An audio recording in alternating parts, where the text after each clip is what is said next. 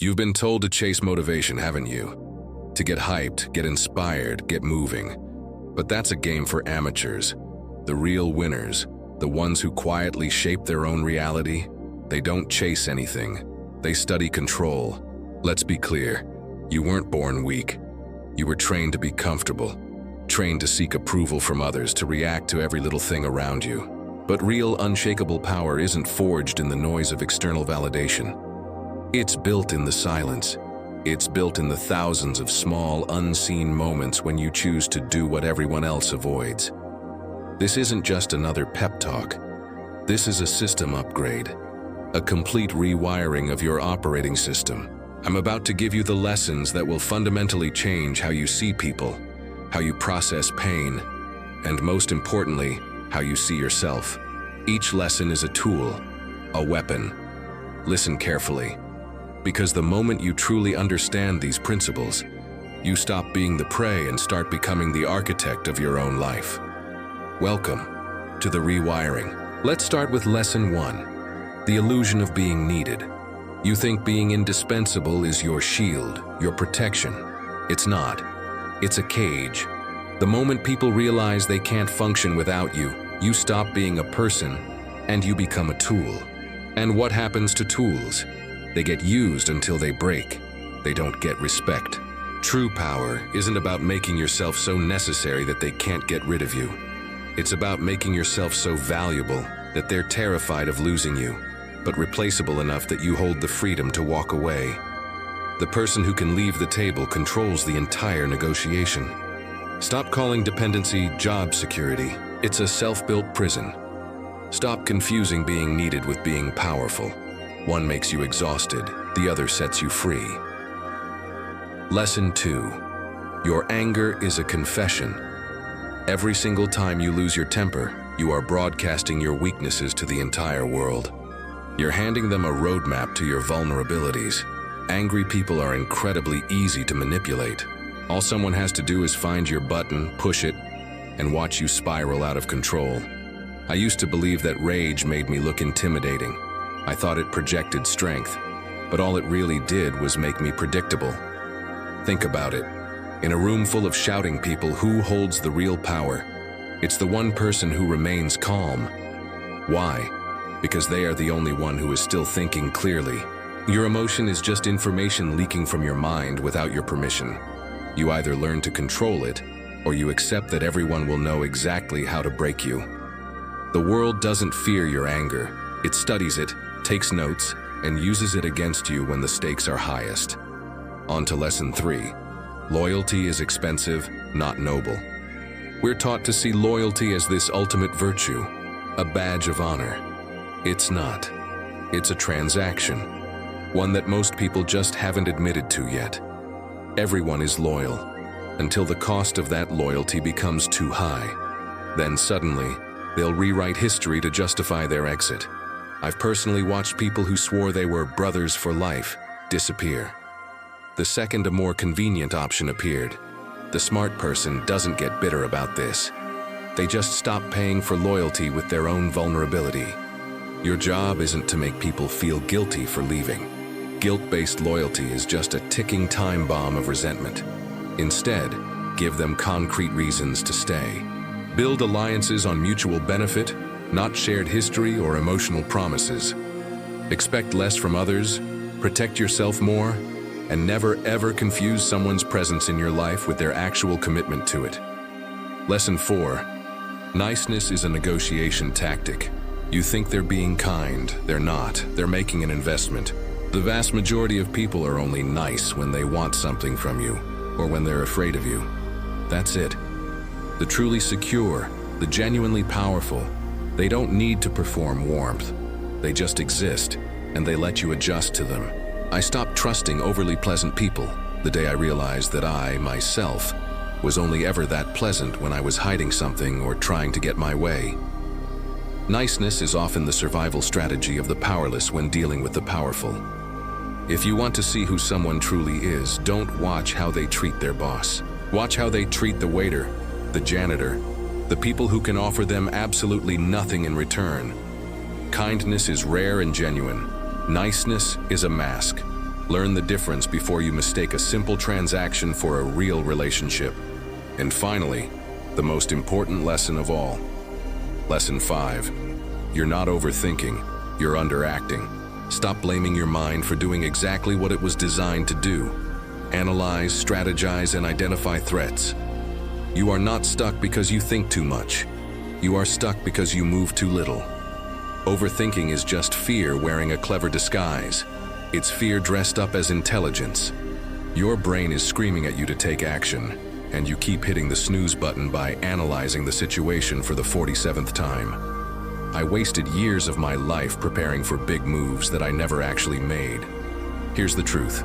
The world does not reward hypothetical perfection. It rewards action. Clarity doesn't come from more thinking. It comes from the feedback you get when you finally do something. Your next decision matters far less than you think it does. But your continued indecision? That matters more than you could possibly realize. It's the silent killer of all progress. Stop analyzing. Start acting. These aren't just ideas. Lesson number 6. Respect isn't given for being good. You were probably raised just like I was with the belief that being a moral, virtuous person would automatically earn you the respect of others. But it doesn't. In the real world, just being good often earns you invisibility. People don't respect what makes them comfortable. They respect what they slightly fear. They respect what they can't fully control, what operates on a completely different frequency than their own mediocrity. Think about it. I've seen absolute saints, people with hearts of gold, get completely ignored and walked all over, while the gamblers, the risk-takers, the rebels have a line of people following them, hanging on their every word. Why? Because goodness is predictable. It's safe. It makes people comfortable, but mystery, competence, and a touch of unpredictability, that makes them curious. It makes them pay attention. Now, this doesn't mean you have to become a cruel person or a villain. Not at all. But it does mean you have to be just unavailable enough that your presence feels like an event, not a given. Stop waiting for the world to pin a medal on your chest for your virtue. The world is far too busy rewarding those who understand the unspoken rules of the game. Your pretending doesn't exist. Your value isn't determined by how nice you are. It's determined by the standard you set for yourself and the boundaries you enforce. Next up, a lesson for anyone who feels trapped by their past. Lesson 7. Your pain has an expiration date. We're often told that suffering makes you deep, that it builds character. But let's be honest, mostly, it just makes you exhausted. There's a critical point where your trauma stops being a wound that's healing and turns into a story you're addicted to telling. And that's the moment it stops being about recovery and starts becoming your entire identity. I used to think my scars made me interesting, that they gave me depth. But all they really did was make me unavailable for anything better. They were walls I built that kept happiness out. The world doesn't hand out awards for your pain. It rewards what you built after the pain. It rewards the comeback. Healing isn't about endlessly psychoanalyzing why something bad happened to you. True healing is about making a firm decision that your past will not define what happens next. Your past is only as powerful as the attention you continue to give it. It feeds on your focus. So, mourn what you lost, learn the lesson it taught you, and then you have to metaphorically incinerate the story. Burn the script. What remains after the fire is who you actually are, stripped of the narrative you've been clinging to. The future you want is waiting, but you can't walk towards it if you're constantly looking back over your shoulder. Let's move on to a powerful tool most people are afraid of. Lesson 8. Silence does not mean agreement. Think about the last time you were in a tense conversation or a negotiation. What happens when there's a pause? Most people panic. They rush to fill the silence, and in that rush, they often confess their weaknesses, their fears, and their bottom line. Don't be that person. When you intentionally say nothing, you create a vacuum. And people by nature will rush to fill that vacuum with their own projections. They'll project their guilt, their insecurities, their hidden assumptions right into the space you've left open. I'm telling you, I have gotten more truth, more leverage, and more insight by simply staying quiet than I ever did by asking 1,000 questions. Silence is the psychological equivalent of a mirror. When you hold it up, they don't see you, they see themselves. They see their own arguments, their own flaws, their own discomfort. So let them talk. Let them explain themselves into a corner. Let them negotiate with their own anxiety. In any negotiation, the person who speaks first is often the one who loses. In an argument, the person who feels the need to speak the most is usually the one who's already losing control. Master the art of shutting up. It's the closest thing to mind reading you'll ever experience. Now, what about that magnetic quality some people have? Lesson 9. Charisma is just controlled attention. We often think of charismatic people as being magical or divinely gifted. The truth is much simpler and far more attainable. They are simply paying attention in a world that is drowning in distraction. You think they're special, they're just present. Think about your own conversations. How often are you truly listening versus just waiting for your turn to talk, or thinking about what you're going to say next?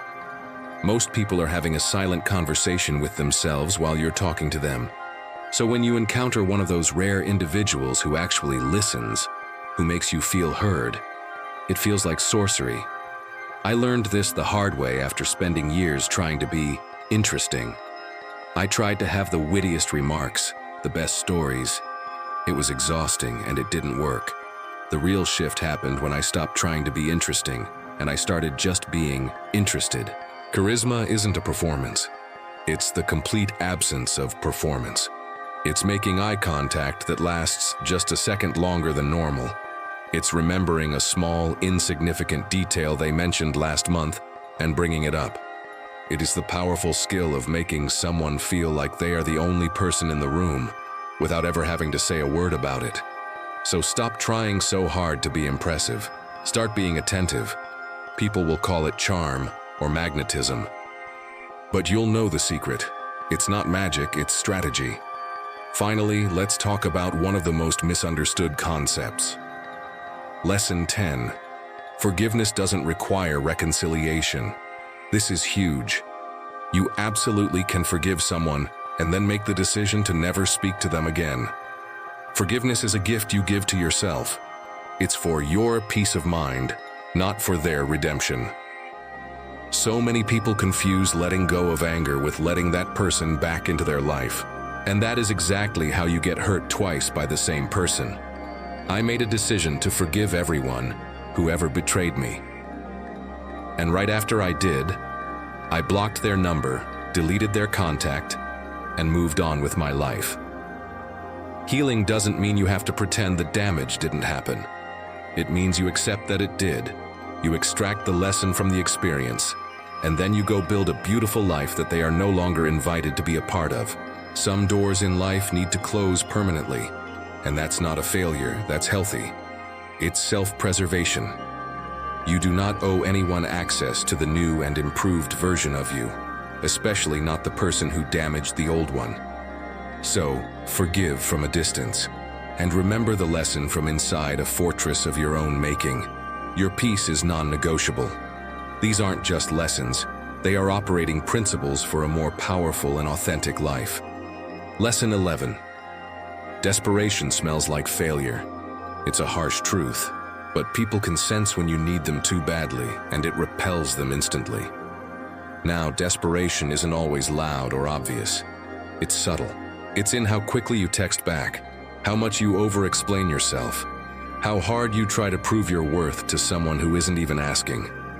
I've watched incredibly talented people lose amazing opportunities simply because they wanted them too visibly. It's like the universe has this weird sense of humor. It rewards those who act like they have options, even when they feel like they have none. The scarcity mindset, this feeling that you have to get this one thing, broadcasts itself in 1,000 tiny micro-behaviors that you think nobody notices.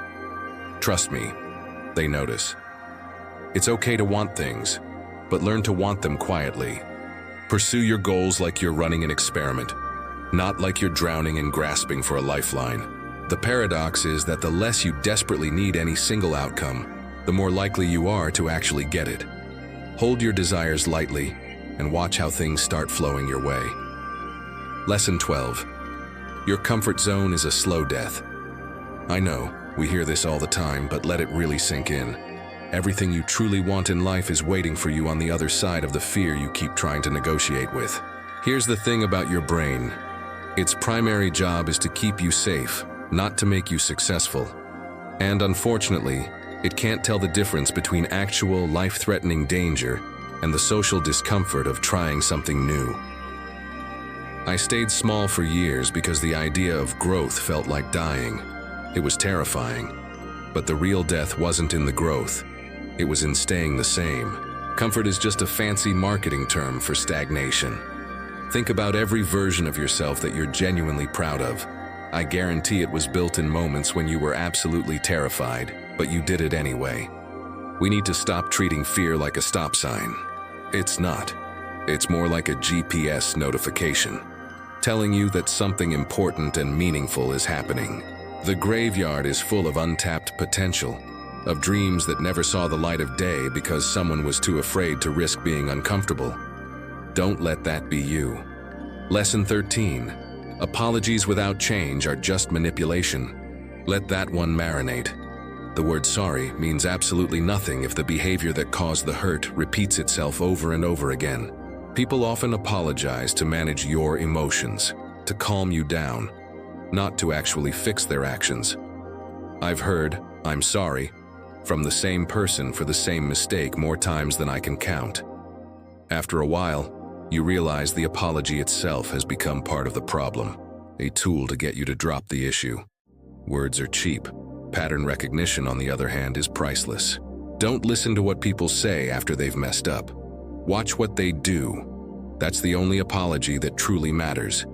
Someone who is genuinely remorseful will start changing their behavior before you even have to ask for an apology. The rest are just buying time, hoping you'll forget or just give up and accept it. Stop accepting verbal guilt as payment for actual harm. You deserve more. You should require transformation, not just a performance of remorse. Lesson 14. Everyone wants power until they realize it often requires silence. It's a common misconception that the person who talks the most is the one in charge. In reality, you can't dominate a room by filling every second with your own voice. Only insecure people feel the need to constantly fill the air. True power is comfortable with gaps in the conversation. It's comfortable with unanswered questions, with letting others sit and wonder what you're thinking. For a long time, I confused talking with leading. I thought the more I spoke, the more I was in control. Then I learned that real leaders don't consume space, they create it.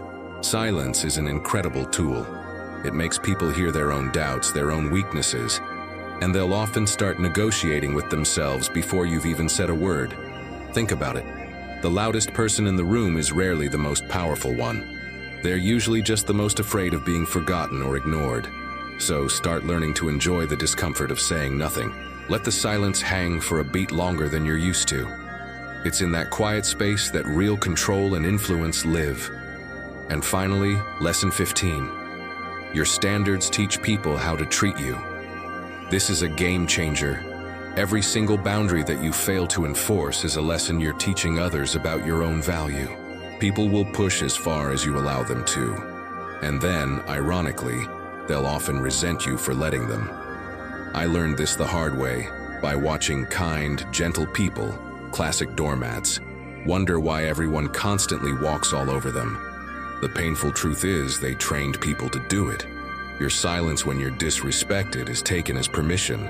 Your tolerance for bad behavior becomes an instruction manual for how you're to be treated. If you accept disrespect even once without speaking up, you've just set the price for your dignity.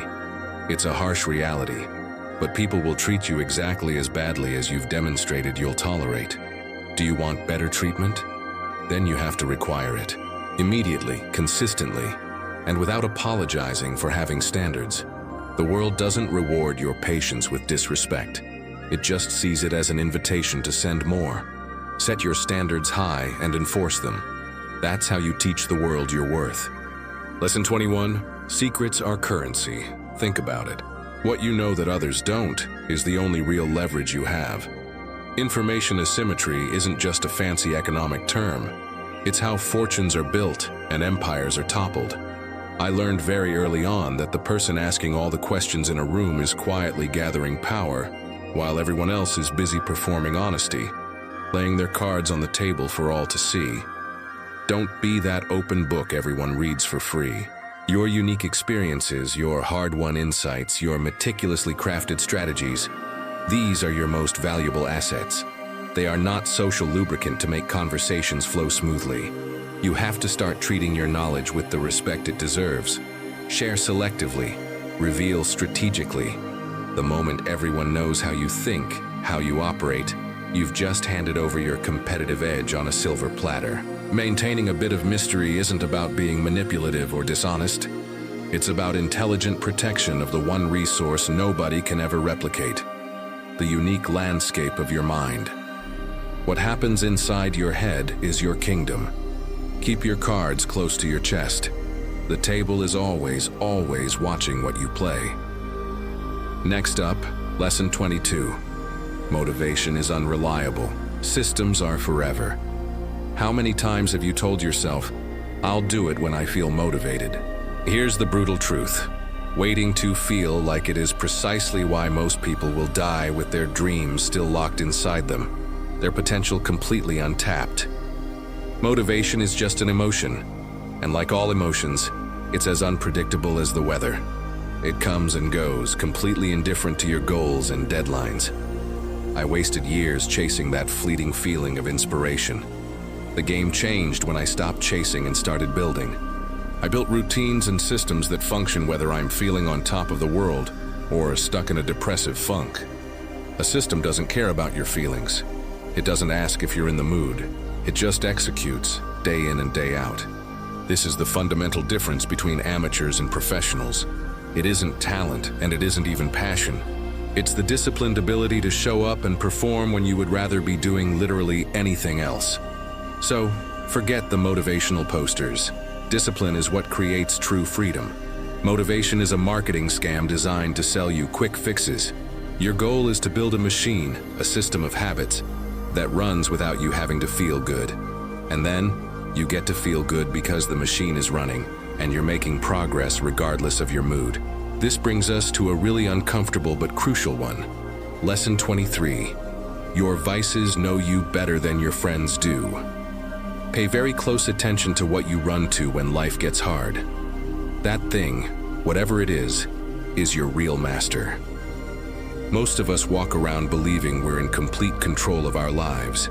But then stress hits, a project fails, a relationship ends, the pressure mounts, and suddenly, without even thinking, we're 3 drinks deep, 4 hours into a mindless social media scroll, or typing a message to the ex we swore we'd never contact again. Your coping mechanisms are just addictions that you haven't had the courage to name yet. I spent years pretending my escapes were conscious choices, when in reality, they were leashes I just didn't want to see. True power, real inner strength, is found in the ability to sit in discomfort without immediately reaching for something to numb it. Can you feel the anxiety without running? Can you survive the boredom without distraction? Can you simply exist with your own thoughts for a while? The things you claim you can't give up for a single week are the very things that own you. Freedom begins the moment you have the honesty to recognize the bars of your own cage. Now, for Lesson 24, timing defeats talent. Every single time. This is a tough pill to swallow for anyone who believes that hard work and brilliance are all that matter. You can be the most talented person in the room and still lose, simply because you move too early or too late.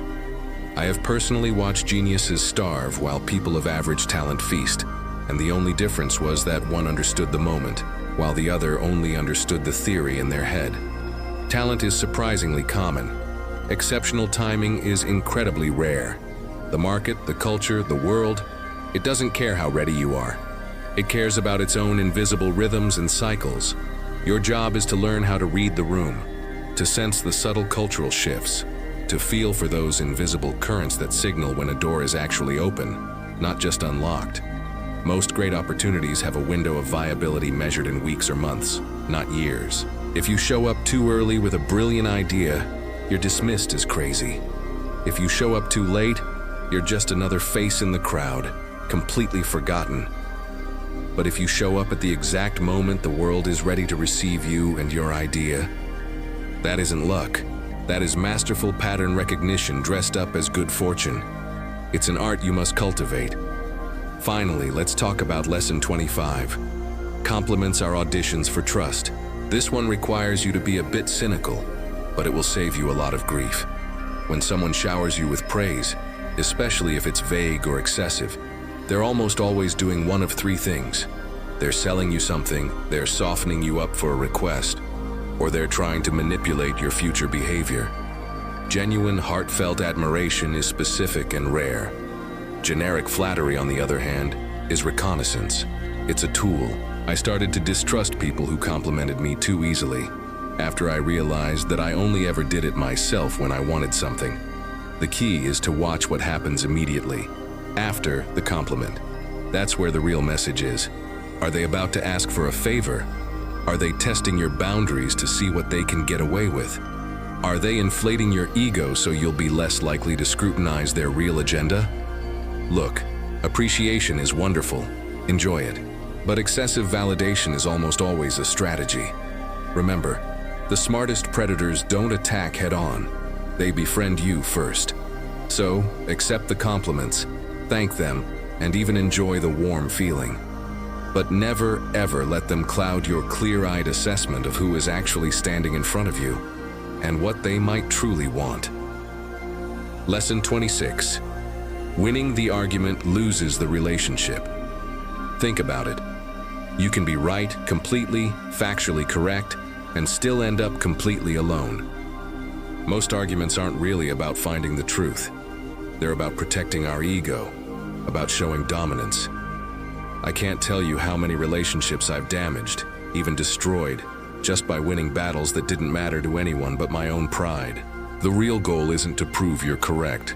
It's to preserve what's valuable in your life, or to recognize when it's time to walk away from something that isn't. Sure, sometimes being right is absolutely worth it. There are hills you have to be willing to die on, but most of the time, it's just a pointless exercise. You need to choose your battles based on the outcome you want, not the emotion you're feeling in the moment. Before you engage, ask yourself, can I win this argument and still have what I actually want in the end? If the answer is no, then you're just collecting hollow victories on a lonely road to isolation.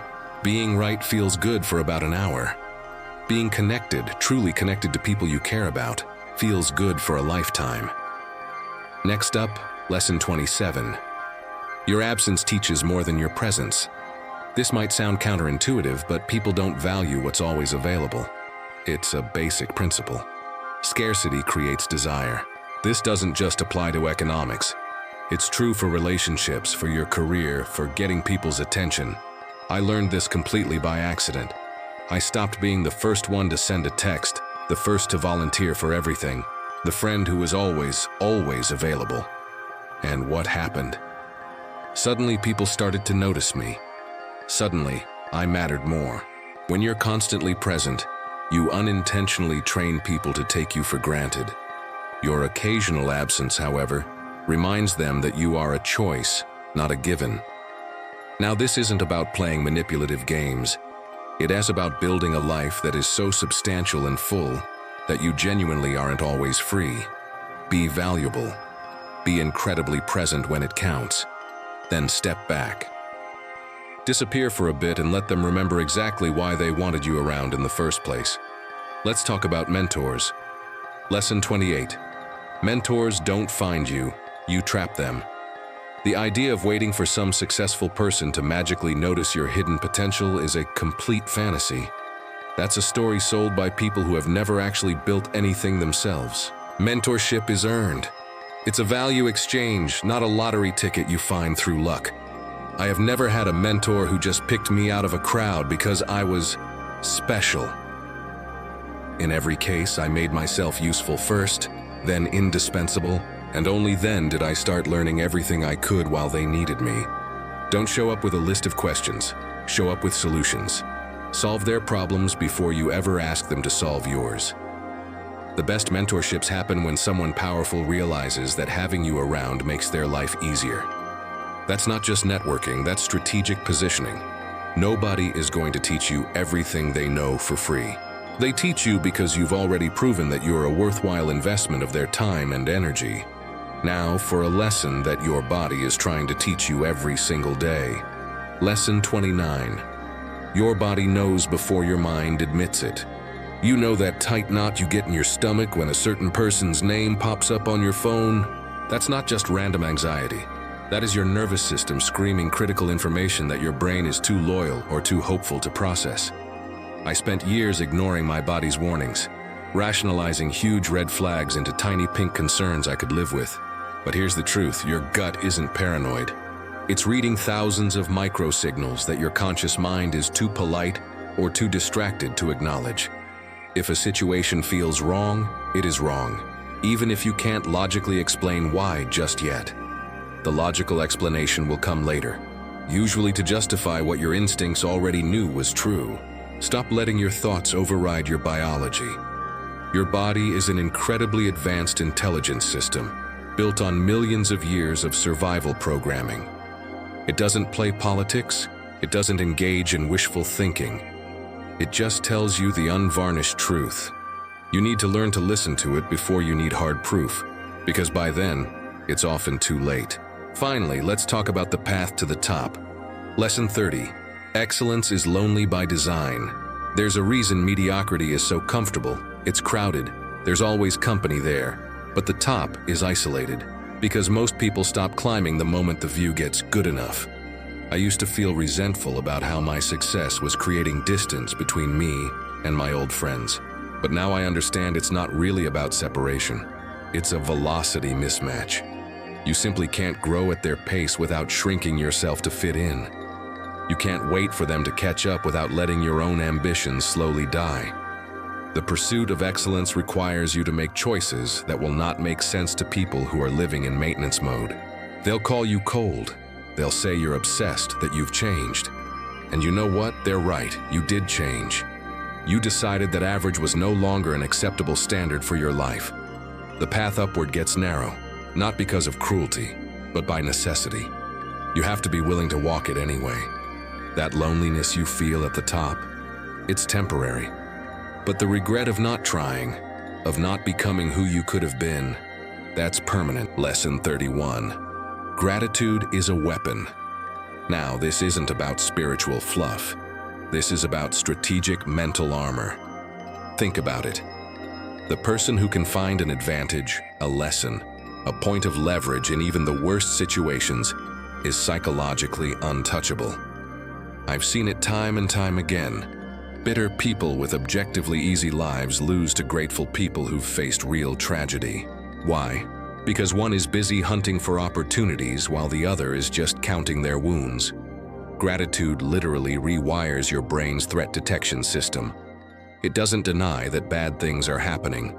That would be foolish. Instead, it refuses to be paralyzed by them. This is not toxic positivity. It's a conscious refusal to give your circumstances power over your internal state.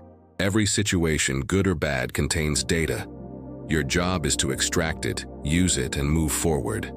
Holding on to resentment is like drinking poison and expecting life to apologize. Gratitude, on the other hand, is building immunity to disappointment. One makes you a victim, the other makes you dangerous.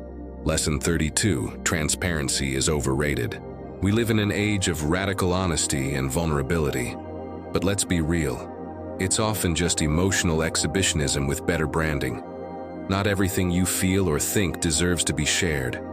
And more importantly, not everyone has earned the right to hear your truth. I learned this the hard way, by watching people I trusted weaponize my vulnerability the moment it benefited them. True authenticity isn't about dumping your unprocessed thoughts onto anyone within earshot. It's about being genuine with the select few who have proven they can handle your truth, who have demonstrated they are trustworthy. You do not owe your inner world to people who just demand it through some kind of moral grandstanding about openness. Some things are kept private not because you're ashamed, but because they are powerful. Privacy isn't hiding, it's curation. In a world where everything feels like a performance, knowing what to withhold is its own form of power. Lesson 33. Boredom is data, not punishment. That feeling of dull, restless emptiness, it's not a sign that you're lazy. It's your internal system screaming that there's a mismatch between your potential and your current reality. You're either understimulated or you're overstimulated with the wrong things.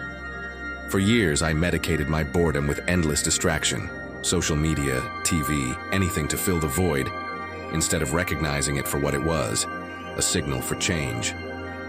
There's a crucial difference between smart boredom and dumb boredom. Dumb boredom leads to mindless scrolling. Smart boredom, if you can sit with the discomfort long enough, leads to creativity. Most people panic at the first hint of unstructured time and immediately fill it with noise.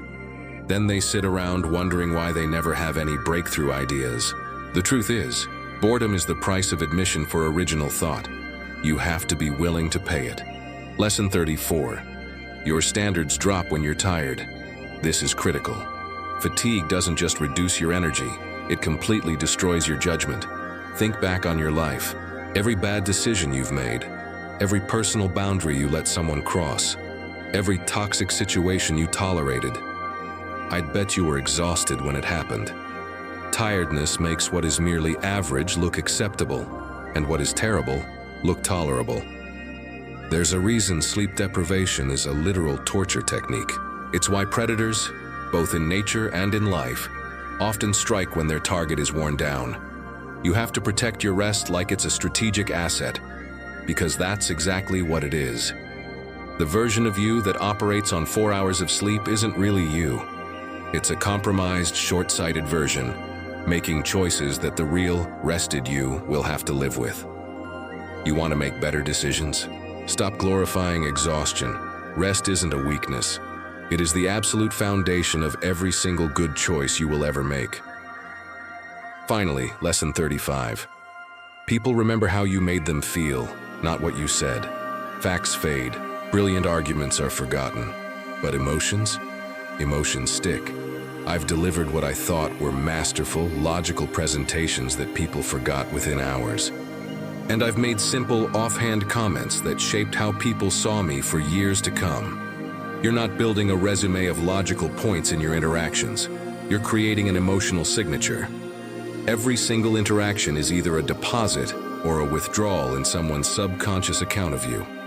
Make people feel small, ignored, or stupid, and it won't matter how correct you were. Your words will be worthless, but make them feel seen, heard, and valued, and they'll forgive almost any mistake. This isn't about manipulation. It's about recognizing the fundamental truth that humans are emotional creatures wearing logic as a flimsy costume.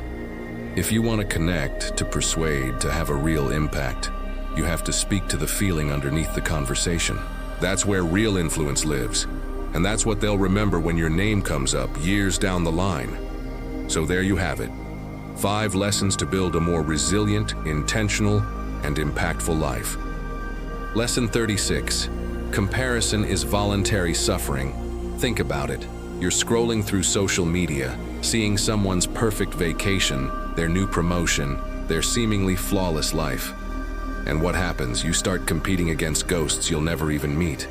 You start measuring your own progress using metrics you didn't even choose. You're suffering over a gap that only exists because you're looking at someone else's page 20 and comparing it to your page 2. I've been there. I destroyed years of my own life envying people who, behind their carefully curated highlight reels, were actually miserable. They say comparison is the thief of joy, but I think it's worse. It's the assassination of focus. Every single minute you spend measuring your worth against someone else is a minute stolen from building something that is actually, authentically yours. The only race you're in is with yourself. The only comparison that truly matters is whether you are better today than you were yesterday. Everyone else is running a completely different race, on a different track, with different training, different handicaps, and a totally different finish line. Stop judging your chapter 1 by someone else's chapter 20. You're not behind. You're just not them. Your journey is unique. Honor it. This brings me to our next point, which is the engine that will actually move you forward. Lesson 37, consistency beats intensity forever. Let me say that again. Consistency beats intensity forever.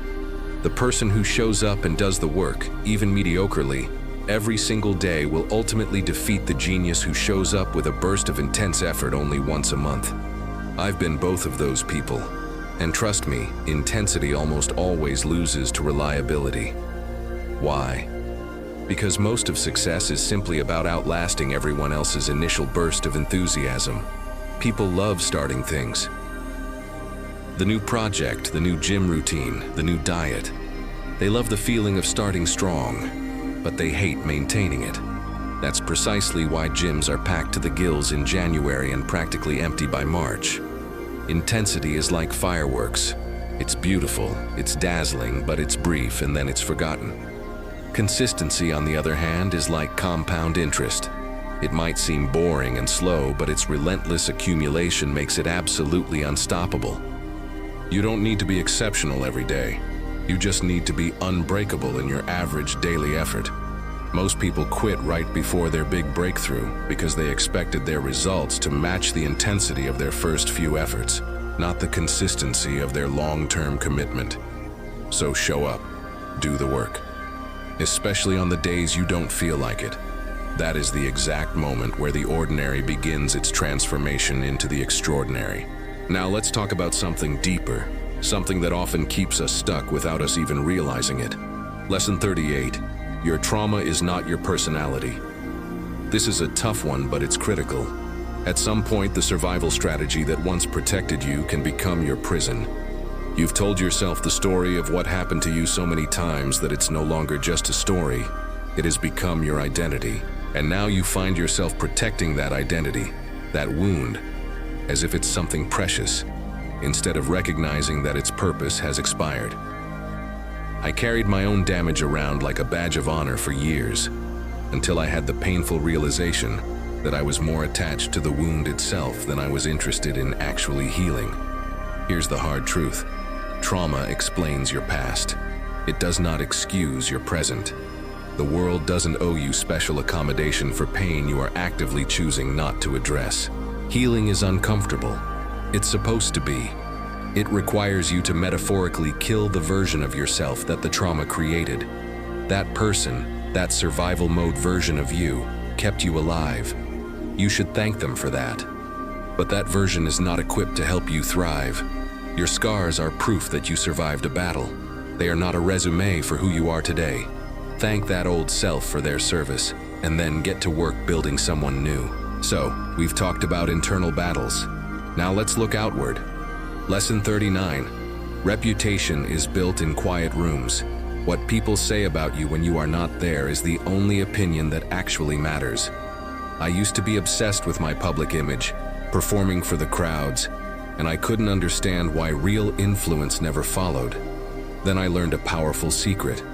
Real power, real trust, is built in private conversations, in trusted circles, in moments when nobody is keeping score. Your public image is what you carefully curate for the world to see. Your reputation is what other people will defend or destroy when there's absolutely no benefit for them to lie. So focus less on managing perception and more on becoming someone worth vouching for in the first place. The people who truly matter, the ones who can open doors for you, they aren't watching your public performance. They're watching what you do when the performance ends. Character is built in private. Reputation follows automatically. If you try to reverse that order, you're just an actor on a stage, waiting for the day you'll inevitably be exposed. Be the same person in the quiet room as you are in the spotlight. That is integrity, and that is what builds a legacy. And finally, this brings us to a lesson that will give you the upper hand in almost any situation. Lesson 40. Questions are more powerful than answers. Think about any conversation or negotiation. The person asking the questions is the one controlling the frame. Questions direct attention. They reveal hidden assumptions. They force the other person to justify their position. I have won more negotiations by asking the right simple question than by having the right complex answer. Why? Because answers close doors. They provide a finality. But questions open vulnerabilities. When someone is explaining themselves to you, they are exposing their thought process, their logic, their weaknesses. When you are the one explaining, you are defending your position. Most people are so eager to jump in and demonstrate how much they know that they completely miss the incredible strategic value of simple curiosity. Try this. Ask questions you already know the answers to. Not to test the other person, but to see how they navigate the truth. Ask questions that force them to articulate positions they haven't fully thought through. Let their own words become the trap. The Socratic method wasn't just a philosophical tool for finding truth. It was a form of warfare disguised as a simple dialogue. Master the art of the question, and you will control the conversation. So there you have it. 5 lessons that have been instrumental in my own journey. Stop the voluntary suffering of comparison. Choose the unstoppable power of consistency over the fleeting thrill of intensity. Understand that your trauma is part of your story, not your entire identity. Build your reputation in quiet rooms, not on public stages. And finally, wield the power of questions to control the frame. Lesson 41. Speed is overrated. Direction is everything. It's a simple truth, but it changes everything. Moving fast in the wrong direction just gets you lost faster. I've seen so many people burn themselves out, chasing goals that weren't even theirs to begin with. They inherited them from their parents, from society, from some idealized version of success they saw online. This whole hustle culture, it's a trap. It sells exhaustion as a badge of honor, but it never asks if the destination is worth the journey. Think about it. It is better to take one deliberate step towards something that genuinely lights you up than to sprint a marathon towards a goal that leaves you feeling empty. Speed only matters after you know your destination. Before that, it's just noise. It's motion mistaken for purpose. The world is full of people who are impressively busy doing all the wrong things. So, take a breath, slow down, check your compass. Don't just optimize your life, aim it first. Your direction determines your destiny, not your speed. Now, let's talk about something that hits close to home for many of us. Money. Have you ever noticed how you seem to hit an invisible financial ceiling? You work harder, you learn new skills, but your income just stays stuck. Lesson 42, your comfort level sets your income level. You will never earn more than what your mind feels is psychologically safe for you to have. This isn't about your skills or your talent. It's about your internal thermostat for wealth. It's about what you subconsciously believe you deserve. I've watched myself do this. I'd sabotage amazing opportunities the second the money involved exceeded what my younger self thought was a lot of money. Your bank account is a direct reflection of your self-worth. No business strategy or investment plan can fix a core belief that tells you you're not supposed to have this much. You simply cannot out-earn your own identity. So the real work isn't chasing more money. The real work is fixing the story you tell yourself about who you are. It's about teaching your nervous system that abundance is safe, that you are worthy of it. Once you align your identity with wealth, making money becomes a natural byproduct, not a constant battle you have to fight with yourself. Let's shift gears from our internal world to how we interact with others. How many conversations have you had recently where you truly felt heard? And how often were you just waiting for your turn to speak? This leads us to lesson 43. Listening is not waiting to talk. So many of our so-called conversations are just two people taking turns performing monologues. We're so busy scripting our next clever response in our heads that we miss everything. Real listening, the kind that gives you actual intelligence, requires you to silence that internal narrator. For years, I pretended to listen. I'd nod along, but really, I was just planning my next impressive point. Then I discovered a secret. People will reveal everything you need to know if you just shut up long enough to let them. Listen for the pauses, the hesitations. Listen for what they actively avoid saying. Listen for the emotion that doesn't quite match their words. The subtext is always more honest than the text. Most people are desperately starved for genuine attention. If you can give them that gift, they will unconsciously hand you the blueprint to their entire psychology. Stop waiting for your turn to talk. Start collecting data. True listening is like espionage disguised as politeness, and it's one of the most powerful tools you can possess. All right, let's tackle a word that makes most people cringe: failure. We're taught to avoid it at all costs. But what if I told you that was terrible advice? This brings us to lesson 44. Failure is just expensive education. Think about it. The only real difference between a painful lesson and a complete failure is whether you manage to extract some value from the pain. I have failed at more things than most people will ever even attempt. And let me tell you, every single collapse, every spectacular crash and burn taught me something that success never could have. Failure is a truth serum. It strips away all your delusions. It shows you exactly where your strategy was pure fantasy and where your assessment was driven by ego. People who brag about never failing aren't skilled. They're just playing the game on easy mode, staying so safe that any meaningful growth is impossible. You have to be willing to risk intelligently and fail forward. Yes, the cost is real. The sting is real. But the intel you gain about yourself, about the market, about what actually works versus what you just hoped would work, that intel is priceless. People who are terrified of failure stay small forever. But the ones who treat it as tuition, they become unstoppable. Just make sure you're learning from your mistakes, not just suffering on repeat. Finally, let's talk about the people in our lives. We all have friends, and some of us have, well, let's call them adversaries. And this leads to a counterintuitive but powerful idea. Lesson 45. Your enemies teach you more than your friends. Sounds crazy, right? But hear me out. Your friends love you, they validate you, they support you, but they also lie to you, just a little, to protect your feelings.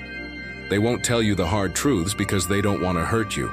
Your enemies, on the other hand, have no such reservations. They will expose you.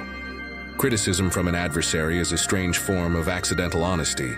They're actively trying to hurt you, which means they are aiming their attacks at what they perceive to be your real weaknesses.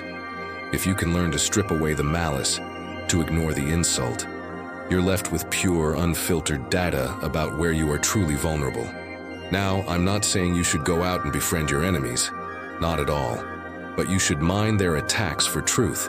They are essentially doing free audit work on your personal and professional defenses. They are pointing out the cracks in your armor for you. Let them. Use that information. Adjust your strategy, strengthen your weaknesses, and then outlast them by becoming the person their criticism can no longer touch. Gratitude for their input is optional, but the growth you gain from it is absolutely mandatory. So, to recap these 5 powerful lessons. First, focus on your direction, not just your speed.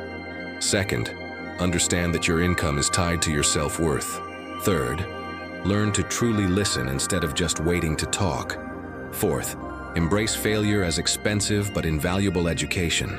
And fifth, use the criticism from your enemies as a tool for growth. These aren't just feel-good quotes.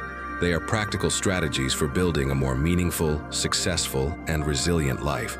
They require you to look inward, to challenge your own beliefs, and to find strength in unconventional places. Thank you so much for spending this time. Lesson 46. Generosity is power, not virtue. This one is crucial. So many people mix up being generous with being a people pleaser. They give until they're running on empty, thinking it makes them a good person. But here's the reality. Giving from scarcity isn't kindness, it's self-destruction. True generosity comes from a place of abundance, from your overflow. Think about it. If you give something and feel resentful afterward, was it really a gift? Or was it a transaction where you were hoping to get something back, like approval or validation? That's not generosity. That's manipulation dressed up in martyr's clothing. Real power comes from giving strategically. Give when it doesn't put you in a vulnerable position. Give when it builds a bridge, creates leverage, or aligns with your core values. Your giving should be a reflection of who you genuinely are, not who you're trying to prove you are to others. I've seen people bankrupt themselves, both financially and emotionally, trying to buy the good person label. Don't fall into that trap.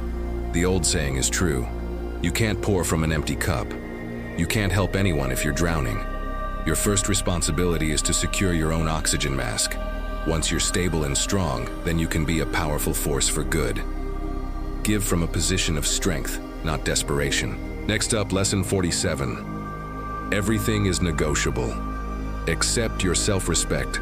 Seriously, almost everything in life has some flexibility.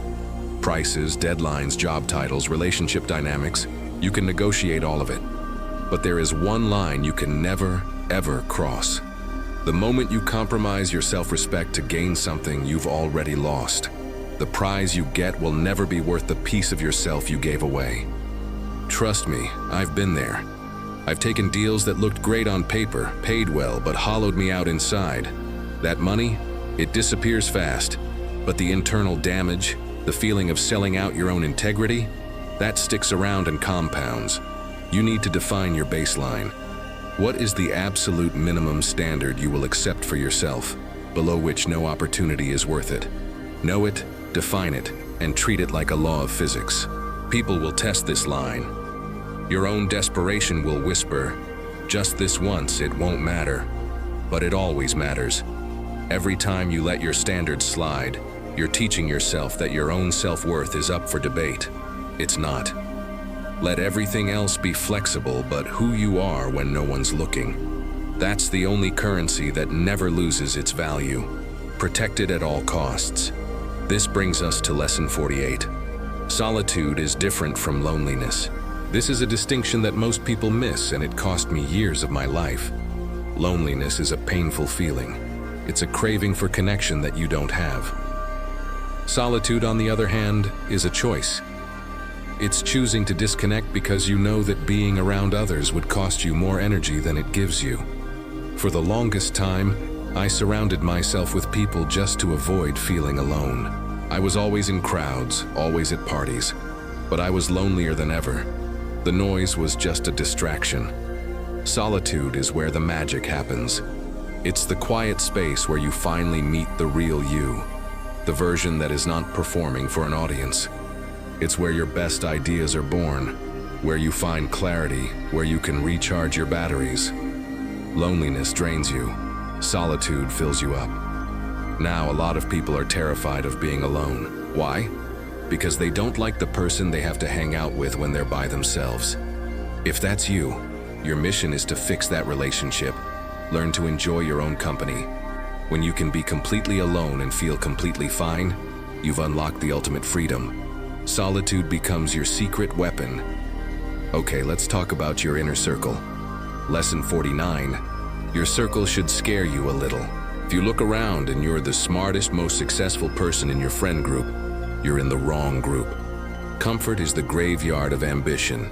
It's easy to surround yourself with people who make you feel smart and accomplished. It strokes the ego, but it keeps you average.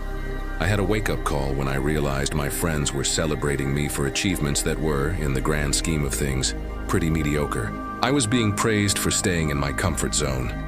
Real growth is messy and uncomfortable. It comes from being around people who operate on a level that you're still aspiring to. Their casual conversations are about things you're struggling to understand. You'll feel behind. You might even feel like an imposter. Good. That feeling, that tension, is the price of admission for your own evolution. You need to be in rooms where you feel you have to level up just to keep pace. Stop protecting your ego with friendships that only confirm what you already know. You're not here to be comfortable. You're here to become formidable. Seek out the people who challenge you, who intimidate you, who inspire you to be more. Finally, let's talk about the big one. Lesson 50. Confidence is competence plus amnesia. People have this idea that confident people are born without fear or self-doubt. That's a complete myth. Confidence isn't fearlessness. It's a highly developed skill of selective memory. It's the ability to remember your wins vividly and develop a kind of amnesia about your failures. Confident people doubt themselves all the time, but they don't let that doubt take the driver's seat. Confidence is an active choice. It's deciding that the evidence of your past failures is an outdated data point from a previous version of yourself.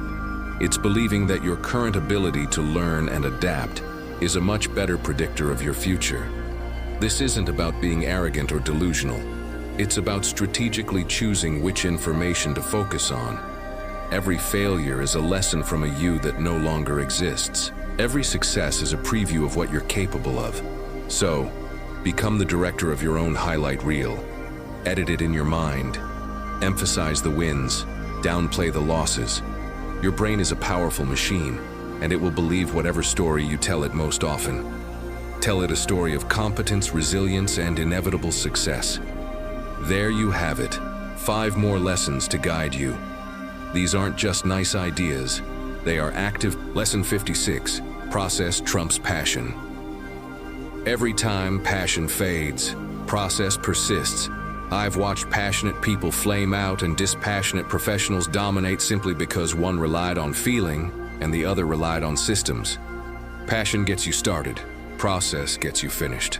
The world celebrates passion because it's loud and visible. But process is what actually builds empires, while passion is still deciding if it's motivated today. Fall in love with the boring work. Fall in love with showing up when inspiration is absent. Fall in love with the unglamorous repetition that nobody photographs for Instagram. Passion is a spark. Process is the engine. You need the spark to start, but you need the engine to arrive. Most people have plenty of passion. Almost nobody has process. Be the exception. Lesson 57. Your network is your net worth, but only if it's real. Collecting business cards and LinkedIn connections is not networking. It's hoarding contact information. Real network value comes from relationships where both parties would take a call at midnight. I've had 1,000 shallow connections and 5 deep ones. The 5 changed my life. The 1,000 did nothing but clutter my phone. Stop trying to know everyone. Start trying to matter to someone. Quality isn't about their status. It's about mutual investment, actual trust, and whether they'd go to bat for you when it's inconvenient. Most networks are just lists of strangers who vaguely remember meeting you. Build a small circle of people who'd bleed for you. That's not networking. That's building a tribe. Numbers are vanity. Loyalty is strategy. Lesson 58. Burnout is your body's veto power. You can intellectualize your way through most things, but you can't negotiate with collapse. Burnout isn't weakness, it's physics. You exceeded your capacity and now you're paying interest on borrowed energy. I've ignored every warning sign my body sent until it stopped sending signals and just shut down. There's no productivity hack for a nervous system in revolt. Rest isn't optional. It's biological law. You can delay it. You can deny it. But eventually the bill comes due. And burnout doesn't just stop your progress, it reverses it. The hustle culture lie is that rest is for the weak. The truth is that rest is for the strategic. Ignoring your limits doesn't make you strong. It makes you stupid. And eventually broken. Lesson 59. Legacy is what you do after you've won. Most people spend their whole lives trying to win and never ask what winning is for. I've met successful people who conquered their field and then realized they'd climbed the wrong mountain. Legacy isn't what you build for yourself. It's what you leave behind that functions without you. It's the people you develop, the systems you create, the ideas you spread, the problems you solve that outlive your involvement. Success is personal. Legacy is structural. One gets you paid. The other gets you remembered. Stop optimizing for outcomes you'll consume and start building for outcomes that transcend you. The most powerful question isn't, what do I want? It's, what do I want to leave behind? Answer that, and suddenly success has direction. Lesson 60. Your attention is the last truly scarce resource.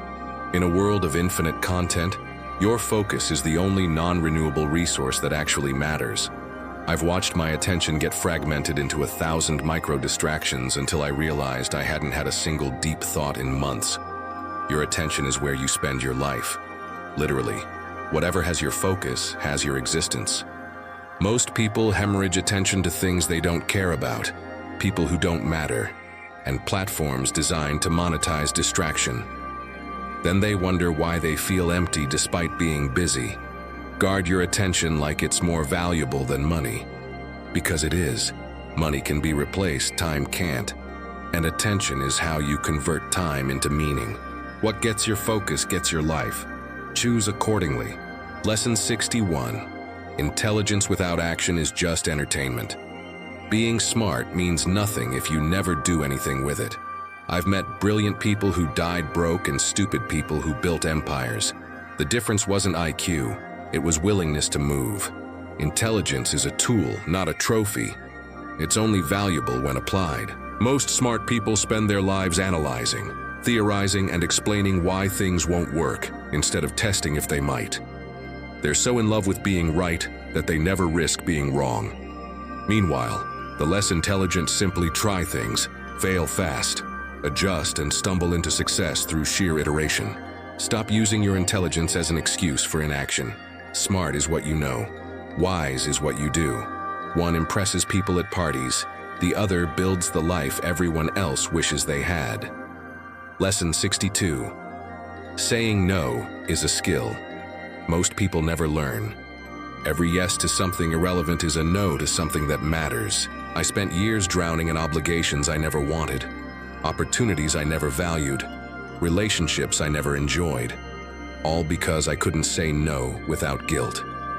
Saying yes feels good momentarily. Saying no feels powerful permanently. No is a complete sentence. It doesn't require justification, elaborate explanations, or apologies. The people who respect your no are the ones worth keeping. The ones who push back were never respecting your yes. They were just exploiting your inability to refuse. Protect your time like a finite resource, because it is. Every yes costs you something. Make sure it's buying something worth having. Most people are overcommitted and underfulfilled because they never learned that no is self-respect in action. Lesson 63. Your reputation precedes you. Make it work. People have decided who you are before you enter the room. That's not paranoia, that's pattern recognition. I learned this when I realized conversations about me were happening in rooms I'd never entered, shaping opportunities I'd never see. You can't control what people say, but you can control what they have to say it about. Consistency creates predictability. Predictability creates trust. Trust creates reputation. Every action is a deposit in the account of how you're perceived. Most people think reputation is about big moments. It's not. It's about the pattern of small behaviors over time that make people say, "That's just who they are." Build a reputation so solid that when someone attacks it, nobody believes them. That's not luck. That's years of strategic consistency paying dividends. Lesson 64. Winning requires losers. Accept it. Not everyone gets to win. That's not pessimism. That's math. I used to think success could be collaborative and everybody wins. Then I entered zero-sum games and realized that my gain was often someone else's loss. Stop apologizing for your ambition. Stop feeling guilty for your success. The world is competitive whether you acknowledge it or not. Your promotion means someone else didn't get it. Your deal means someone else lost it. Your win exists on a spectrum where loss is the other end. This doesn't mean be cruel. It means be clear-eyed. Compete with integrity, but compete to win. The people pretending competition does not exist are just trying to guilt you into playing smaller so they feel better about their own mediocrity. Win anyway. Apologize never. Lesson 65. Comfort and growth are mutually exclusive. You can have a comfortable life or a growing life, but you can't have both simultaneously.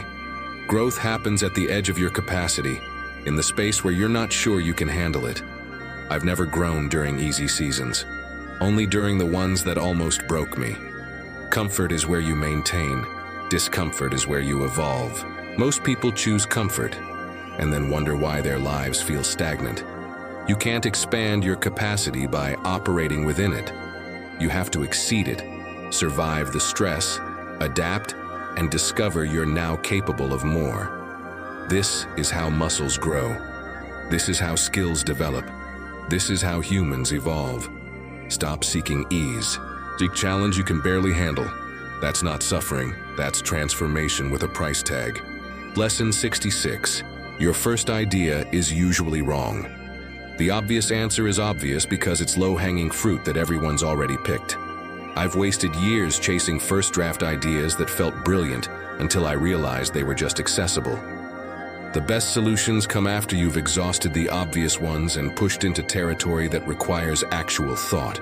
First ideas are usually other people's ideas that you've internalized as your own. They're mental shortcuts, masquerading as insights. Real innovation happens when you stay in the problem long enough to get uncomfortable, frustrated, and desperate enough to think differently.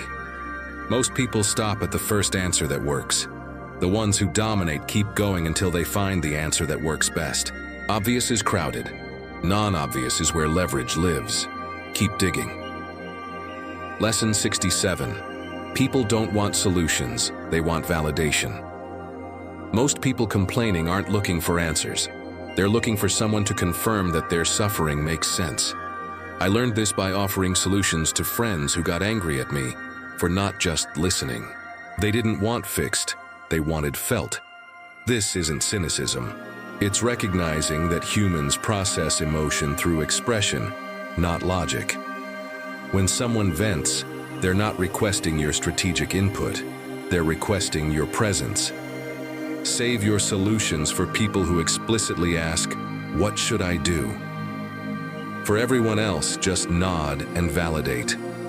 Let them feel heard. They'll solve it themselves once the emotional pressure releases, or they won't, and they'll stay stuck. Either way, it's not your job to fix people who aren't asking for fixing.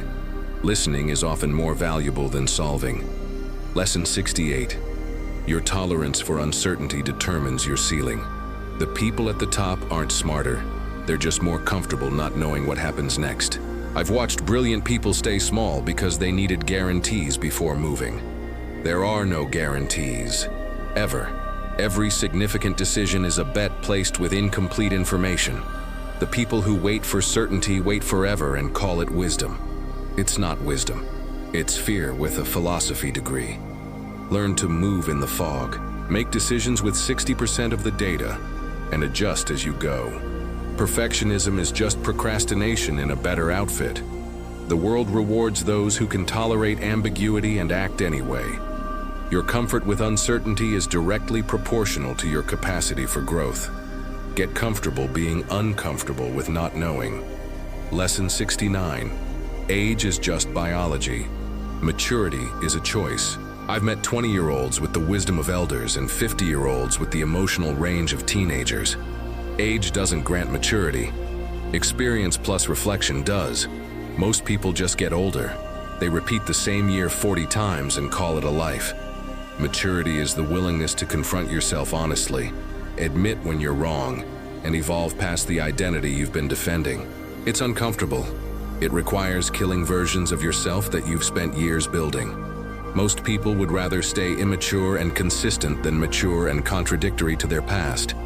That's why growth is rare. It demands betraying who you were to become who you're capable of being. Age happens automatically. Maturity is a decision you make every single day to be better than yesterday's version. Lesson 70. Influence is about presence, not volume. The loudest person in the room is compensating for lack of substance. Real influence is quiet, assured, and doesn't need to dominate airtime to dominate outcomes. I used to think leadership meant talking the most. Then I watched how rooms shifted around people who barely spoke, but everyone waited to hear from. Influence isn't about convincing everyone. It's about mattering to the right people at the right moment. Speak less, say more. When you do speak, make it count. Let your presence be the message. Most people are so busy performing that they miss the power in simply being fully present and maddeningly calm. Influence is granted to those who don't desperately need it. The less you chase validation, the more gravity you create. Silence is often louder than speech. Lesson 71. Forgive quickly, forget slowly. Holding grudges is drinking poison and expecting the other person to die. I've learned to forgive fast because resentment is expensive real estate in my head. But forgiving doesn't mean forgetting. It means I've released the emotional charge while keeping the data. Forgiveness is for your peace. Remembering is for your protection. I'll forgive you for burning me. I'll even wish you well, but I won't give you another match. People confuse forgiveness with reconciliation, as if releasing anger means restoring access. It doesn't. You can forgive someone and still keep them at a distance. You can let go of hate and still remember exactly who they showed you they were. Forgive for your sanity. Remember for your safety. Both can coexist. Lesson 72. Most competition is self-inflicted. You're not actually competing with most people. You just think you are because comparison is addictive. I spent years racing against people who weren't even in my lane, exhausting myself over contests that only existed in my head. Most competition is imaginary, a story you tell yourself about scarcity that doesn't actually exist.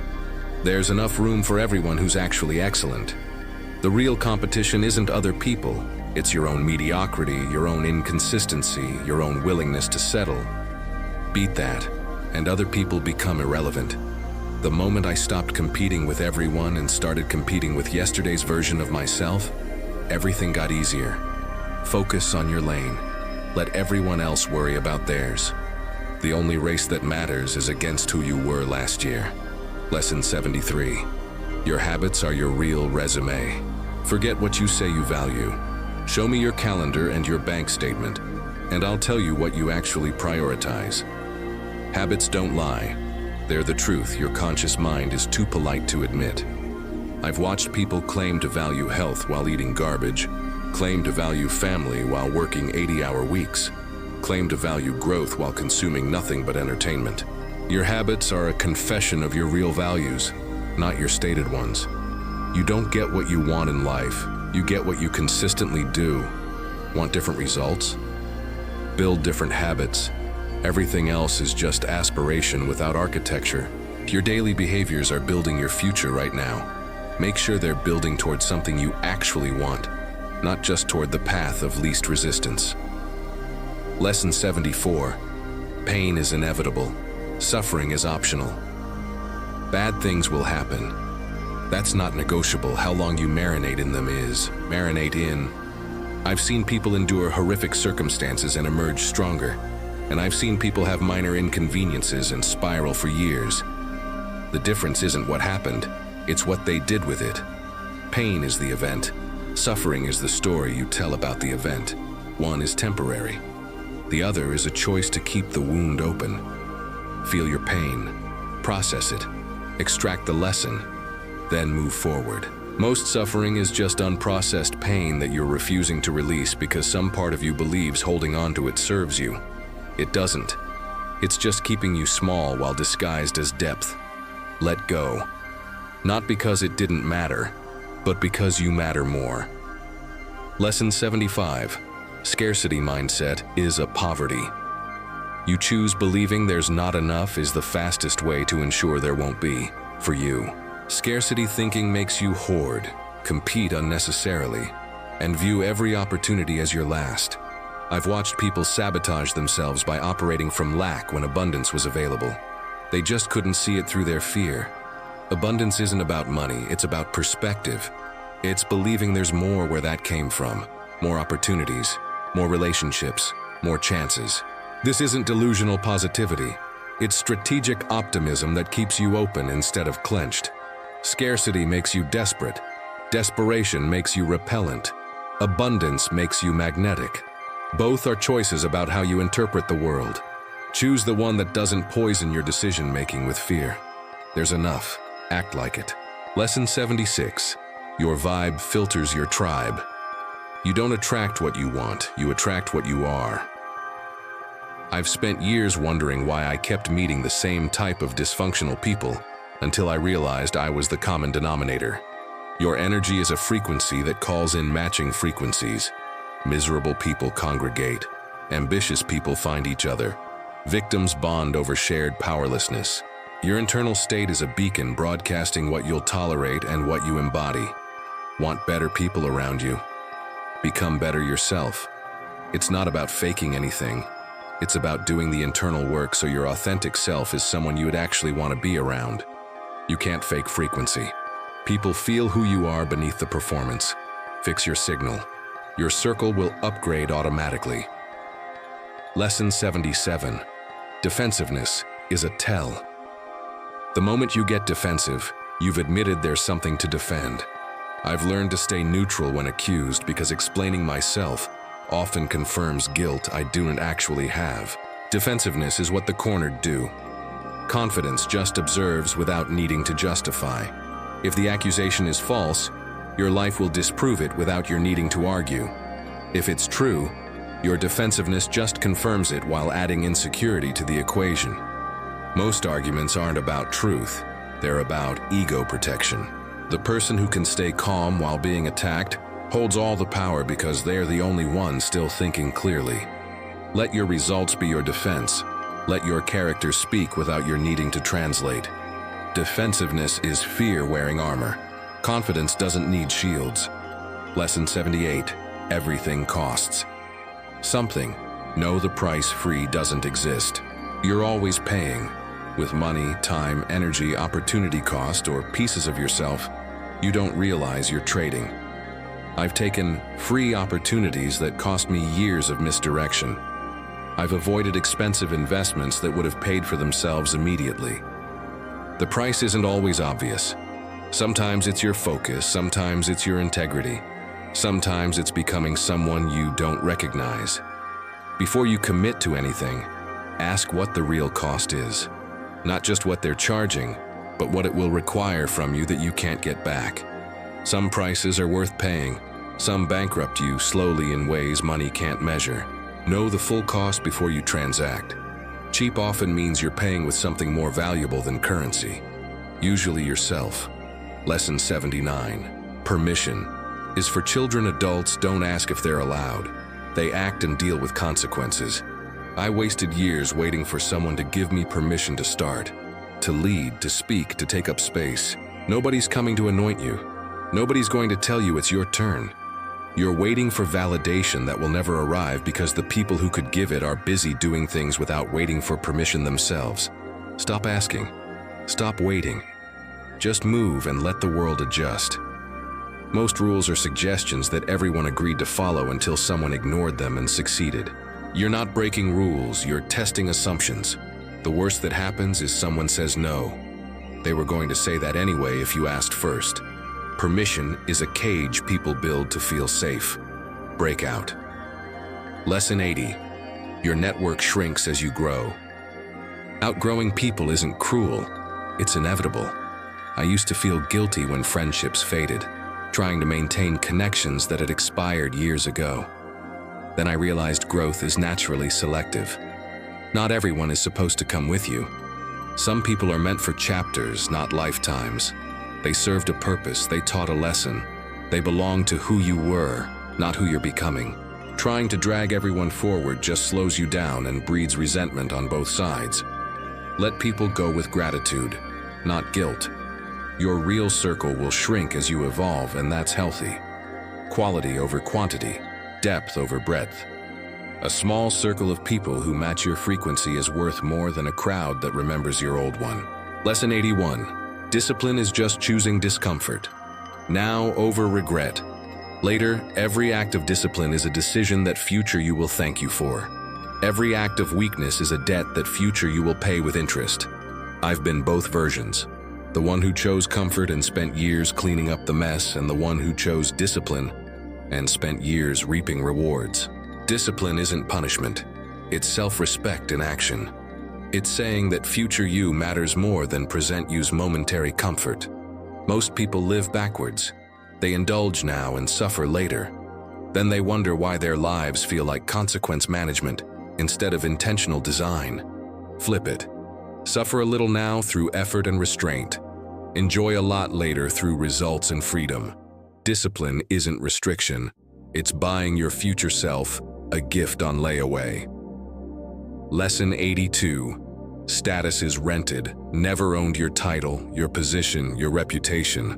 All of it is temporary and conditional on continued performance. I've watched people confuse their role with their identity, then crumble when the role disappeared. You are not your job. You are not your achievements. Those are things you did. not who you are. Status is borrowed from circumstances that can change tomorrow. The moment you stop producing, stop performing, stop being useful, the status evaporates and reveals what was actually yours underneath. Build identity independent of external validation. Know who you are when the titles are stripped away. That's your real foundation. Status is a rental agreement with strict terms and no guarantee of renewal. Never mistake it for ownership of yourself. Lesson 83, advice is autobiography. When people give you advice, they're not telling you what you should do. They're telling you what they wish they had done, or what worked for their specific context. I stopped taking most advice seriously when I realized everyone's projecting their own regrets, fears, and experiences onto your situation. Their map isn't your territory, their lesson isn't your curriculum. Listen to advice. Extract what's useful. Discard what doesn't fit. But never outsource your decision-making to someone who doesn't live with your consequences. The best advisors share information and let you decide. The worst disguise control as guidance. Most advice is just someone's trauma trying to protect you from threats that may not exist in your reality. Thank them. Then choose your own path anyway. Lesson 84. You're only as strong as what you can walk away from. Freedom is measured by what you can afford to lose. If you can't walk away from the money, the relationship, the situation, the identity, then it owns you, not the other way around. I've watched powerful people become prisoners of their own success because they couldn't imagine life without it. Real power is option value. The ability to say no because you've built a foundation that does not crumble when one pillar falls. Most people are trapped by golden handcuffs, toxic relationships they can't afford to leave, identities they've outgrown but can't release. The less you need any single thing, the more power you have in every negotiation. Build redundancy. Create options. Stay liquid. The ultimate flex isn't having, it's being able to walk away from having and be fine. Lesson 85. Feedback is gold, if you can stomach it. Most people say they want feedback, but what they actually want is validation with suggestions for minor improvements. Real feedback, the kind that reveals your blind spots, feels like an attack. I've learned to separate my ego from my performance, and suddenly criticism became the most valuable data I could get. The people willing to tell you the hard truth are doing you a bigger favor than the ones protecting your feelings. Comfort keeps you mediocre. Discomfort delivered with care accelerates growth. Stop defending when people point out your weaknesses. Start extracting the signal from the noise. They're showing you exactly where to improve. Your ego wants to fight. Your potential wants to listen. Choose growth over being right. The feedback you resist most is usually the feedback you need most. Lesson 86. Your identity is a story. Rewrite it. Who you think you are is just a narrative you've been telling yourself so long you forgot it's fiction. I'm not athletic. I'm not good with money. I'm not a people person. These are lies you've calcified into truth through repetition. Identity is fluid. You can change it by changing the evidence. Start behaving differently and your identity follows. Most people are imprisoned by stories they inherited or adopted during trauma, and they defend these stories like they're protecting something precious. You're not protecting truth. You're protecting comfort. Your old identity is keeping you small because growth requires becoming someone your current story doesn't accommodate. Kill the old story. Write a better one. Back it up with new behavior. Watch how quickly who you are becomes negotiable once you stop treating it as fixed. Lesson 87. Emotional control is the last unfair advantage. In a world where everyone's triggered by everything, the person who stays calm has infinite leverage. I've won negotiations, arguments, and opportunities simply by being the only person in the room not flooding with adrenaline. Emotion is information, not instruction. Feel it, note it, then decide if acting on it serves your goals. Most people are slaves to their emotional reactions and call it authenticity. It's not authentic, it's just unregulated. Real power is feeling the rage, the fear, the desperation, and choosing your response anyway. The market doesn't care about your feelings. Your competition is hoping you'll be emotional and sloppy. Disappoint them. Stay cold. Stay calculating. Use emotion as data, not fuel. The person who can feel everything and show nothing controls every room they enter. Lesson 88. Good taste is recognizing quality you can't yet create. If you can see the gap between great work and your work, you're already ahead of most people who can't tell the difference. I've met people who think their mediocre output is excellent because they lack the taste to know better. That's not confidence. That's incompetence, unaware of itself. If your work makes you cringe, that's actually good news. It means your standards are ahead of your skills. The gap is temporary if you keep working. Most people quit here because the distance between vision and execution is humiliating. Push through anyway. Your taste is the compass. Your skills will catch up through repetition. The only people who stay mediocre forever are those who think they've already arrived. Self-awareness of your inadequacy is the first step toward adequacy. Embrace the cringe.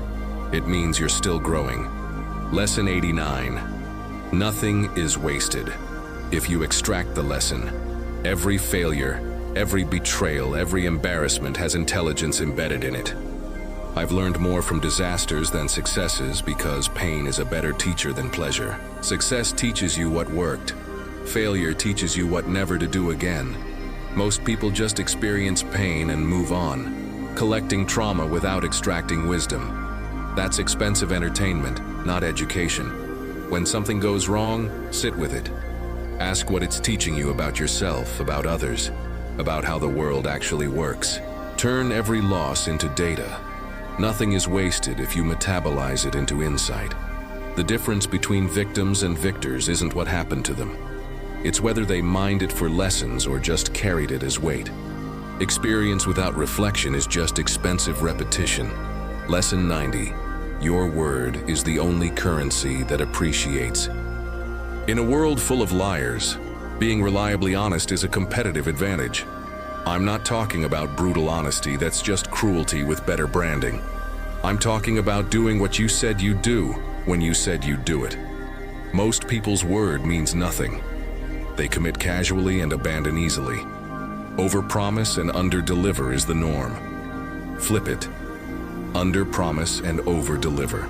Mean what you say. Follow through even when it's inconvenient. Your reputation for reliability becomes your most valuable asset.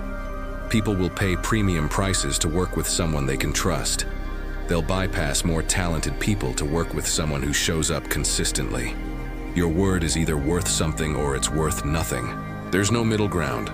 Protect it like it's the only thing you own, because long-term it's the only thing that actually matters. Lesson 91. Comfort is a drug that kills slowly. The easiest life is rarely the best one.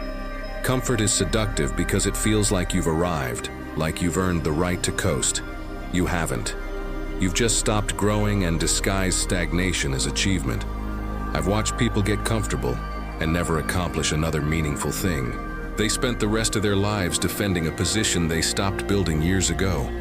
Comfort is the warm bath you drown in while thinking you're relaxing. The body needs rest. The soul needs challenge. Confuse the two and you'll spend decades wondering why you feel empty, despite having everything you thought you wanted. Comfort should be temporary, a place to recover before the next push. If you're comfortable for too long, you're not resting. You're decaying. Stay hungry, stay uncomfortable. That's where life is actually lived. Lesson 92. People don't change. They reveal that person showing you who they are. Believe them the first time. I've wasted years hoping people would transform into the version I needed them to be. They never did. They just got more of what they already were. People don't fundamentally change, they refine. They adapt. They learn to hide certain parts better. But the core, that's pretty much set. Stop dating potential. Stop befriending possibility. Stop hiring the resume and ignoring the behavior. When someone shows you selfishness, manipulation, dishonesty, that's not a phase. That's not them having a bad day. That's them. Maya Angelou said it. When people show you who they are, believe them the first time. Not the second, not the fifth, the first. Patterns don't lie. Ignore them at your own expense. Lesson 93. Opinions are cheap. Results are priceless. Everyone has opinions. Most are worthless because they come from people who've never done the thing they're advising you about. I stopped listening to commentary from people in the stands when I realized the only feedback that matters comes from people in the arena. Have you built what I'm trying to build? Then I'll listen. Are you speculating from the safety of inaction? Then your opinion is free and I'll price it accordingly. The internet democratized opinions but not competence. Now everyone's a strategist, a coach, a critic, and most have zero skin in the game. Filter advice ruthlessly. Consider the source. Results speak louder than theories. I'd rather learn from someone's successful failures than someone's perfect plans that never left the whiteboard. Do, then teach. Everything else is just noise from the cheap seats. Lesson 94. Excellence is a habit disguised as talent. People call it natural ability. I call it 10,000 hours of showing up when nobody was watching. Excellence isn't magic. It's obsessive consistency over a timeline that makes most people quit. I've met talented people who stayed mediocre and untalented people who became masters. The difference wasn't genetics. It was daily practice so boring that it doesn't make good content. Excellence is repetition until competence becomes reflexive. It's doing the fundamentals when they're not exciting. It's practicing when nobody's cheering. Most people want the results without the process. They see the outcome and miss the decade of unglamorous work that built it. Talent is the excuse people use to avoid admitting that excellence is available to anyone willing to do boring things for years. You're not lacking talent. You're lacking patience and discipline. Lesson 95, you can't negotiate with reality. The world doesn't care about your feelings, your circumstances, or your excuses. It just is. I've watched people argue with reality like it's a debate they can win. It's not. Gravity doesn't negotiate. Economics don't care about fairness. Biology doesn't respect your intentions. You can't charm your way out of natural law. Most suffering comes from resisting what is instead of accepting it and adjusting. Reality is the only honest partner you'll ever have. It gives you immediate, unbiased feedback. Ignore it, and it will destroy you. Work with it, and it will make you powerful. Stop fighting how things are, and start using how things are to get where you want to go. Acceptance isn't resignation. It's the starting point for all effective. Lesson 96. Your energy management matters more than time management. You can have all the time in the world and accomplish nothing if you're operating on empty. I used to optimize my calendar while ignoring my energy levels, wondering why productivity stayed low despite perfect scheduling. Time is renewable daily. Energy isn't. Some hours you're worth 10 times your normal output. Other hours you're barely functional. Smart people don't manage time. They manage energy and allocate their best hours to their most important work. Stop treating all hours as equal. They're not. Protect your peak performance windows like they're sacred. Everything else can happen during your mediocre hours. Most people spend their best energy on other people's priorities and wonder why their own goals never advance. Guard your energy. Deploy it strategically.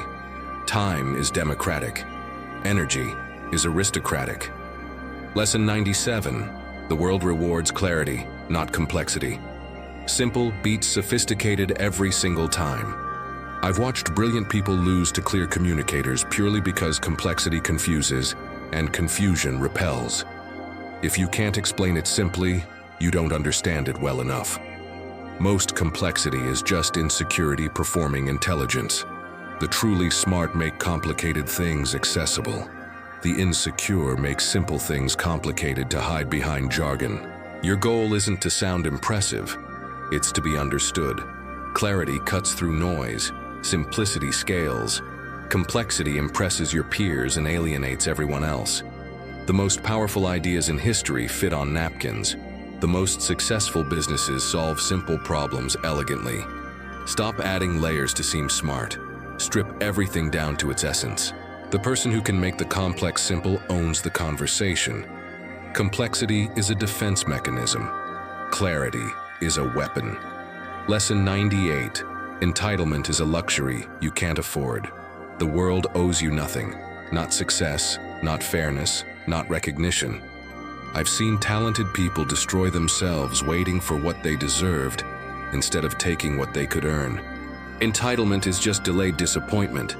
It's expecting rewards without the work, respect without the results, loyalty without the investment. The market doesn't care about your credentials. Life doesn't care about your effort if it's misdirected. You're not owed anything just for showing up. Everything you get, you take through competence, strategy, and relentless execution. The moment you start thinking you deserve something, you've stopped working to earn it. Gratitude and hunger can coexist. Entitlement and success cannot. The world gives to those who demand nothing and take everything through performance. Deserve has nothing to do with it. Lesson 99, your trauma is explanation, not justification. What happened to you matters. What you do about it matters more. I've met people who weaponize their past as a permanent excuse for present dysfunction. At some point, your healing becomes your responsibility, regardless of who caused the damage. The world will give you sympathy for a while. Then it will move on and leave you stuck in a story you're too attached to release. Your trauma explains your behaviors. It doesn't justify continuing them indefinitely. Everyone has damage. Winners metabolize it into wisdom. Losers wear it as identity and wonder why nothing improves. You're not your trauma. You're what you built after surviving it. Stop letting your worst chapter define your entire story.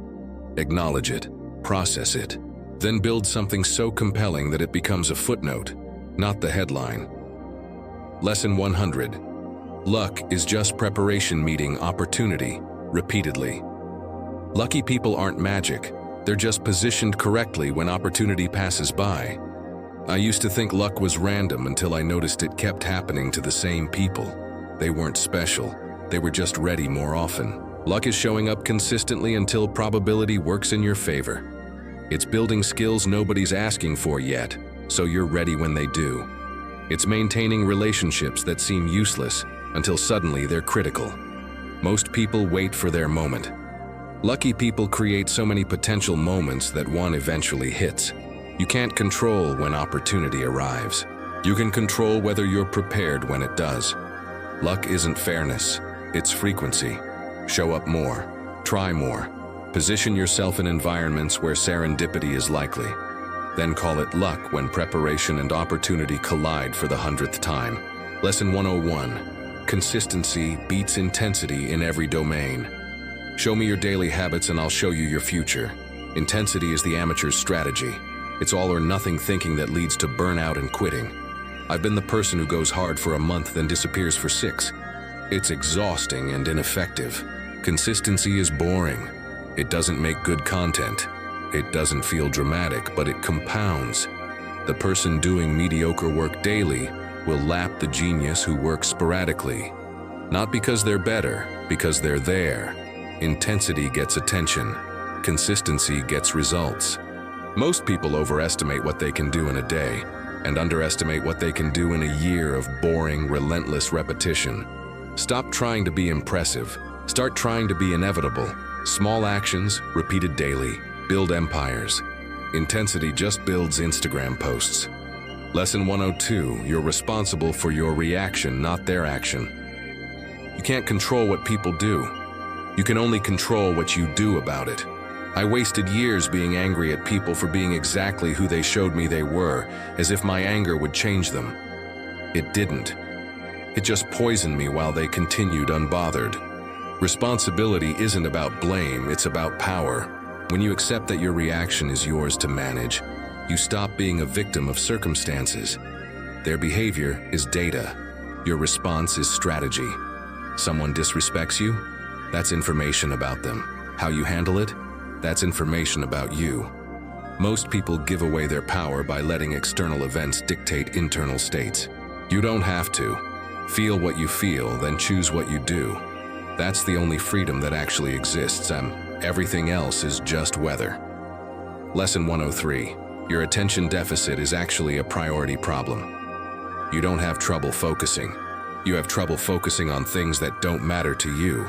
I've watched people with diagnosed attention issues spend 12 hours straight on something they cared about. Attention isn't scarce. It's just allocated to what your subconscious actually values. If you can't focus, you're either working on the wrong things or you haven't connected your current actions to future outcomes that matter. Attention follows interest. Interest follows meaning. Meaning requires clarity about what you're building and why. Most people blame their focus when they should be questioning their goals. You don't need better concentration. You need better alignment between what you're doing and what you actually care about. Fix the mission. Focus follows automatically. Everything else is just forcing yourself to care about things your soul already rejected. Lesson 104. Money reveals character, it doesn't change it. Getting rich doesn't make you generous or cruel. It just amplifies what was already there.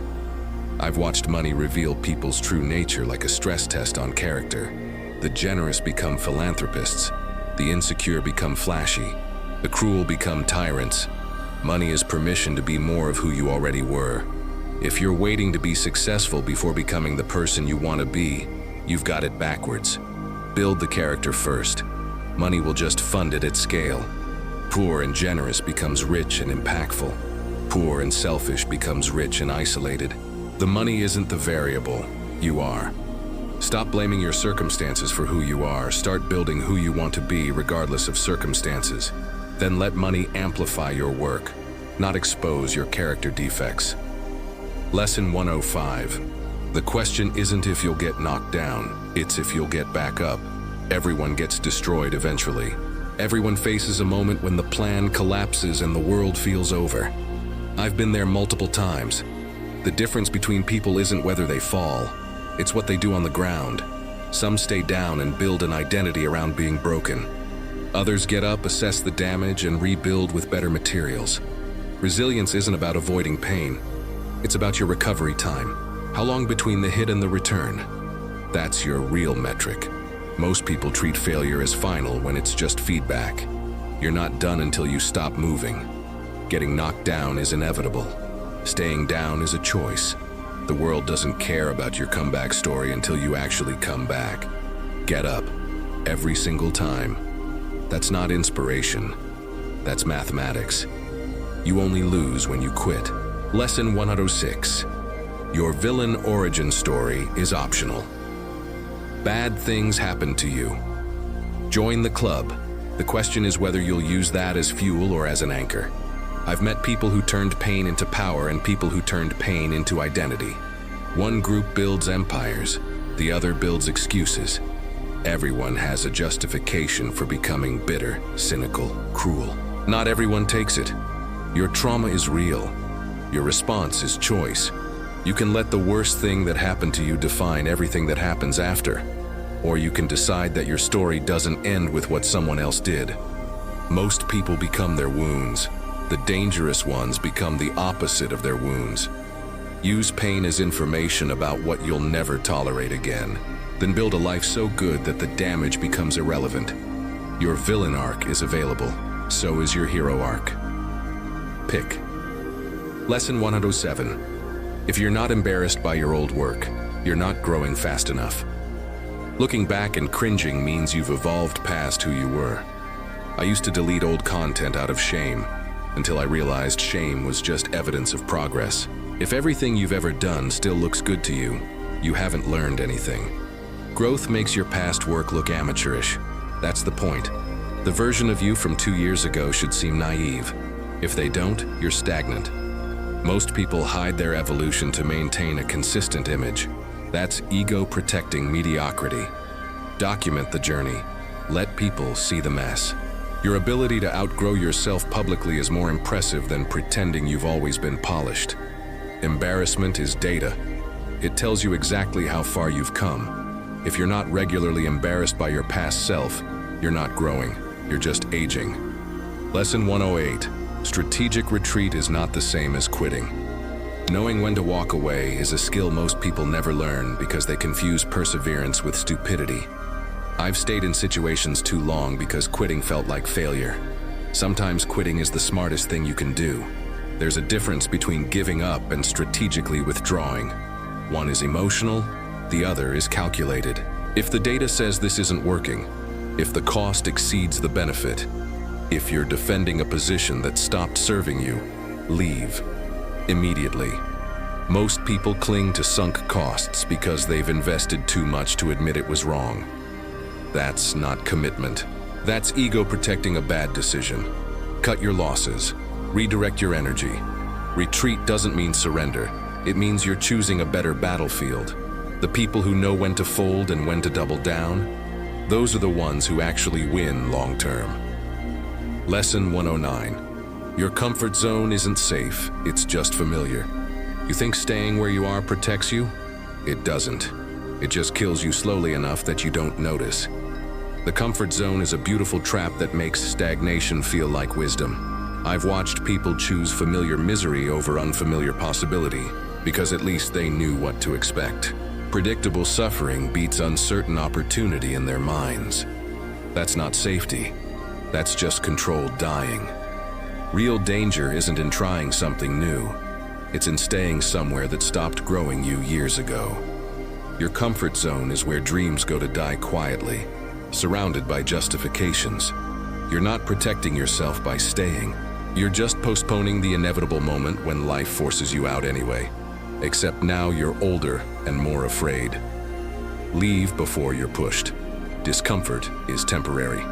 Regret is permanent. Lesson 110. No one is coming to save you. You're it. That promotion, that relationship, that opportunity you think will change everything, it won't, because external circumstances can't fix internal problems. I spent years waiting for someone to rescue me from myself, until I realized the call was coming from inside the house. You are both the problem and the solution. Nobody's coming with answers. Nobody's going to fix your life while you watch. Even if they tried, it wouldn't stick because you didn't build it. Stop waiting for permission, for perfect circumstances, for someone to believe in you. Believe in yourself enough to move anyway. Self-rescue is the only rescue that matters. Everything else is just delegation of responsibility you'll eventually have to reclaim. You're the hero of this story, or you're an extra in someone else's. Pick one and stop waiting for casting to decide. Lesson 111. Humility is not thinking less of yourself, it's thinking about yourself. Less real humility is confidence without the need for broadcasting. I've met arrogant people who performed humility and truly humble people who projected confidence. The difference wasn't volume, it was focus. Humble people aren't less capable. They're just more interested in the work than the credit. They don't need to announce their value because it speaks for itself. Arrogance is insecurity seeking validation. Humility is security that doesn't need it. Most people confuse humility with self-deprecation. That's not humility. That's just insecurity with better marketing. Real humility is accurate self-assessment without the performance. Know what you're good at. Know what you're not. Then spend less time thinking about yourself and more time contributing. The truly humble don't announce their humility. They're too busy working to care about the label. Lesson 112. Average is a choice disguised as circumstance. Most people aren't average because they lack potential. They're average because they chose comfort over effort and then blamed circumstances. Average is what happens when you follow the path of least resistance every single day. I've been average. It's seductive. It requires nothing. No one judges you for it because everyone's there with you. But average is also the most dangerous place to live because it feels acceptable. You're not failing badly enough to change, and not succeeding enough to keep pushing. You're just existing. Mediocrity is a slow poison that convinces you this is all there is. It's not. Excellence is available to anyone willing to be uncomfortable daily. Most people just aren't willing. They prefer the comfort of average to the discipline of exceptional. That's fine. But don't pretend it's anything other than a choice. Lesson 113. Your network should challenge you more than comfort you. Friends who never push you aren't friends. They're accomplices in your mediocrity. I spent years surrounded by people who validated every decision and never questioned my bullshit. I called it support. It was enabling. Real allies tell you the truth even when it damages the relationship. They care more about your growth than your temporary comfort. Most people curate circles that make them feel good instead of ones that make them better. That's not community. That's an echo chamber. You need people who will call you out, who operate at a level you're reaching for, who make you slightly uncomfortable because their standards are higher than yours. If everyone always agrees with you, you're not being challenged. You're being managed. Build a circle that pushes back. That's not disloyalty. That's the only loyalty that actually serves your evolution. Lesson 114. Time doesn't heal. Processing. Does you can wait 30 years and still be as wounded as day one if you never actually deal with the damage. I've met 70-year-olds carrying 40-year-old pain like it happened yesterday. Time passing isn't healing. It's just accumulating distance from the event without addressing it. Healing requires work.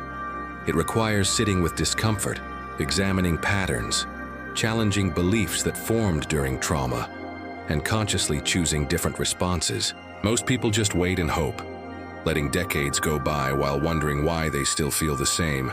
Time gives you opportunity to heal. It doesn't do the healing for you. You can't outrun your past by just moving forward chronologically. You have to turn around, face it, process it, and integrate it. Then time becomes your ally. Before that, it's just empty space between the wound and today where nothing changed except the date. Lesson 115. Your first million won't be money.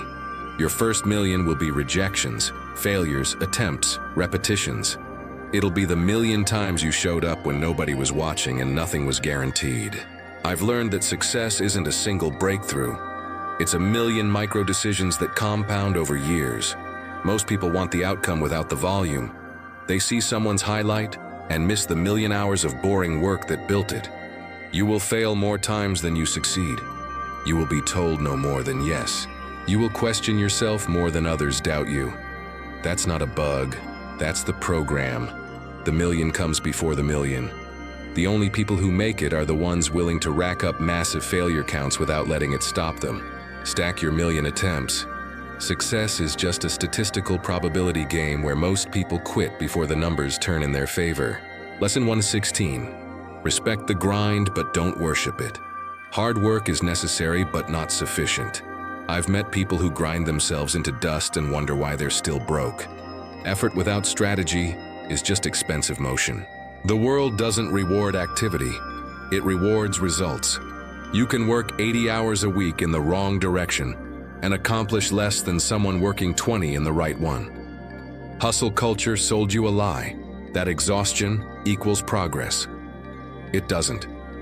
Smart work beats hard work. Strategic work beats both. Respect the grind because excellence requires effort. But don't confuse suffering with success. If you're constantly exhausted and not progressing, you're not working hard. You're working stupid. Effectiveness matters more than hours. Stop wearing your burnout as a badge. It's not honorable.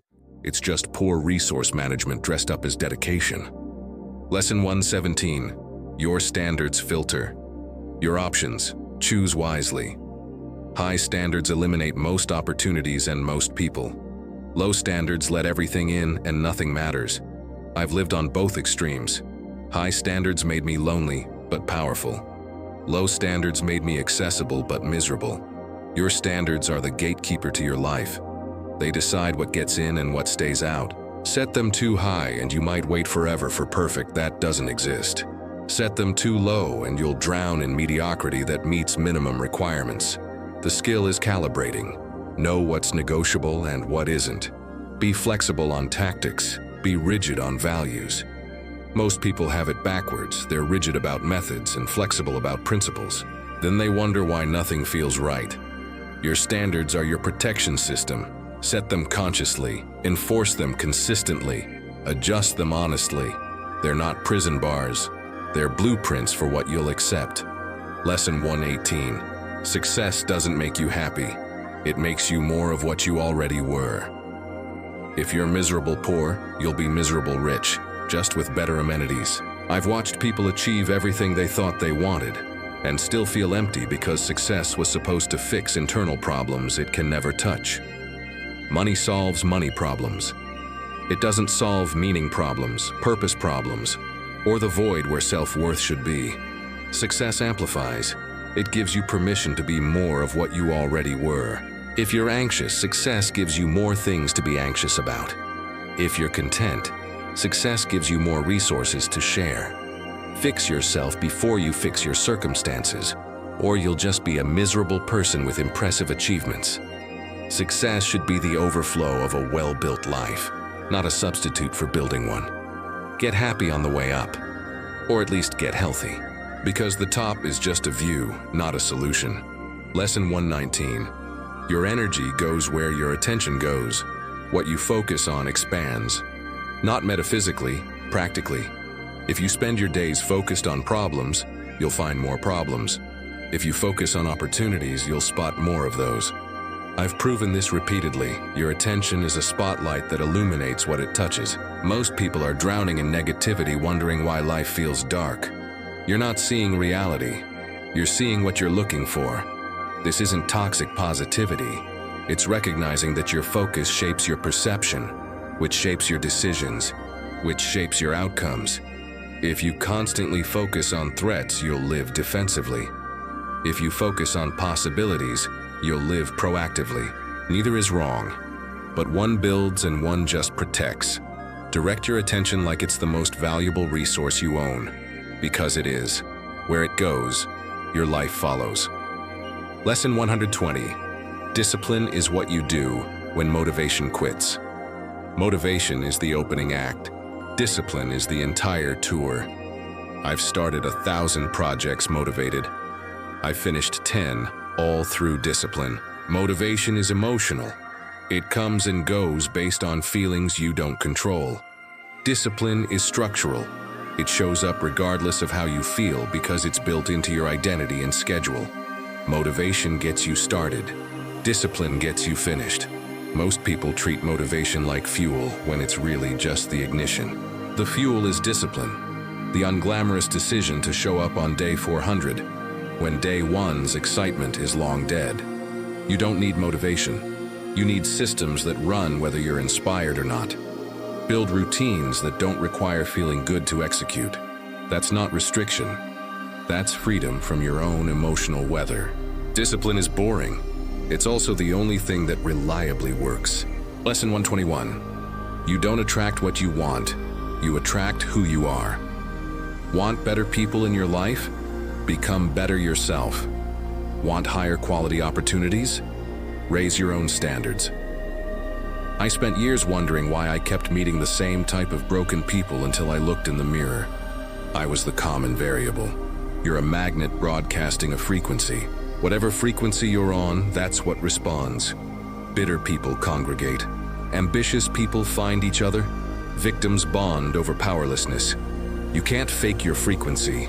People feel the truth of who you are underneath the performance. Change who you are and who appears in your life changes automatically. This isn't mystical, it's pattern recognition. Similar energies cluster. If you don't like your circle, don't change the circle. Change yourself.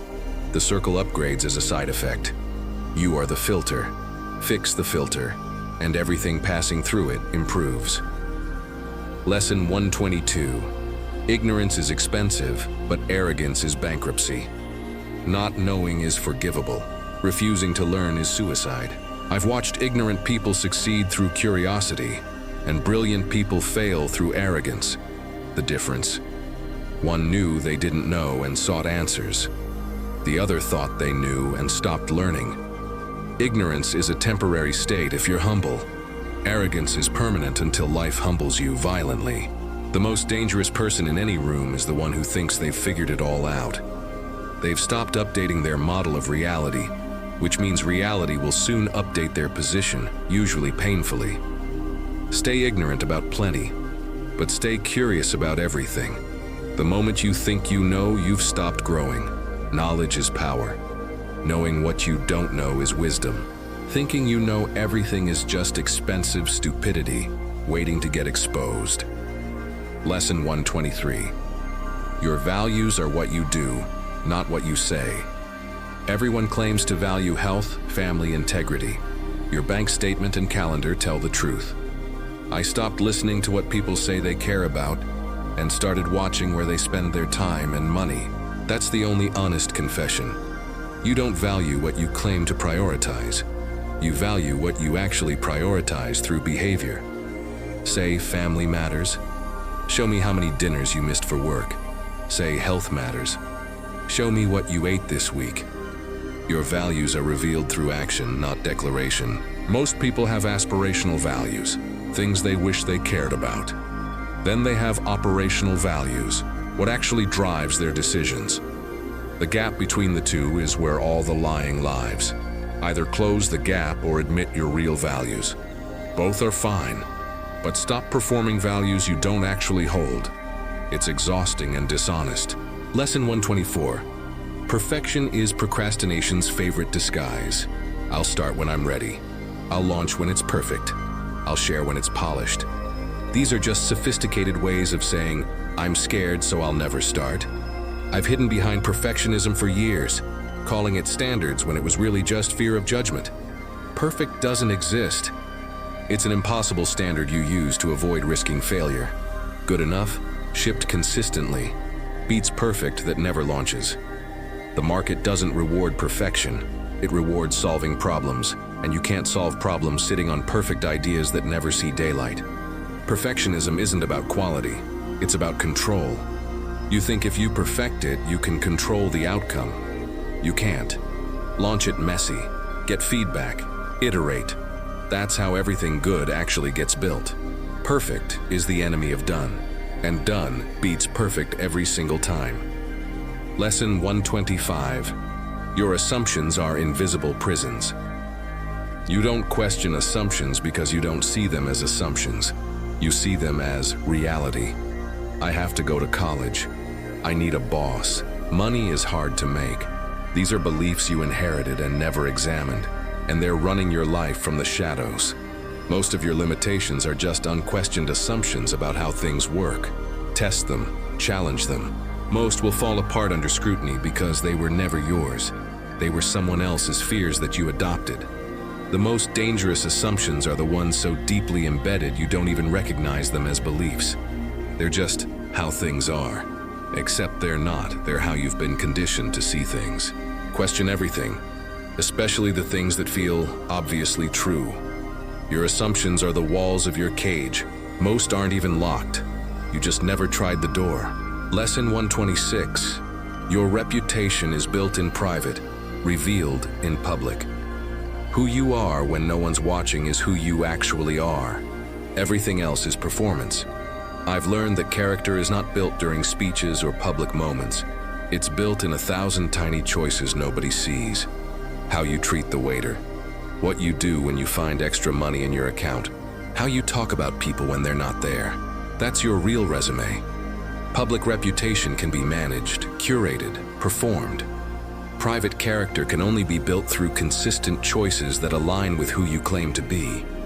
Eventually, private becomes public. Always. Your mask slips, the truth leaks. People find out who you really are. Build character so solid that there's no difference between your private self and public self. That's not authenticity, that's integration. And it's the only reputation that survives scrutiny. Lesson 127. Waiting for confidence is waiting forever. Confidence doesn't show up before action. It shows up because of action.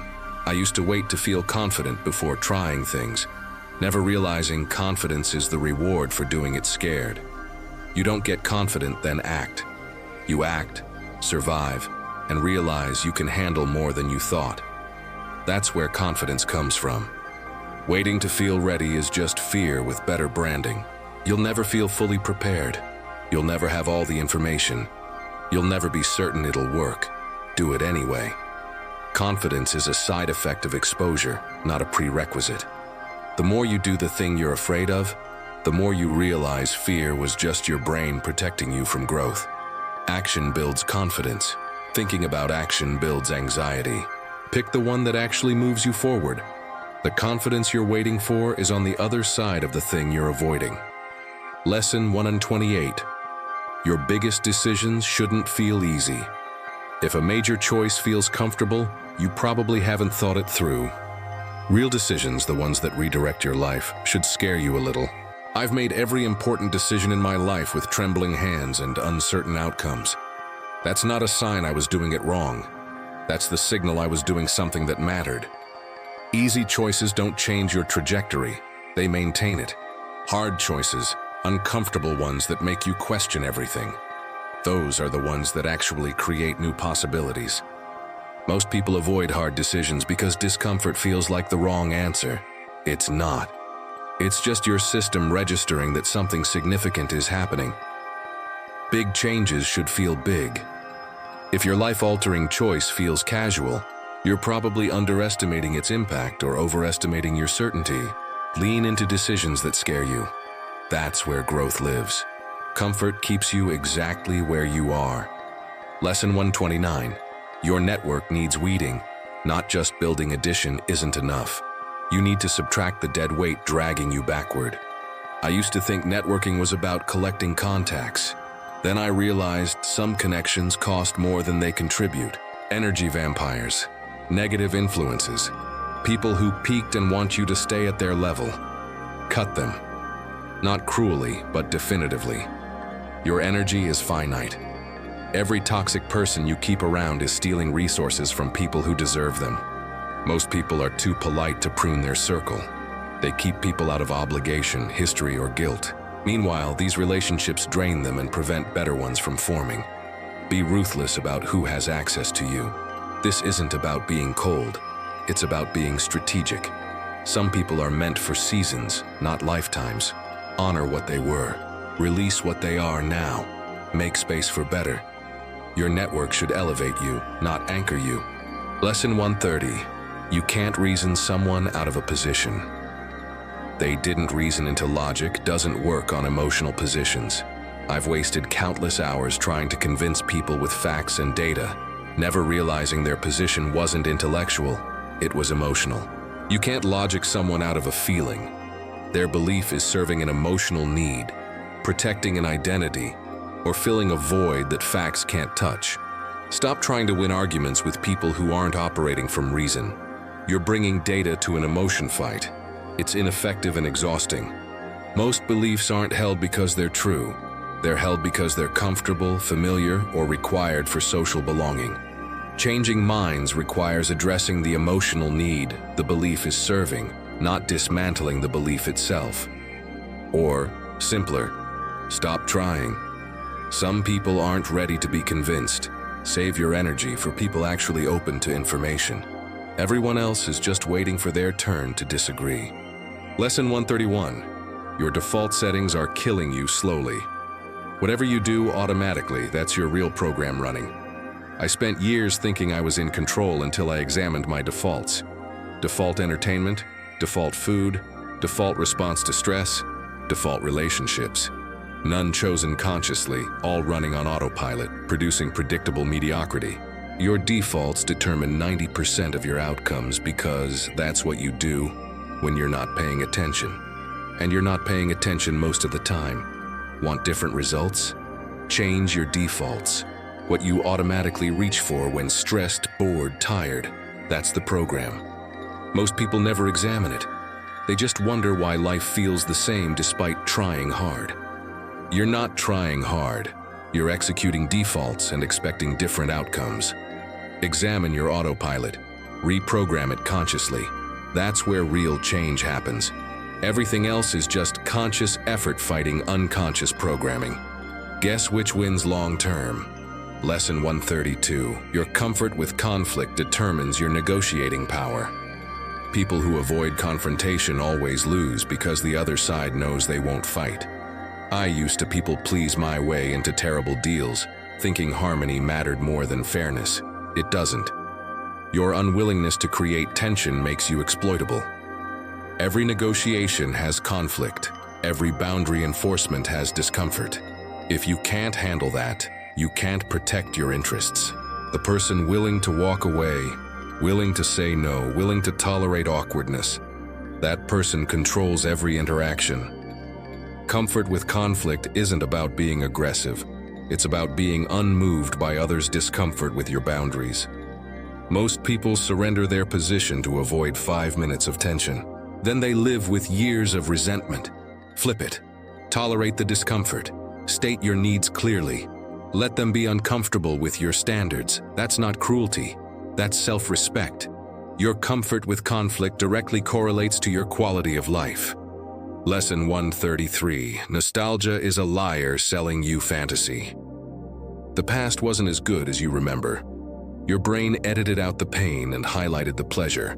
I've romanticized periods of my life that were actually miserable, conveniently forgetting why I desperately wanted to leave them at the time.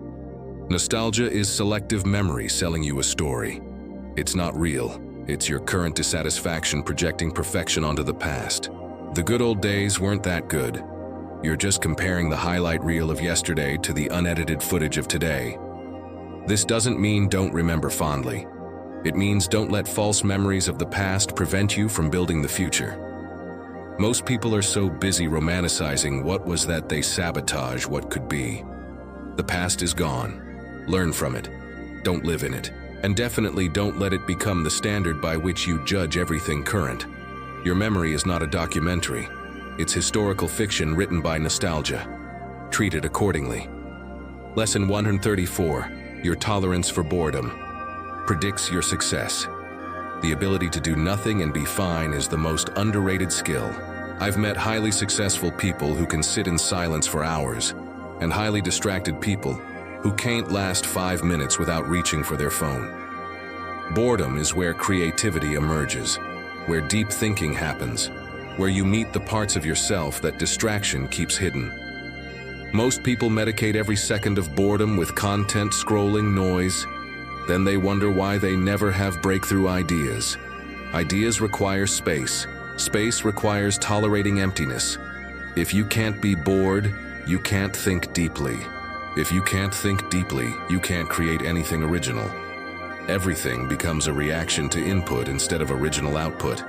Learn to sit with nothing. Embrace the discomfort. That's not wasted time. That's the laboratory where everything valuable is built. Boredom isn't punishment. It's the entrance fee to original thought. Lesson 135. Authority comes from certainty, not credentials. The person who speaks with conviction controls the room, regardless of their resume. I've watched experts get ignored while confident amateurs commanded attention. Unfair? Absolutely. Reality? Undeniable. People don't follow credentials, they follow certainty. Humans are wired to defer to those who seem sure, even when they shouldn't. This cuts both ways. Recognize when you're following confidence instead of competence. And recognize that your own authority isn't built through degrees. It's built through unwavering communication. Speak like you know, and people will believe you do. Speak tentatively, and people will doubt you even if you're right. This isn't about faking expertise. It's about owning what you actually know with confidence instead of hedging everything into meaninglessness. Decisive language creates authority. Wishy-washy language destroys it. Choose accordingly. Lesson 136. Your relationship with money reflects your relationship with yourself. How you handle money is how you handle everything else, with discipline or chaos, with respect or contempt. I've seen people make millions and lose it all because their internal relationship with wealth was broken. Money is just energy. How you manage it reveals how you manage your life. Do you spend impulsively? You probably decide impulsively. Do you hoard fearfully? You probably live fearfully. Do you invest strategically? You probably think strategically. Money doesn't change you, it reveals you at scale. If you're broke and chaotic, wealth just makes you rich and chaotic until the chaos destroys the wealth. Fix your relationship with money by fixing your relationship with yourself. Understand your patterns. Address your scarcity mindset. Build discipline around resources. Everything external is just a mirror of internal organization. Change inside, money outside follows. Lesson 137. The crowd is usually wrong. Consensus is comfortable but rarely correct. I've learned that whenever everyone agrees on something, someone's not thinking. The crowd follows trends after they're obvious, buys at the top, sells at the bottom, and calls it wisdom. Majority opinion is just collective mediocrity with a vote count. The biggest opportunities exist where most people are wrong or afraid. Contrarian thinking isn't about being different for the sake of it. It's about thinking independently and accepting that good ideas often look stupid at first. If everyone already believes it, there's no edge there. The money, the growth, the breakthrough, it's always in the space where most people say it won't work. Listen to the crowd, then usually do the opposite. Not always, but often enough that independence of thought becomes your default. Consensus feels safe. It's actually the most expensive place to be. Lesson 138. Your self-talk creates your reality. You're in a constant conversation with yourself, narrating your life in real time. Most people don't even notice. I spent years running negative commentary. I'm not good enough, I always fail, nothing works. Until I realized I was programming myself for exactly those outcomes. Your inner dialogue isn't harmless. It's instructions you're giving yourself about who you are and what's possible. Change the script, change the outcome. Not through delusion, but through accurate, empowering self-talk that recognizes capability instead of only seeing deficit. You don't need toxic positivity. You need honest assessment that doesn't catastrophize every setback. Talk to yourself like you're someone you're trying to help succeed, not someone you're trying to keep small. Your brain believes what you repeatedly tell it. Make sure you're not spending all day convincing yourself you're limited. That's self-sabotage with a narrator. Lesson 139. Experience isn't measured in years. It's measured in lessons. 20 years of experience is worthless if it's the same year repeated 20 times. I've met people with decades in their field who learned nothing because they never reflected, never adapted, never questioned their approach. Experience without reflection is just exposure. Real experience is the accumulation of lessons extracted from failures, experiments, and deliberate practice. It's not about time served. It's about wisdom earned. Some people learn more in one intense year than others learn in a decade of coasting. The difference is intentionality. Are you repeating what works without understanding why? Or are you actively learning, failing, adjusting, and integrating? Time doesn't make you experienced. Paying attention during the time does. Experience is earned through reflection, not just repetition. Otherwise, you're not getting better. You're just getting older while doing the same things. Lesson 140. Your environment is stronger than your willpower. You can't resist your environment indefinitely. Eventually, it shapes you. I used to think I was strong enough to stay healthy in any environment, disciplined enough to work productively anywhere. I wasn't. Nobody is. Your surroundings create default behaviors. If you're surrounded by junk food, you'll eat junk food. Surrounded by lazy people, you'll drift toward lazy. This isn't weakness, it's human nature. Willpower is a finite resource that depletes. Environment is a constant force that shapes behavior automatically. Smart people don't rely on willpower. They design environments that make good behavior automatic. Remove temptations. Add friction to bad habits. Surround yourself with people who embody what you want to become. Your environment is doing most of the work. Make sure it's working for you, not against you. Willpower fails, environment persists. Lesson 141. Most people are too busy to be successful. Busy is the new mediocre. Everyone's grinding, everyone's hustling, everyone's maxed out, and most are going nowhere. I've learned that activity isn't achievement. Most busyness is just anxiety disguised as productivity. People fill their calendars to feel important, while avoiding the actual hard work of strategic thinking. Being busy means you haven't figured out what matters. Successful people aren't busier, they're more selective. They say no to most things so they can say yes to the right things. Busy people do lots of tasks. Successful people do fewer tasks that actually matter. Stop wearing busy as a badge. It's not impressive, it's just proof you haven't prioritized. The goal isn't to fill your time, it's to fill your time with things that compound. Everything else is just motion pretending to be progress. Busy is easy, strategic is hard. Do hard. Lesson 142. Your problems are probably not unique. You think your situation is special. It's not. I've thought every problem I've faced was unprecedented until I talked to people and realized thousands had faced the exact same thing. Your problems feel unique because they're happening to you. They're not. Someone's already solved what you're struggling with. Someone's already written the roadmap. Someone's already made the mistakes you're about to make. This should be relieving, not disappointing. It means solutions exist. You don't have to figure it out from scratch. You just have to find someone who's already done it and learn from them. Most people stay stuck because they're too proud to admit their problem is common and ask for help. Your uniqueness isn't in your problems, it's in how you solve them. Stop reinventing wheels. Find the people who've already built them and ask how.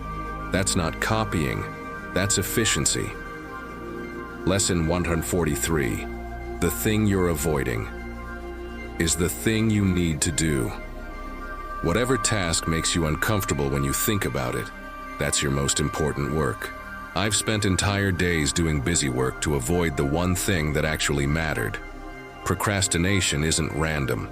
It's strategic avoidance of the task that would actually move the needle.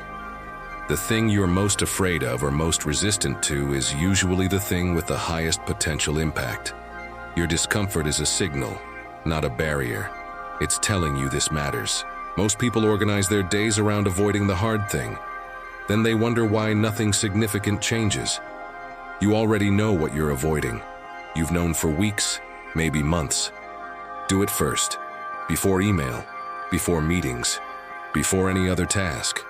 Eat the frog, as they say.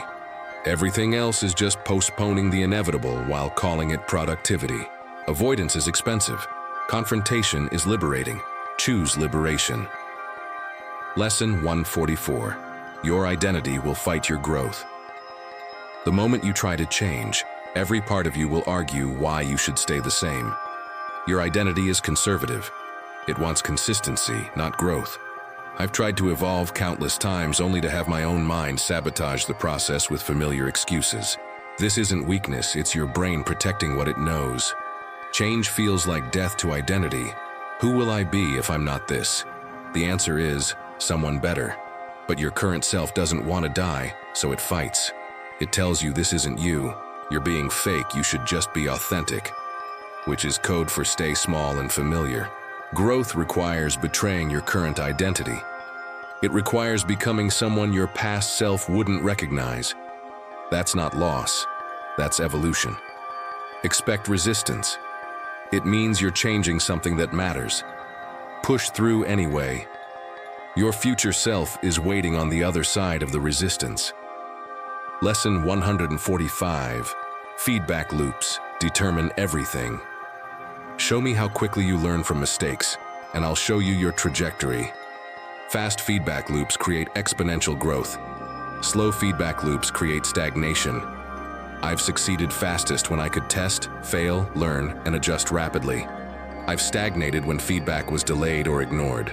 The faster you can see what's working and what isn't, the faster you can optimize. Most people avoid feedback because it's uncomfortable. They launch something and never look at the data. They have difficult conversations and never ask what landed. They're operating blind by choice. Create systems that give you rapid, honest feedback. Ask for it explicitly, measure obsessively, adjust immediately. The person with faster feedback loops will always outperform the person with slower ones, even if they're less talented. Speed of learning beats initial skill. Always. Build feedback loops into everything you do. Then actually listen to them. Lesson 146. Your standards for yourself should exceed others' standards for you. If you're only meeting what others expect, you're underperforming. I've learned that other people's expectations are usually low. They're based on what's normal, what's safe, what won't make them uncomfortable. If you calibrate to their standards, you'll achieve average at best. Set your own standards, ones that scare you a little, ones that other people think are excessive. Most people will tell you to relax, to be realistic, to stop being so hard on yourself.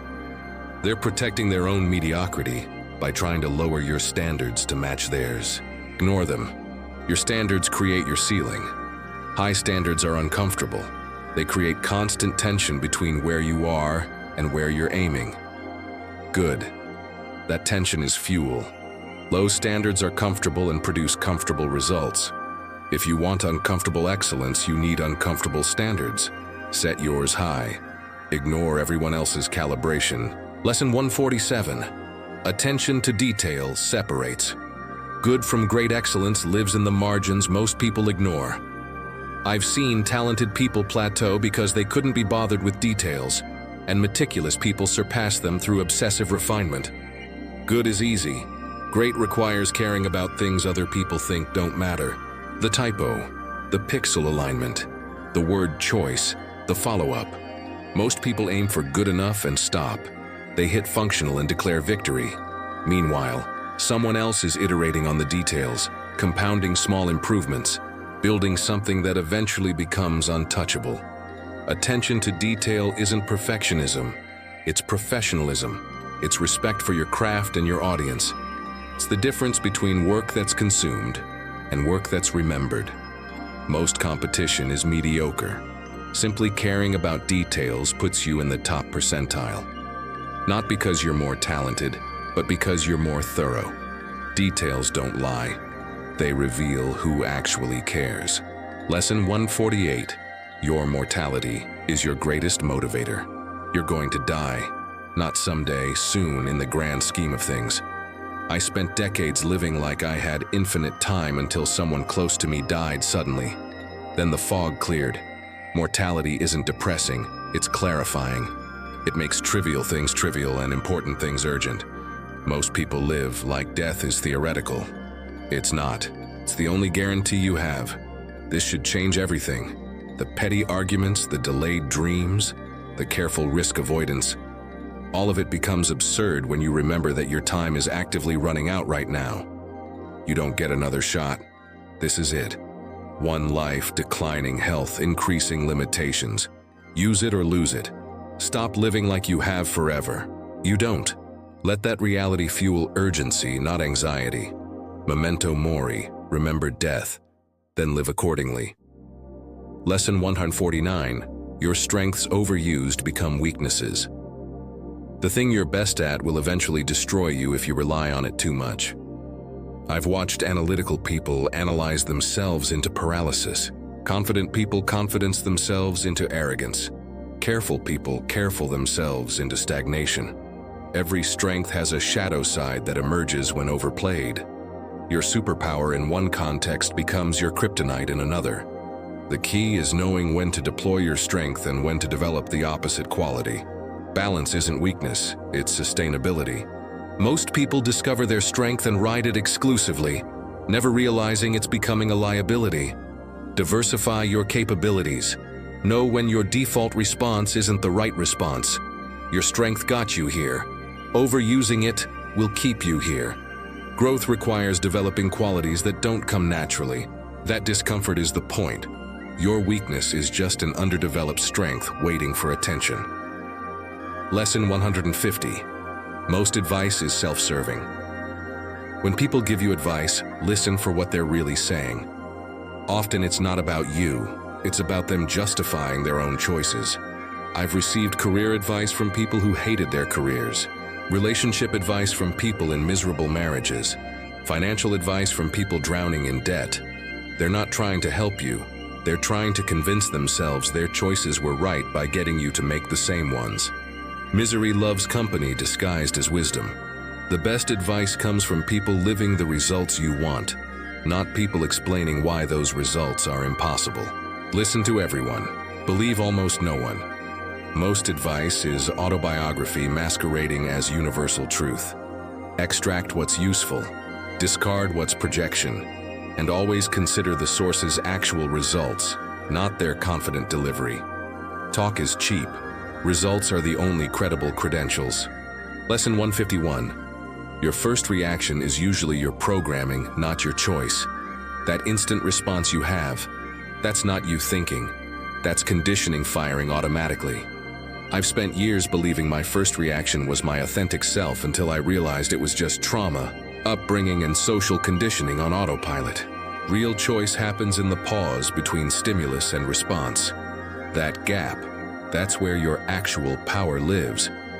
Most people are completely reactive, living life as a series of automated responses to external triggers. They think they're making choices. They're just running programs installed decades ago. Awareness is the first step. Notice the reaction, label it, then decide if it serves you. Sometimes your conditioning is helpful. Often it's outdated, protecting you from threats that no longer exist or pushing you toward outcomes you don't actually want. You're not your first reaction. You're what you choose after noticing it. That's freedom. Everything else is just biology and history running your life. Lesson 152. Leverage is everything. Working hard is necessary. Working smart is better. But having leverage is what actually builds wealth and freedom. I've worked brutally hard for years with no leverage and gotten nowhere. Then I built leverage and achieved in months what previously took years. Leverage is anything that multiplies your effort.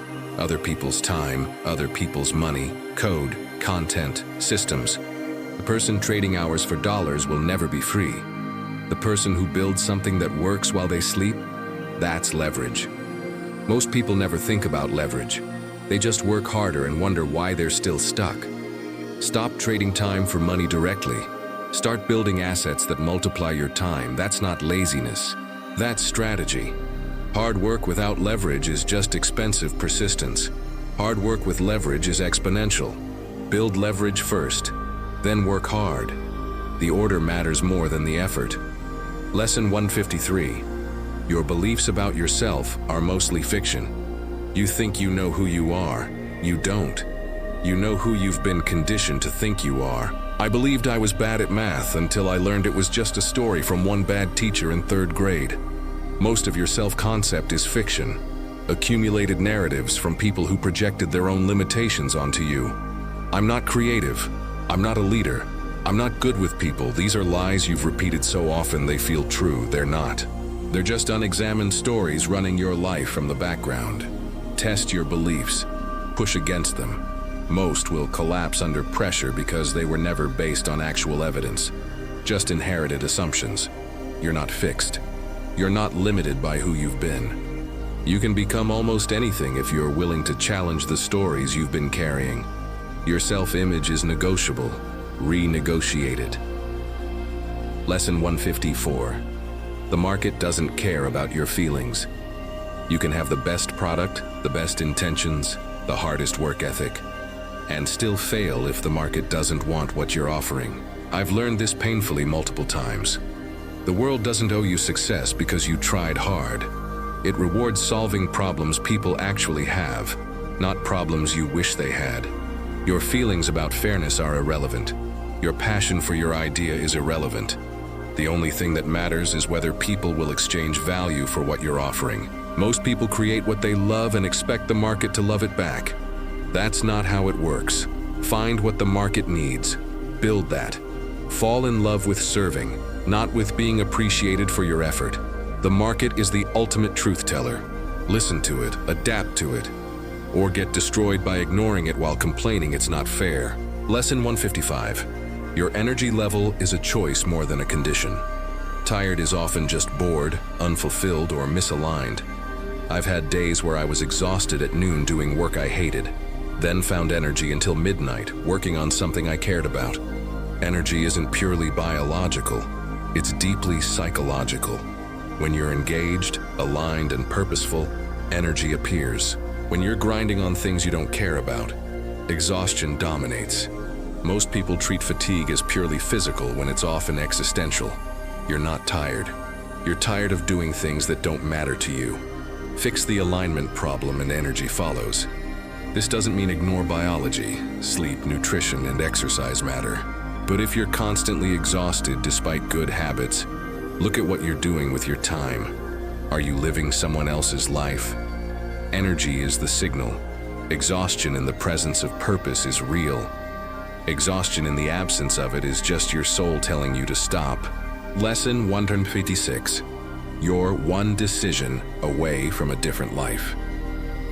Not one easy decision, one terrifying, uncomfortable, burn-the-boats decision that you've been avoiding.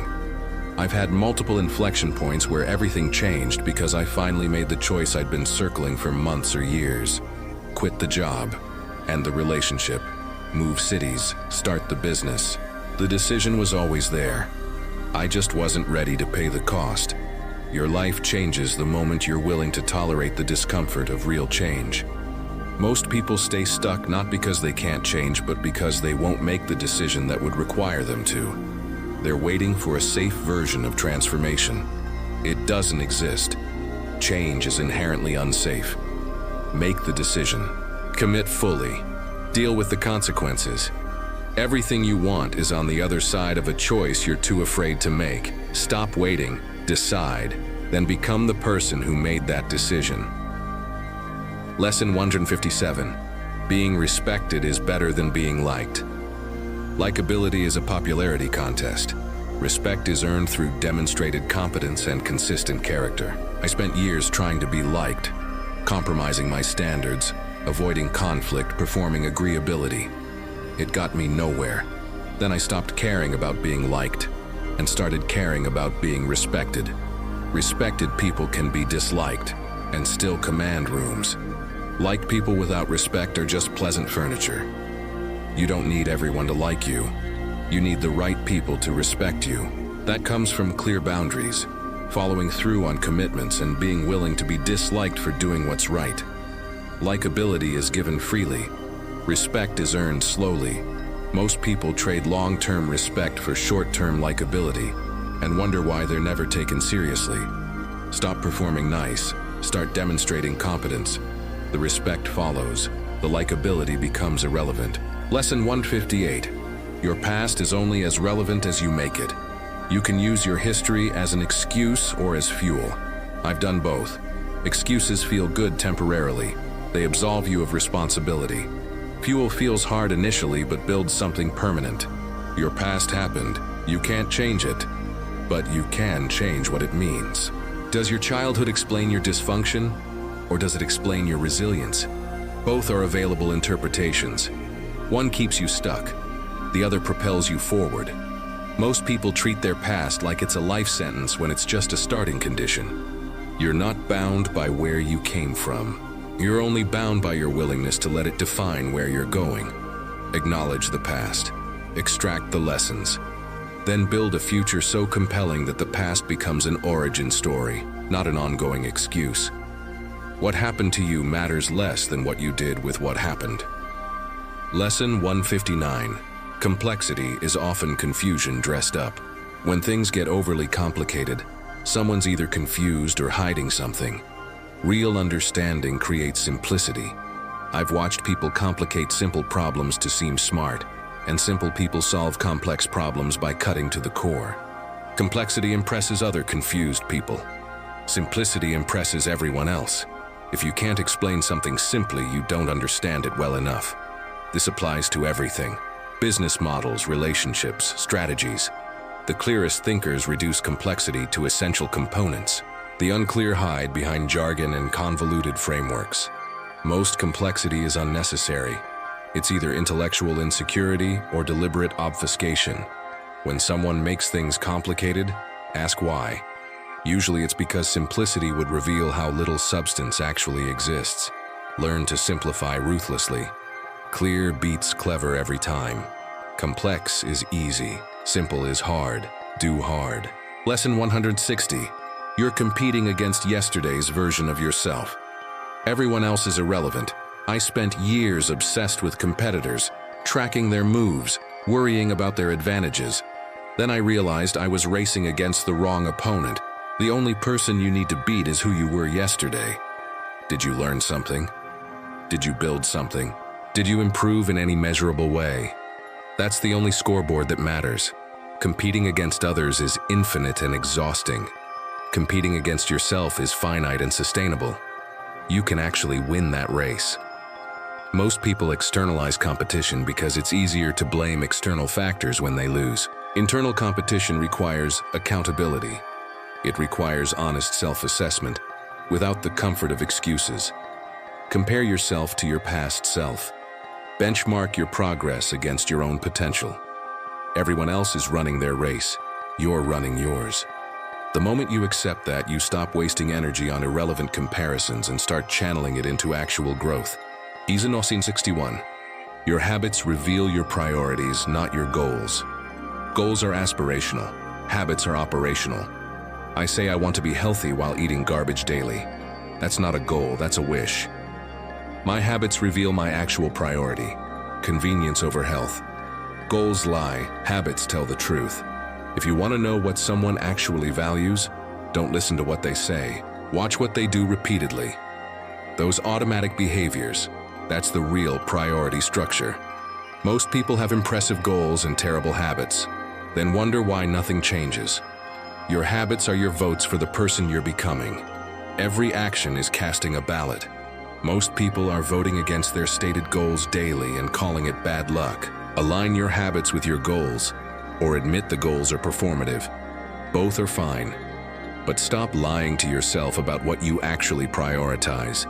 Your calendar and your habits already told the truth. Lesson 162. The story you tell about your life becomes your life. Narrative shapes reality more than facts do. I've watched people with identical circumstances tell completely different stories. One is victim, one is warrior. 20 years later, their lives matched their narratives, not their starting conditions. You're constantly narrating your experience, creating meaning from events. That meaning determines your next action. Victim narratives create victim outcomes. Hero narratives create resilience and growth. This isn't about toxic positivity or denying reality. It's about recognizing that the story you tell yourself about what's happening is more powerful than what's actually happening. Two people lose their job. One says, "I'm unemployable." The other says, "I'm free to find something better." Same event, different story, different outcome. Control your narrative. It's the most powerful tool you have. Your life isn't what happened. It's the story you tell about what happened. Choose that story carefully. Lesson 163. Most problems solve themselves if you wait. Not everything requires immediate action. Sometimes the best move is no move. I used to think every problem demanded my urgent intervention, until I learned that most situations resolve themselves if you're patient enough. This isn't passivity, it's strategic patience. Learn to distinguish between problems that need solving and situations that need time. Most interpersonal drama? Give it a week. Most business fluctuations? Let them play out. Most urgent feelings? Sleep on them. You're not being lazy, you're being strategic.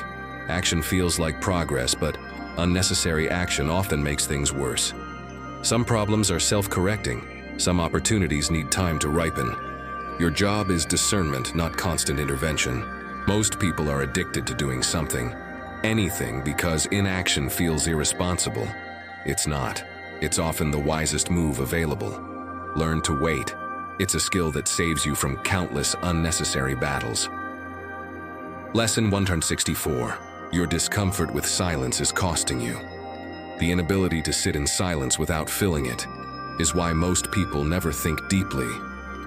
I've watched conversations ruined and decisions compromised because someone couldn't tolerate 3 seconds of quiet. Silence isn't awkward. Your reaction to it is. Learn to be comfortable in the gap. That's where real communication happens. In conversations, silence lets information settle, and people reveal more than they intended. In negotiations, silence makes the other person uncomfortable enough to offer concessions. In thinking, silence allows ideas to form instead of being drowned in constant input. Most people are so addicted to stimulation that they've lost the ability to simply be. Without podcasts, without music, without anything filling the void, that addiction is killing your creativity, your relationships, your capacity for depth. Practice sitting in silence. At first it will feel unbearable. Eventually it becomes your most powerful tool. Silence isn't empty. It's full of everything you've been too distracted to hear. Lesson 165. Your network's average is your future. You're the average of the 5 people you spend the most time with. And that's not metaphorical. I've watched my income, habits, and mindset shift every time my circle changed. Your network is either pulling you up or dragging you down. There's no neutral. Look at your closest relationships, average their income, their health, their ambition, their integrity. That's your trajectory unless you consciously intervene. This isn't about being elitist. It's about being honest. Some people are anchors. They're lovely, but they're holding you underwater while you try to swim. Love them from a distance. Spend your daily energy with people ahead of where you are. It's uncomfortable, you'll feel behind. Good. That tension pulls you forward. Your network is the most underrated variable in your success equation. Choose it as carefully as you choose your career, maybe more carefully. Bad careers can be changed. Bad networks are habit. Lesson 166. You don't have a time problem. You have a priority problem. Everyone has the same 24 hours. The difference isn't time management, it's ruthless prioritization. I've met busy people who accomplish nothing and focused people who move mountains. The variable isn't time, it's what they eliminate. You have time for everything important. You just also have time for everything unimportant, and you're choosing that instead.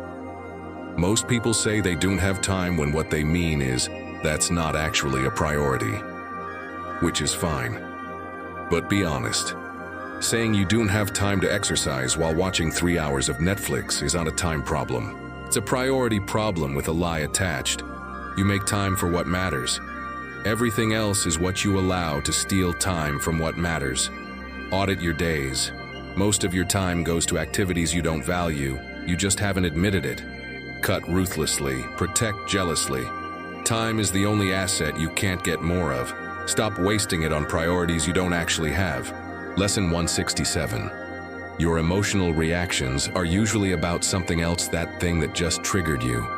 It's probably not about that thing.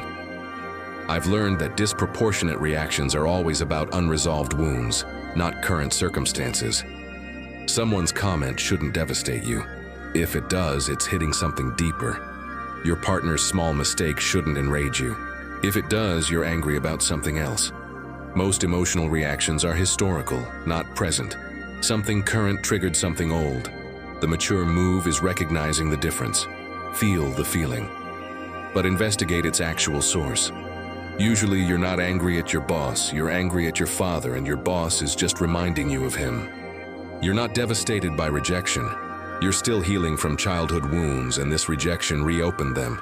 Understand your triggers, trace them back, heal the source, not the symptom. Otherwise, you'll spend your life reactive, confused why small things devastate you. It's not the small thing. It never was. Lesson 168. Scarcity. Thinking creates scarcity. Believing there's not enough creates behavior that ensures there won't be enough for you. I've watched scarcity-minded people hoard opportunities, burn bridges, and play zero-sum games that left them isolated. Meanwhile, abundance-minded people shared freely and somehow always had more. This isn't mystical. It's psychological and strategic. Scarcity makes you desperate. Desperation makes you repellent. Abundance makes you generous. Generosity makes you magnetic. People want to work with those who believe there's enough for everyone. They avoid those clutching resources like it's the last meal on earth. Your mindset about resources shapes how you interact with them. Scarcity creates hoarding, which creates isolation, which creates actual scarcity. Abundance creates sharing, which creates networks, which creates actual abundance. Both are self-fulfilling prophecies. Choose the one that doesn't poison you while proving itself right. There's enough. Believe it. Act like it. Watch what happens. Lesson 169. Your defaults will destroy you without malice. The path of least resistance leads downhill. I've never seen someone accidentally improve. Growth requires friction, discomfort, and active choice against what's easy. Your defaults are designed for survival, not excellence. Default is scrolling, not reading. Default is complaining, not solving. Default is comfort, not growth. If you just follow defaults, you'll wake up in 10 years wondering what happened. Nothing happened. You just took the easy path daily, and the easy path leads to regret. Excellence requires fighting your defaults constantly. Choosing the hard workout, the difficult conversation, the unglamorous work. Most people think they're choosing. They're not. They're just following default programming and calling it decision-making. Question every automatic behavior. Is this what you want, or just what's easy? Default is the enemy of exceptional. Override it daily, or become another cautionary tale about wasted potential. Lesson 170. Your reputation is your only truly portable asset. Everything else can be taken. Your reputation follows you everywhere and opens doors or closes them before you arrive. I've seen reputations decades in the making destroyed in moments, and reputations built through consistency create opportunities out of nowhere. Your word, your reliability, your character. These are assets that compound silently until suddenly they're everything. Most people don't think about reputation until it's damaged. Then they realize it was the foundation of every opportunity they had. Build it consciously, protect it obsessively. Every interaction is a deposit or withdrawal. Every promise kept or broken. Every word spoken about you when you're not there. Your reputation isn't what you say about yourself. It's what others say when you're not in the room. Make sure that conversation serves you, because it's happening whether you're aware of it or not. Reputation is slow to build and quick to destroy. Treat it accordingly. Lesson 171. You can't build a cathedral with a weekend mindset. Significant achievement requires sustained effort over years, not sporadic bursts when you feel motivated. I've started 100 projects with intense weekend energy. I've finished 10, all through consistent daily effort over long timelines. Cathedrals take decades. Masterpieces take years. Expertise takes 10,000 hours. Everything meaningful requires more time than you think and more consistency than feels reasonable. Most people give up the moment results don't match their effort. They think 3 months of work should produce 3 years of results. Math doesn't work that way. Compounding does. The first 90% of the work produces 10% of the results. The last 10% of the work produces 90% of the results. Most people quit during the first 90%. Building something significant requires cathedral thinking, laying stones daily that won't form a complete picture for years. That's not glamorous. It's just how everything great gets built. Show up daily. Trust the process. The cathedral emerges eventually. Lesson 172. Your language shapes your reality. The words you use to describe your experience create your experience. I have to go to work versus I get to go to work. Same activity, different reality. I've learned that language is programming. Change your language, change your life. This isn't about positive thinking. It's about recognizing that your word choice reveals and reinforces your mindset. Victims use victim language. Leaders use agency language. It happened to me versus I experienced this and chose this response. One is passive, one is powerful. Both describe the same event. Listen to your words. They're confessing your worldview. If your language is full of obligation, powerlessness, and complaint, your life will reflect that. Not because words are magic, but because they shape perception, which shapes action, which shapes outcomes. Choose words that position you as the agent, not the victim. That's not delusion.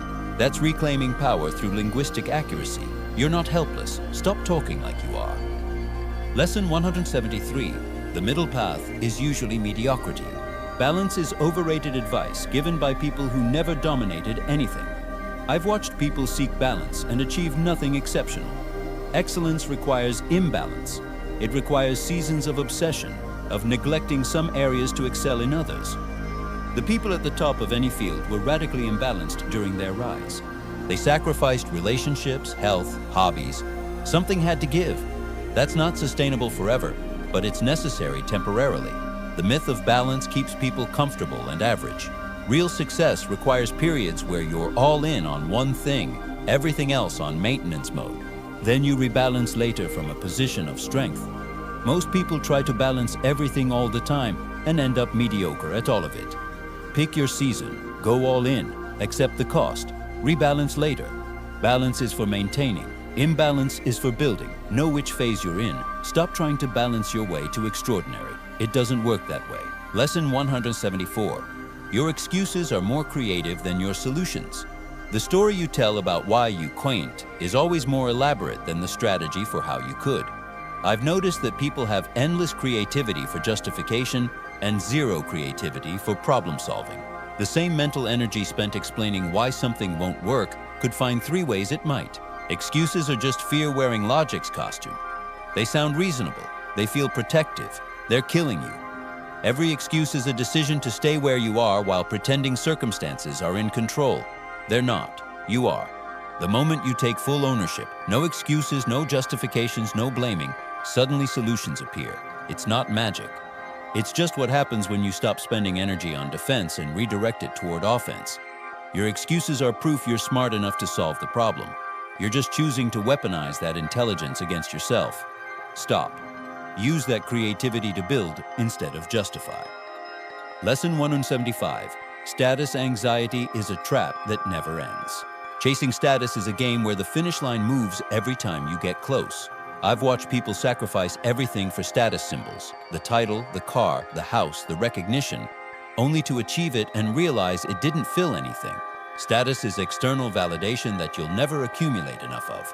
There's always someone with more, always another level, always another benchmark. It's designed to keep you running on a treadmill. Real power is internal, building something you respect regardless of who's watching. Most status seekers are just performing for an audience that doesn't care while neglecting the work that actually matters. Status is rented, character is owned. One requires constant maintenance and defense. The other just exists and compounds quietly. Stop optimizing for other people's scorecards. They're measuring the wrong things anyway. Build for yourself. Status becomes irrelevant when you're not performing for it anymore. Lesson 176. Your past decisions created your present reality. Everything you're experiencing right now is the compounded result of choices you made months or years ago. I used to blame circumstances until I traced back every situation to a decision point where I chose this path. You're not a victim of bad luck. You're living the consequences of past decisions. That's empowering, not depressing. If your choices created this, your choices can create something different. Most people can't accept this because it removes the comfort of external blame. It's easier to be a victim of circumstance than the architect of your own situation. But victims have no power. Architects do own every outcome. Even the ones that came from ignorance or poor judgment, they're still yours. Then make different choices going forward. Your present is your past's future. Your future is your present's consequence. Choose accordingly. Everything compounds, including bad decisions.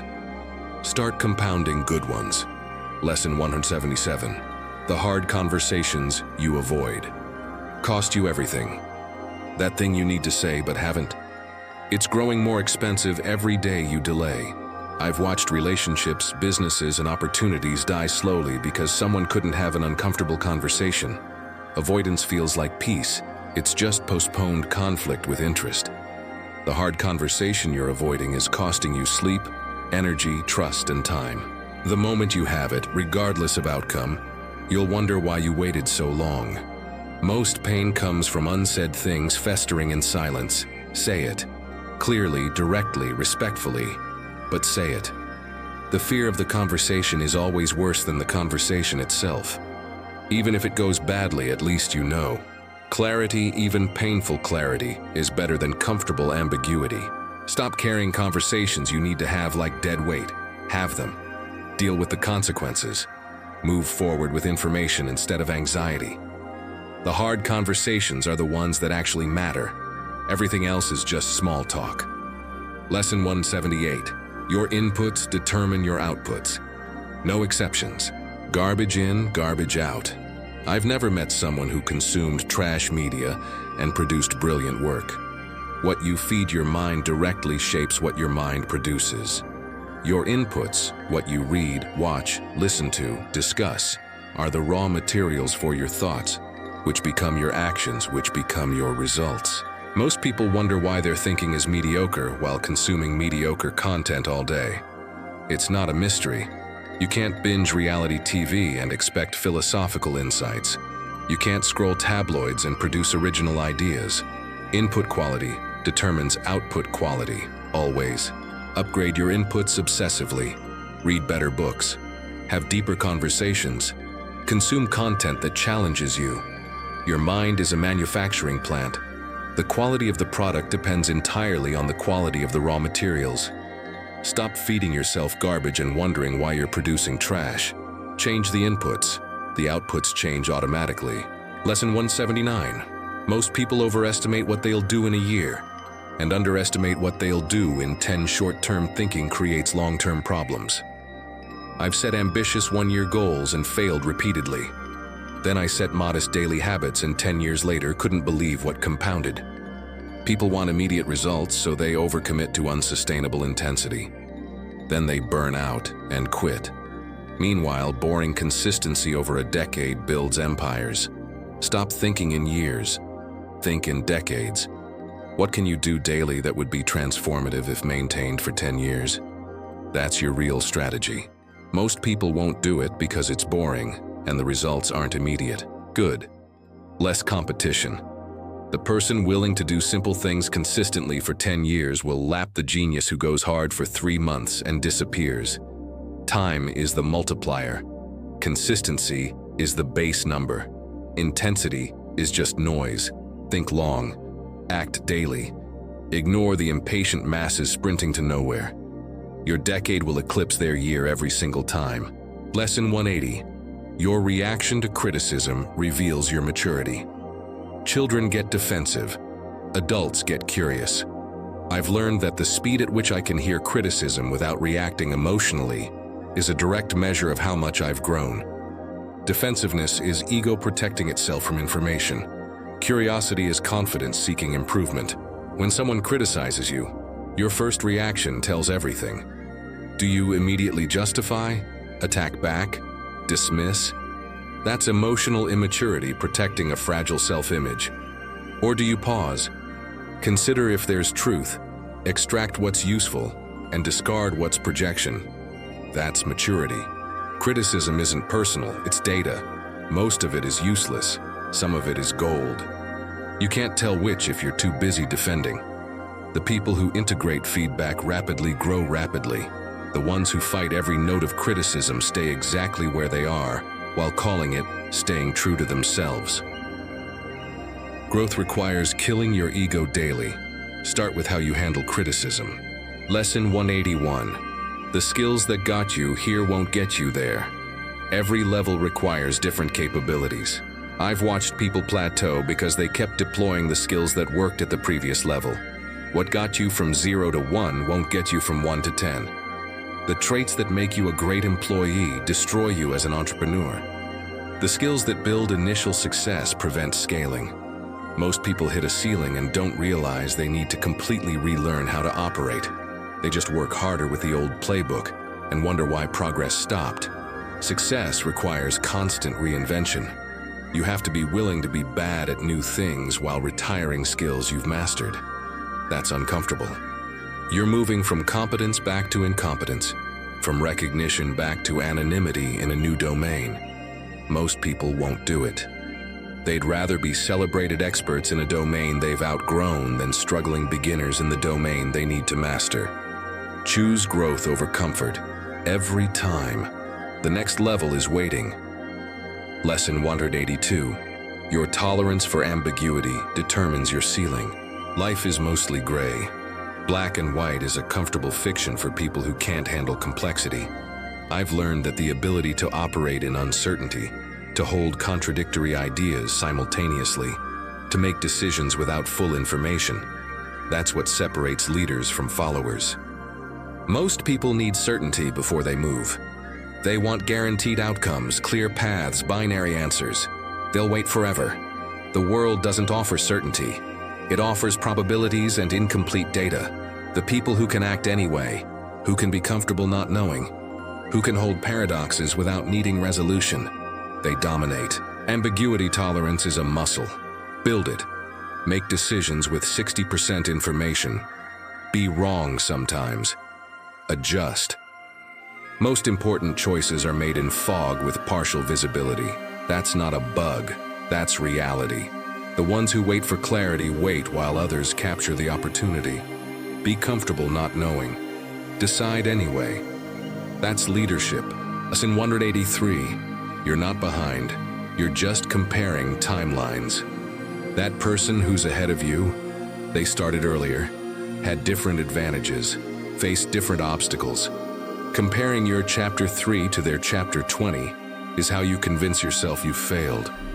I've wasted years feeling behind until I realized everyone's running a different race with different starting points. You're exactly where you are. That's not behind or ahead. It's just your position right now. The only relevant comparison is whether you're ahead of yesterday's version of yourself. Everything else is just torture disguised as motivation. Your timeline is yours. Their timeline is theirs. Stop measuring your progress against someone else's journey. You don't know what they sacrificed, what they were given, what they're hiding. Focus on your trajectory, not your position relative to strangers. Behind is a fiction created by comparison. Progress is the only reality. Measure that instead. Lesson 184. Your integrity is tested most when nobody's watching. Character is who you are in the dark. I've learned that the decisions you make when there are no consequences reveal who you actually are. Will you steal if you won't get caught?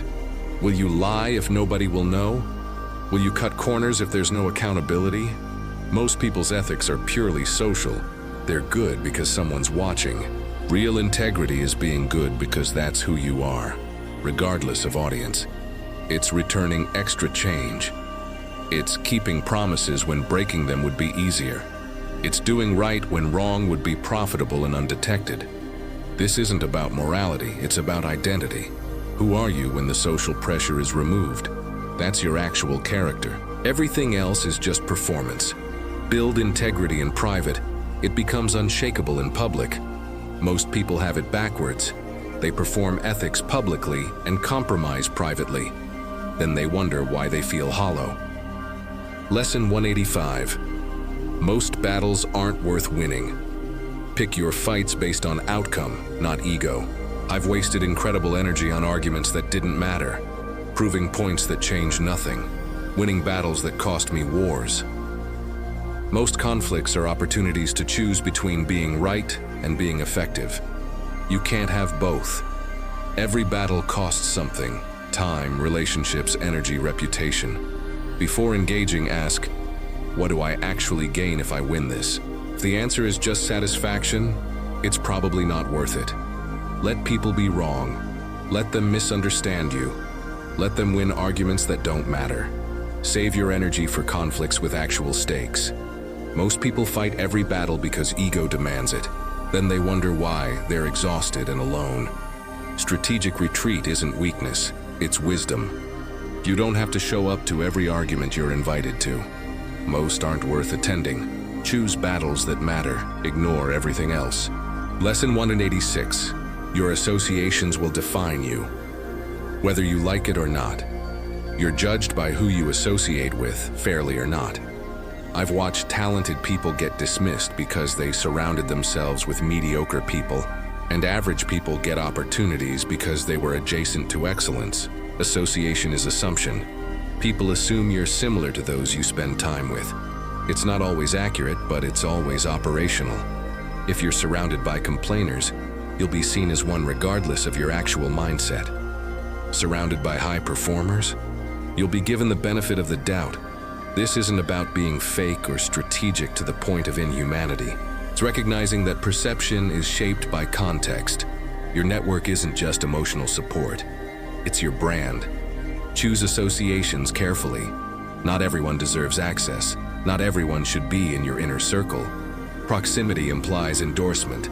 Make sure you're endorsing the right things through who you keep close. Lesson 187. Discomfort is the price of admission to anything worthwhile. Everything valuable lives on the other side of discomfort. I've never achieved anything meaningful by staying comfortable. Every breakthrough required doing something that felt wrong, scary, or painful. Discomfort is the barrier that keeps most people out, which is why the rewards on the other side are so high. If it were comfortable, everyone would do it. They don't. That's your advantage. Most people treat discomfort as a sign they're on the wrong path. It's usually a sign they're on the right one.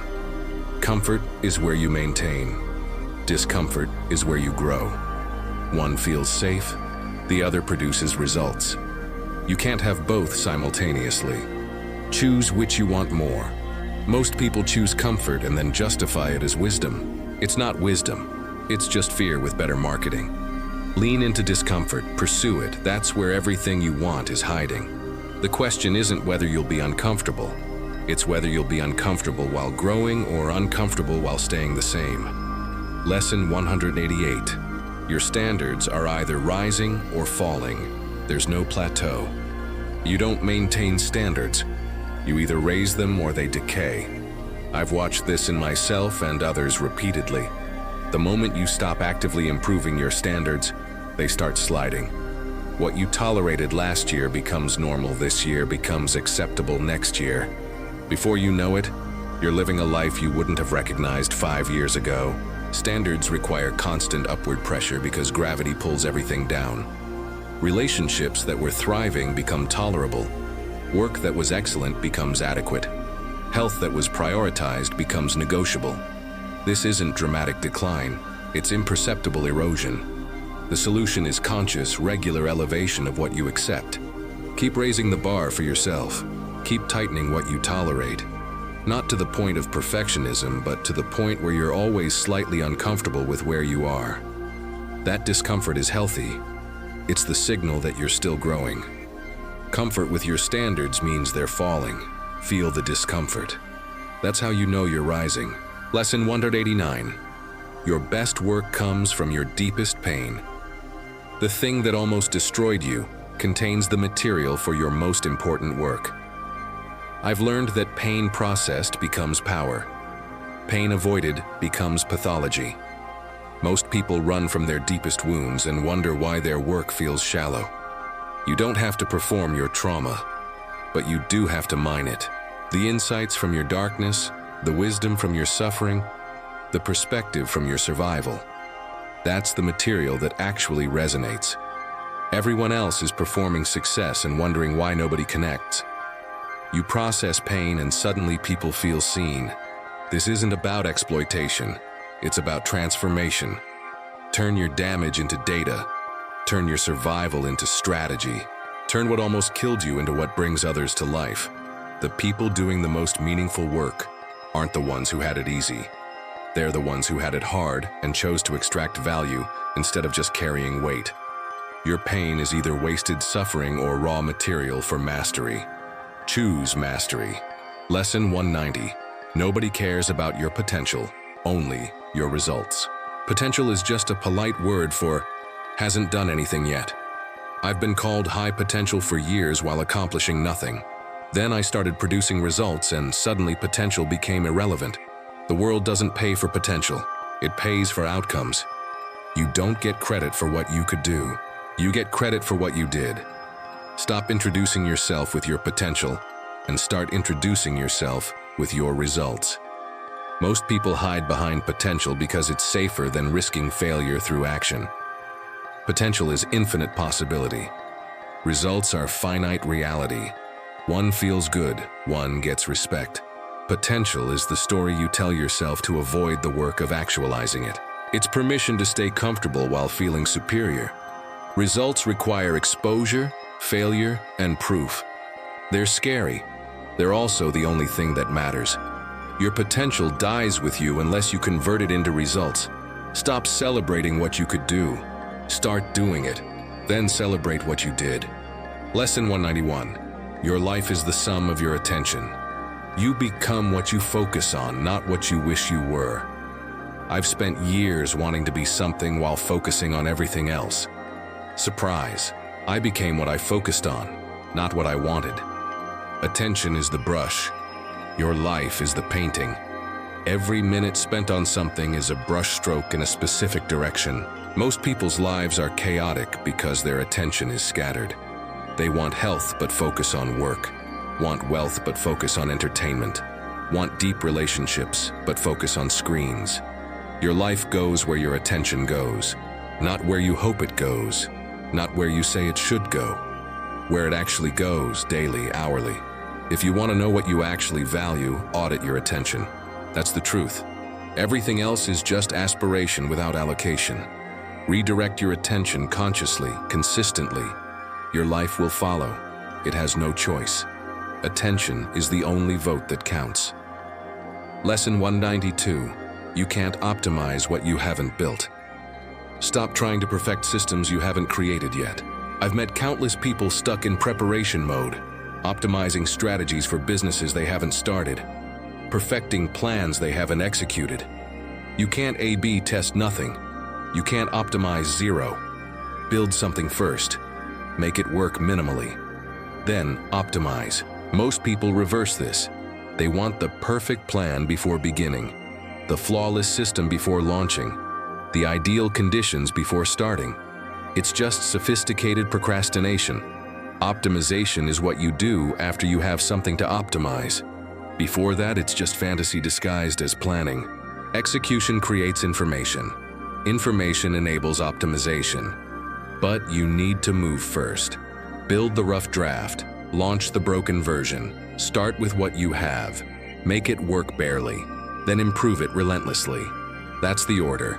Everything else is just fear wearing a strategy costume.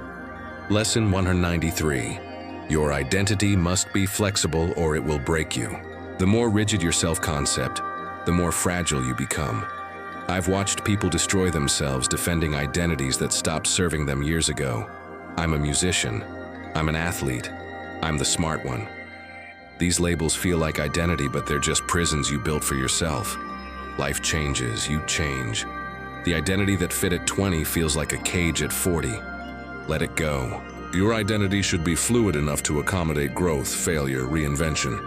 Clinging to who you were prevents becoming who you could be. Most people would rather die protecting an outdated identity than live building a new one. That's ego protecting itself at your expense. You're not your job, your title, your past achievements, your old story. You're whoever you choose to become starting now. Everything else is just historical data. Honor who you were, release it, build who's next. The future doesn't care about your old identity, and neither should you. Lesson 194. Mentors don't have all the answers. They have better questions. Stop looking for someone to give you the blueprint. I've had mentors who didn't tell me what to do. They asked me questions that made me think differently. That's more valuable than answers. Answers are specific to contexts. Questions teach you how to find answers in any context. The best mentors don't solve your problems. They make you better at solving problems. They don't give you fish. They don't even teach you to fish. They ask you why you're hungry and whether fishing is actually the solution. Most people want mentors who'll do their thinking for them. That's not mentorship. That's dependency. Real mentorship creates independence. It develops your capacity to think, decide, and execute without needing constant guidance. If you're waiting for a mentor to give you permission or direction, you've already missed the point. They're there to accelerate your own thinking, not replace it. Learn to ask better questions. That's the skill mentors actually provide. Lesson 195. Your relationship with failure determines your trajectory. Winners and losers fail at roughly the same rate. The difference is recovery time and what they extract from the failure. I've failed more than most people will attempt. The difference between me and someone who quit isn't talent. It's relationship with failure. Do you see it as evidence you're not good enough? Or as data about what doesn't work? One interpretation stops you. The other educates you. Failure is feedback compressed into a painful lesson. Most people take it personally when it's just information. They failed, therefore they are failures. That's not logic. That's emotional reasoning. Separate the event from your identity. You failed at something. You're not a failure. That distinction is everything. People who succeed fail constantly. They just don't let it define them. They extract the lesson, adjust, and try again. Failure isn't the end of your story. It's the middle chapter where you learned what actually works. Treat it that way. Lesson 196. Your pace doesn't have to match anyone else's. Fast doesn't mean better. Slow doesn't mean less than.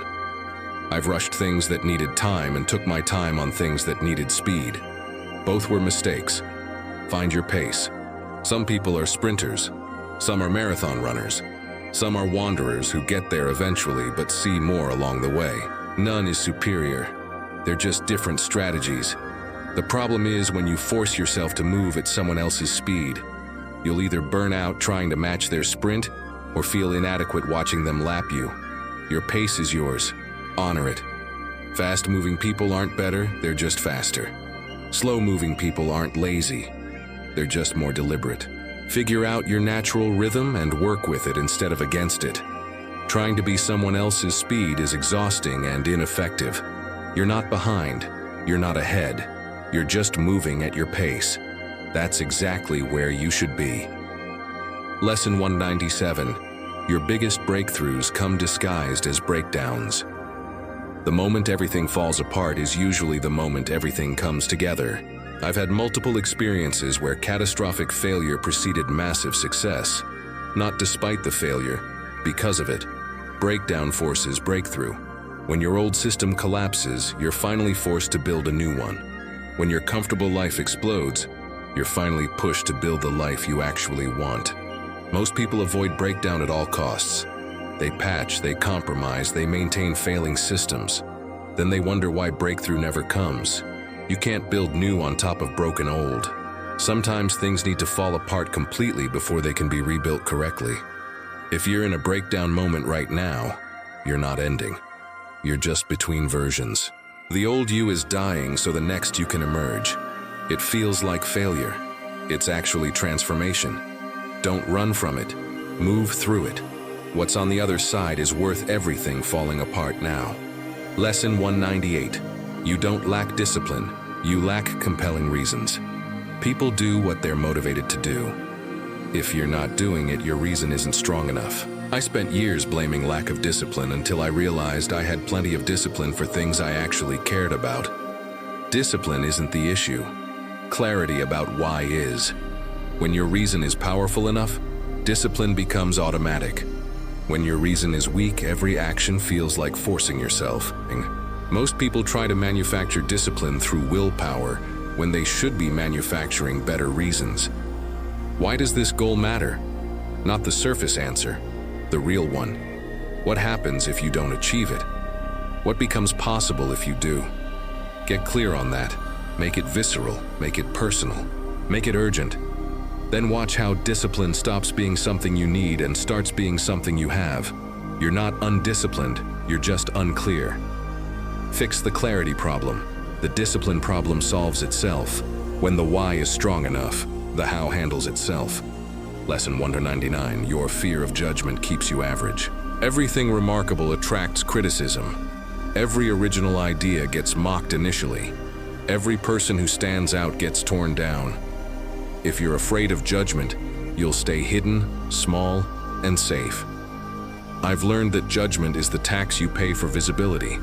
You can avoid it by being invisible, but invisibility isn't safety. It's slow death. The people criticizing aren't the ones in the arena. They're in the stands, anonymous, contributing nothing, judging everyone. Why do you care what they think? Most judgment says more about the judge than the judged. Insecure people criticize. Threatened people attack. Your success makes them confront their own inaction. That's not your problem. Build anyway, create anyway, stand out anyway. Let them judge. While they're talking, you're building. While they're criticizing, you're creating. The judgment never stops. You just stop caring. That's not arrogance. That's freedom. Do remarkable things. Accept that remarkable attracts attention, positive and negative. Both are better than invisibility. Lesson 200. Your current life is your past self's dream or nightmare. Look at where you are. Someone worked to get you here, either towards something or away from something. I've had moments where I realized my current life was exactly what my younger self wanted, and moments where I realized I'd built someone else's dream and called it mine. Your present is the manifestation of past choices, beliefs, and actions. If you don't like it, trace it back. What decisions led here? What beliefs created those decisions? Then make different choices going forward. You're not stuck. You're just living the consequences of old programming. Reprogram. Start now. Every choice is a vote for your future self's reality. Most people sleepwalk through decisions and then act surprised by where they end up. You're the author. You've always been the author. If you don't like the story, write a different one. Your future self is watching the choices you're making right now. Make them proud, or at least make them understandable. Lesson 201. Luck is what happens when preparation meets opportunity repeatedly. Lucky people aren't magical. They're positioned correctly when opportunity passes by, and they've prepared enough to capitalize on it. I used to think luck was random until I noticed it kept happening to the same people. They weren't blessed. They were ready more often. Luck is showing up consistently until probability works in your favor. It's building skills nobody's asking for yet, so you're ready when they do. It's maintaining relationships that seem useless until suddenly they're critical. Most people wait for their moment. Lucky people create so many potential moments that one eventually hits. You can't control when opportunity arrives. You can control whether you're prepared when it does. Stop waiting to get lucky. Start building the conditions where luck becomes probable. Preparation isn't glamorous. It's just doing the work before you need the results. Then when the opportunity appears, and it will if you're positioned correctly, you're ready. That's not luck, that's strategy wearing luck's costume. Lesson 202. Your energy mirrors your company. Show me who you spend time with and I'll show you your energy level, your ambition, your standards. I've felt my energy drain around certain people and surge around others. It's not mysterious, it's energetic transfer. Some people are black holes of need, drama, and negativity. Others are generators of possibility, challenge, and growth. You become the average of your environment's energy. Spend time with complainers and you'll start complaining. Spend time with builders and you'll start building. This isn't about being elitist or abandoning people who need help. It's about recognizing that you can't pour from an empty cup. Protect your energy like it's your most valuable resource. Because it is. Some relationships are deposits. Some are withdrawals. Audit honestly. Who leaves you energized? Who leaves you depleted? Increase time with the first. Decrease with the second. Your energy determines your output. Your company determines your energy. Choose accordingly. Life's too short to spend it drained by people who aren't adding value. Lesson 203. Most opportunities look like work. The breakthrough you're waiting for probably looks like an exhausting grind right now. I've missed countless opportunities because they arrived disguised as obligations, hard work, or unglamorous effort. Opportunities aren't lightning bolts. They're usually boring, difficult, and time-consuming. The person who recognizes that and does the work anyway gets the results. Everyone else is still waiting for the magical moment. Most people can't see opportunity because they're looking for something exciting. Real opportunity is usually tedious. It's the cold calls, the unglamorous networking, the repetitive practice, the boring fundamentals executed excellently. That's where breakthrough lives. Everyone wants the result. Almost nobody wants the process. That's your advantage. When something looks like work to everyone else but opportunity to you, you've found your edge. Do the work everyone else is avoiding while they're waiting for their big break. Plot twist. The work is the break. Lesson 204. Your advice to others reveals what you need to hear. Pay attention to what you tell other people. It's usually what you're avoiding in your own life. I've given brilliant advice I refuse to follow myself. I've told people to take risks while playing safe, to speak up while staying silent, to leave toxic situations while staying in mine. We teach what we need to learn. We advise what we refuse to do. Next time you catch yourself giving advice, ask, am I following this myself? Usually the answer is no. That's not hypocrisy. It's projection. You see the solution clearly in their life because you're emotionally distant from it. You can't see it in yours because you're too close. The advice you give most passionately is usually the message you most need to hear. Listen to your own wisdom. Take your own advice. If you wouldn't follow it, stop giving it, or start following it, and watch how your life changes alongside your advice. Your words know something your actions don't. Pay attention. Lesson 205. Consistency beats perfection every single time. The person who shows up daily with a B- effort will destroy the genius who shows up monthly with an A+. I've been both. Perfection kept me paralyzed. Consistency built everything meaningful in my life. Perfection is a standard that prevents starting.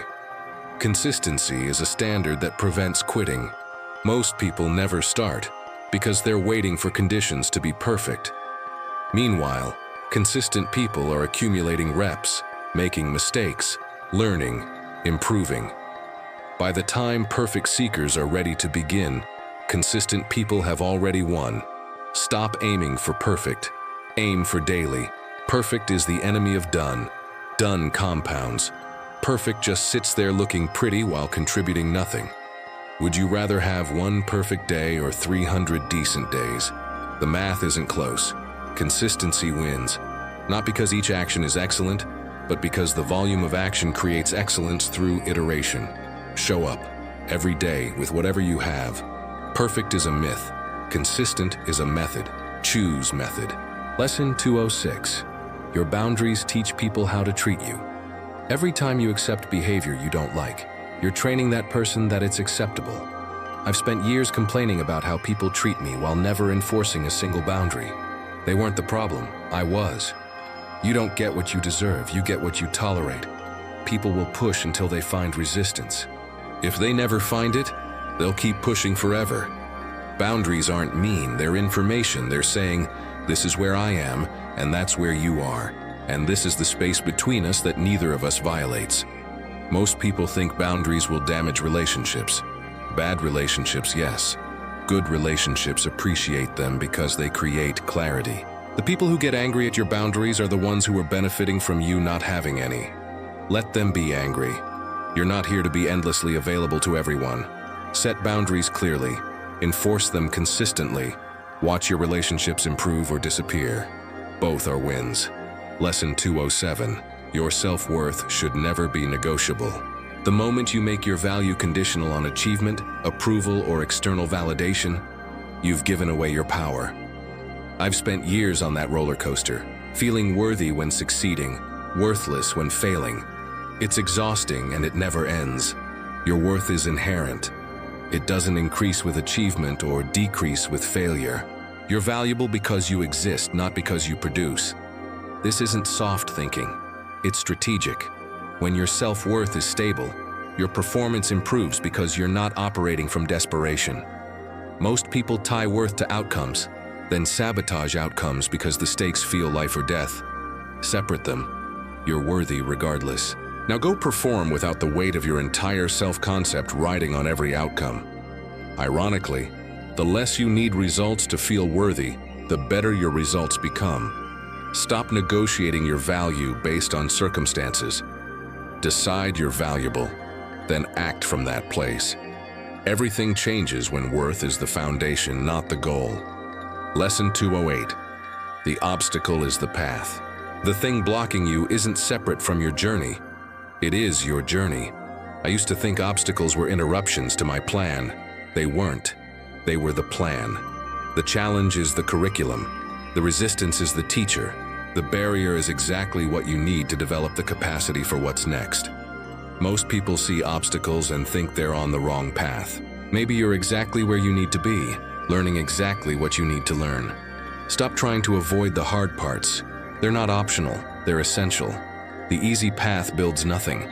The difficult one builds everything. If it were easy, you wouldn't grow. If it didn't challenge you, you wouldn't change. The obstacle isn't blocking the path. It is the path. The only way out is through. Stop looking for shortcuts around the hard thing. Do the hard thing. That's where all the growth, all the lessons, all the transformation lives. The obstacle is the point. Lesson 209. Your definition of success is probably not yours. Most people are climbing ladders leaned against the wrong walls. I spent decades chasing a version of success I inherited from parents, society, peers, never asking if it was actually mine. The job title, the house, the car, the milestones everyone celebrates. None of it felt like winning when I got there. That's because it wasn't my definition of success, it was borrowed. Define success for yourself, not what sounds impressive. What would actually make you feel fulfilled? For some it's freedom, for others it's impact, for others it's craft mastery. All valid, none universal. You can't succeed at someone else's definition of success. You'll just feel empty at the finish line. Get clear on what winning means to you specifically. Then aim there. Everyone else's opinion becomes irrelevant once you know what you're actually building toward. Your success is yours to define. Stop outsourcing that to people who don't live with your consequences. Lesson 210. Your comfort with being disliked determines your impact. If you need everyone to like you, you'll never do anything remarkable. Every significant action pisses someone off. Every boundary you set disappoints someone. Every time you choose yourself, someone feels rejected. I've learned that the need to be universally liked is a prison that keeps you small, safe, and irrelevant. Impactful people accept that not everyone will approve. They make decisions based on values, not popularity. They'd rather be respected by a few than liked by everyone. Most people contort themselves into acceptable shapes to avoid disapproval. Then they wonder why they feel inauthentic and unfulfilled. You can't please everyone and maintain integrity. The math doesn't work. Choose integrity. Let the critics talk. They're not living your life. You are. Your comfort with being disliked is directly proportional to your capacity for impact. The bigger your impact, the more people will have opinions. Get comfortable with that now, or stay small forever. Lesson 211. You're not broken. You're just unfinished. Stop treating your flaws like permanent defects. I've spent years believing I was fundamentally broken, that something was wrong with me that couldn't be fixed. I wasn't broken. I was just in progress. You're not a finished product that came out wrong. You're a work in progress that's exactly where it should be in its development. Every flaw is just an area you haven't developed yet. Every weakness is a strength waiting for attention. This isn't toxic positivity. It's recognizing that humans are adaptive organisms constantly evolving. What you can't do today, you might master tomorrow if you stop treating it as a permanent limitation. Most people identify with their weaknesses and defend them as unchangeable. That's just fear of the work required to change. You're not broken. You're becoming. That's not the same thing. Treat yourself like a project in development, not a failed experiment.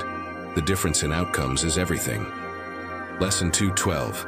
Your pain tolerance determines your price range. Everything costs something. The question is whether you're willing to pay it. I've wanted things I wasn't willing to suffer for. Then I blamed circumstances instead of admitting I just wasn't willing to pay the toll. Success has a price. Freedom has a price.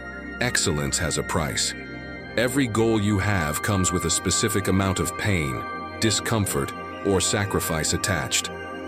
You don't get to negotiate the price. You only get to decide if you'll pay it. Most people want the outcome without the cost. They want the body without the workouts, the business without the risk, the relationship without the vulnerability. Life doesn't work that way. Everything is expensive. Some prices are paid in money, some in time, some in comfort sacrificed or ego bruised. Figure out what you want. Figure out what it costs. Then decide if you're willing to pay. If not, want something cheaper. But stop complaining about not having things you refuse to pay for. Lesson 213. Strategic ignorance is a skill. You don't need to know everything. Some information is just noise disguised as knowledge. I used to consume everything thinking information was always valuable. It's not. Most information is distraction. It's trivia masquerading as insight. Strategic ignorance is choosing what not to know so you can focus on what matters. You can't optimize for everything. You can't be informed about everything. Trying to know it all makes you scattered and superficial. Pick your domains. Go deep there. Ignore everything else deliberately. Most people feel guilty about not knowing things. I feel guilty about knowing things that don't serve my goals. That's wasted bandwidth. Your attention is finite. Protect it from information that doesn't compound toward your objectives. Be deliberately ignorant about most things so you can be deeply informed about the few things that actually matter. Ignorance isn't weakness when it's strategic. It's focus. Lesson 214. Your first version will embarrass you. Launch it anyway. If you're not embarrassed by your first version, you waited too long.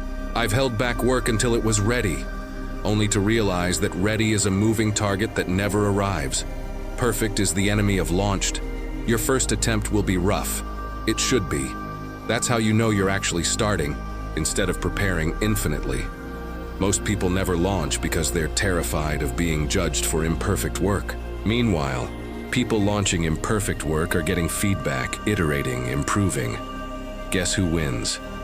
The person willing to be embarrassed publicly while learning beats the person creating masterpieces in private that never see daylight.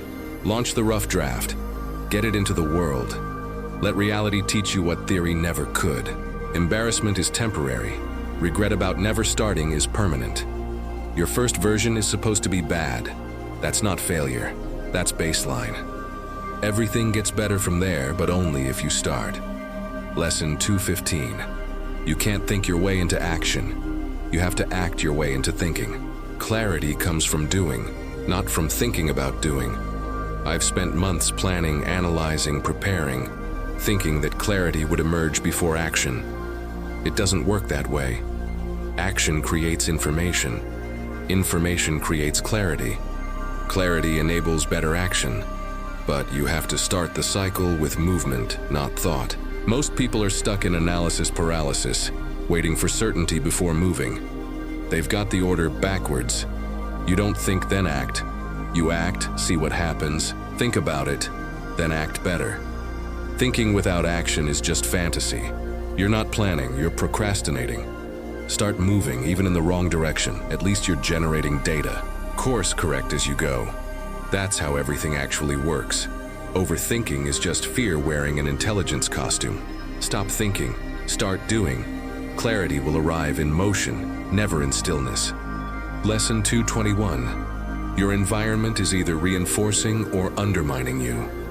Everything around you is either pulling you toward your goals or away from them. There's no neutral. I've tried to maintain discipline in environments designed for distraction and wondered why willpower failed. It wasn't willpower, it was physics. You can't fight your environment indefinitely. Design your surroundings to make success automatic. Remove temptations. Add friction to bad habits. Make good choices the path of least resistance. Most people try to change themselves while keeping everything around them the same. Then they wonder why change doesn't stick. Your environment is stronger than your intentions. If you want different results, build a different environment. The people, the spaces, the systems, the defaults. All of it either serves your evolution or sabotages it. Audit ruthlessly. What's helping, what's hurting. Amplify the first. Eliminate the second. You're not weak. Your environment is just fighting against you. Stop fighting. Redesign it. Lesson 222. The hard truth is always better than the comfortable lie. Reality denied doesn't disappear. It just compounds with interest.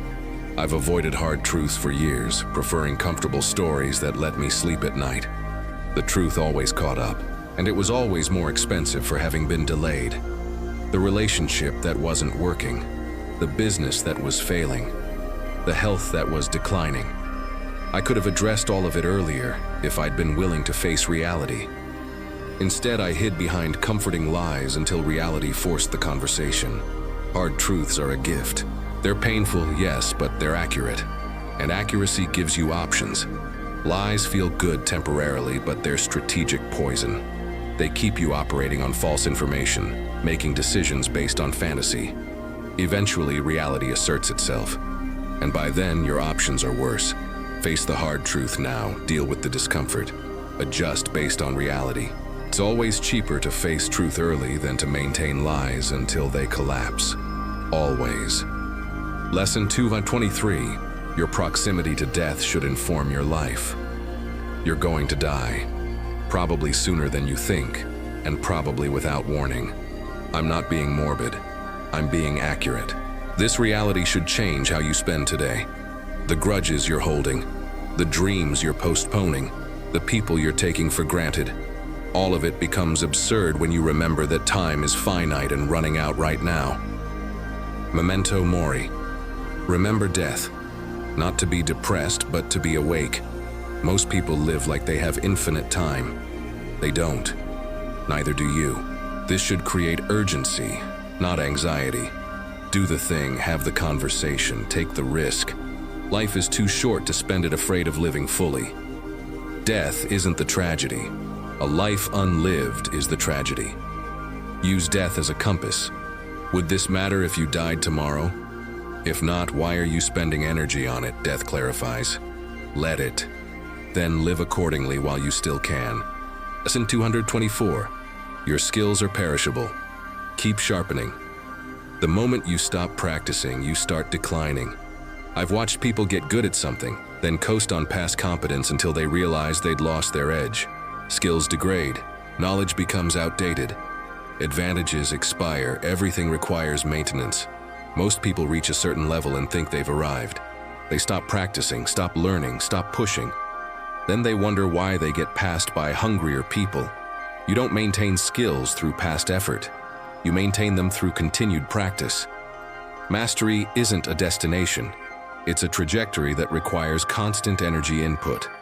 The moment you stop feeding it, it starts dying. Every expert is just someone who never stopped being a beginner. They keep learning, keep practicing, keep finding new edges to explore. Complacency is the enemy. The skill you have today will be obsolete tomorrow if you don't keep evolving it. Stay sharp, stay learning. The moment you think you know enough is the moment you start becoming irrelevant. Lesson 225. Most people are more afraid of success than failure. Failure is familiar. Success is terrifying because it requires you to become someone new. I've sabotaged opportunities not because I was afraid of failing, but because succeeding would mean outgrowing my identity, my relationships, my comfortable story about who I am. Success means new responsibilities, new visibility, new standards. Failure lets you stay where you are and blame circumstances. Most people unconsciously choose that. They say they want success while doing everything to ensure it doesn't arrive. Because arriving means changing everything, and changing everything is scarier than staying stuck. If you're constantly almost succeeding but never quite getting there, look at what success would require you to become. Are you afraid of that version of yourself? That's usually the real barrier. You're not afraid of trying and failing. You're afraid of succeeding and having to live up to what comes next. Face that fear. Success is only terrifying if you're attached to who you currently are. Be willing to outgrow yourself. That's the price of actually winning. Lesson 226. Your daily routine is your real strategy. Forget your 5-year plan. Show me your daily routine and I'll show you your actual trajectory. I've had impressive goals with terrible routines and wondered why nothing happened. Your routine is your destiny in slow motion. Every day you're casting votes for the person you're becoming.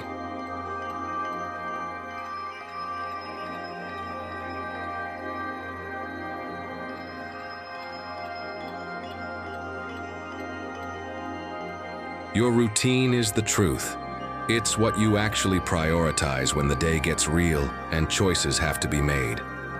Align your routine with your goals or admit the goals are just fantasy.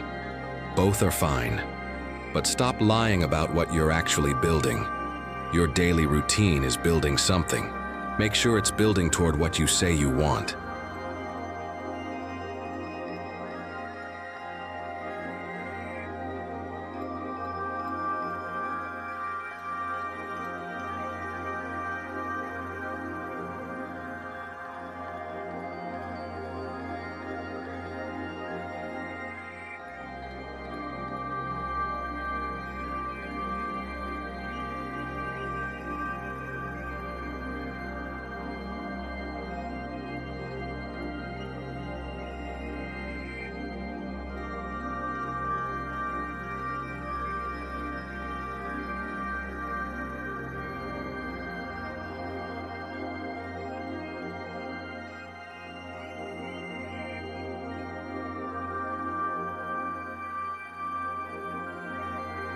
Most people postpone starting because it feels like it'll take too long. Meanwhile, years pass and they're still at zero. If you'd started when you first thought about it, you'd be years into the process by now. Stop letting the timeline intimidate you. You can't stop time from passing. You can only choose what you build while it does. The 5 years it'll take to achieve your goal. Those 5 years are happening whether you pursue it or not. Might as well have something to show for them. Time will pass. Make it mean something. Start now. Future you is either thanking you or resenting you. Choose which.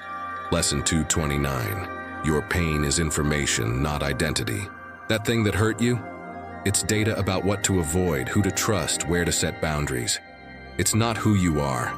I've worn my pain like a badge for years, thinking it made me deep. It just made me stuck. Pain is useful as information. It teaches you what doesn't work, what you won't tolerate, where you need to grow. But the moment you make it identity, you're trapped. You become someone whose defining characteristic is damage. That's not depth.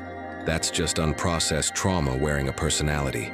Feel your pain, learn from it, then release it and build something better.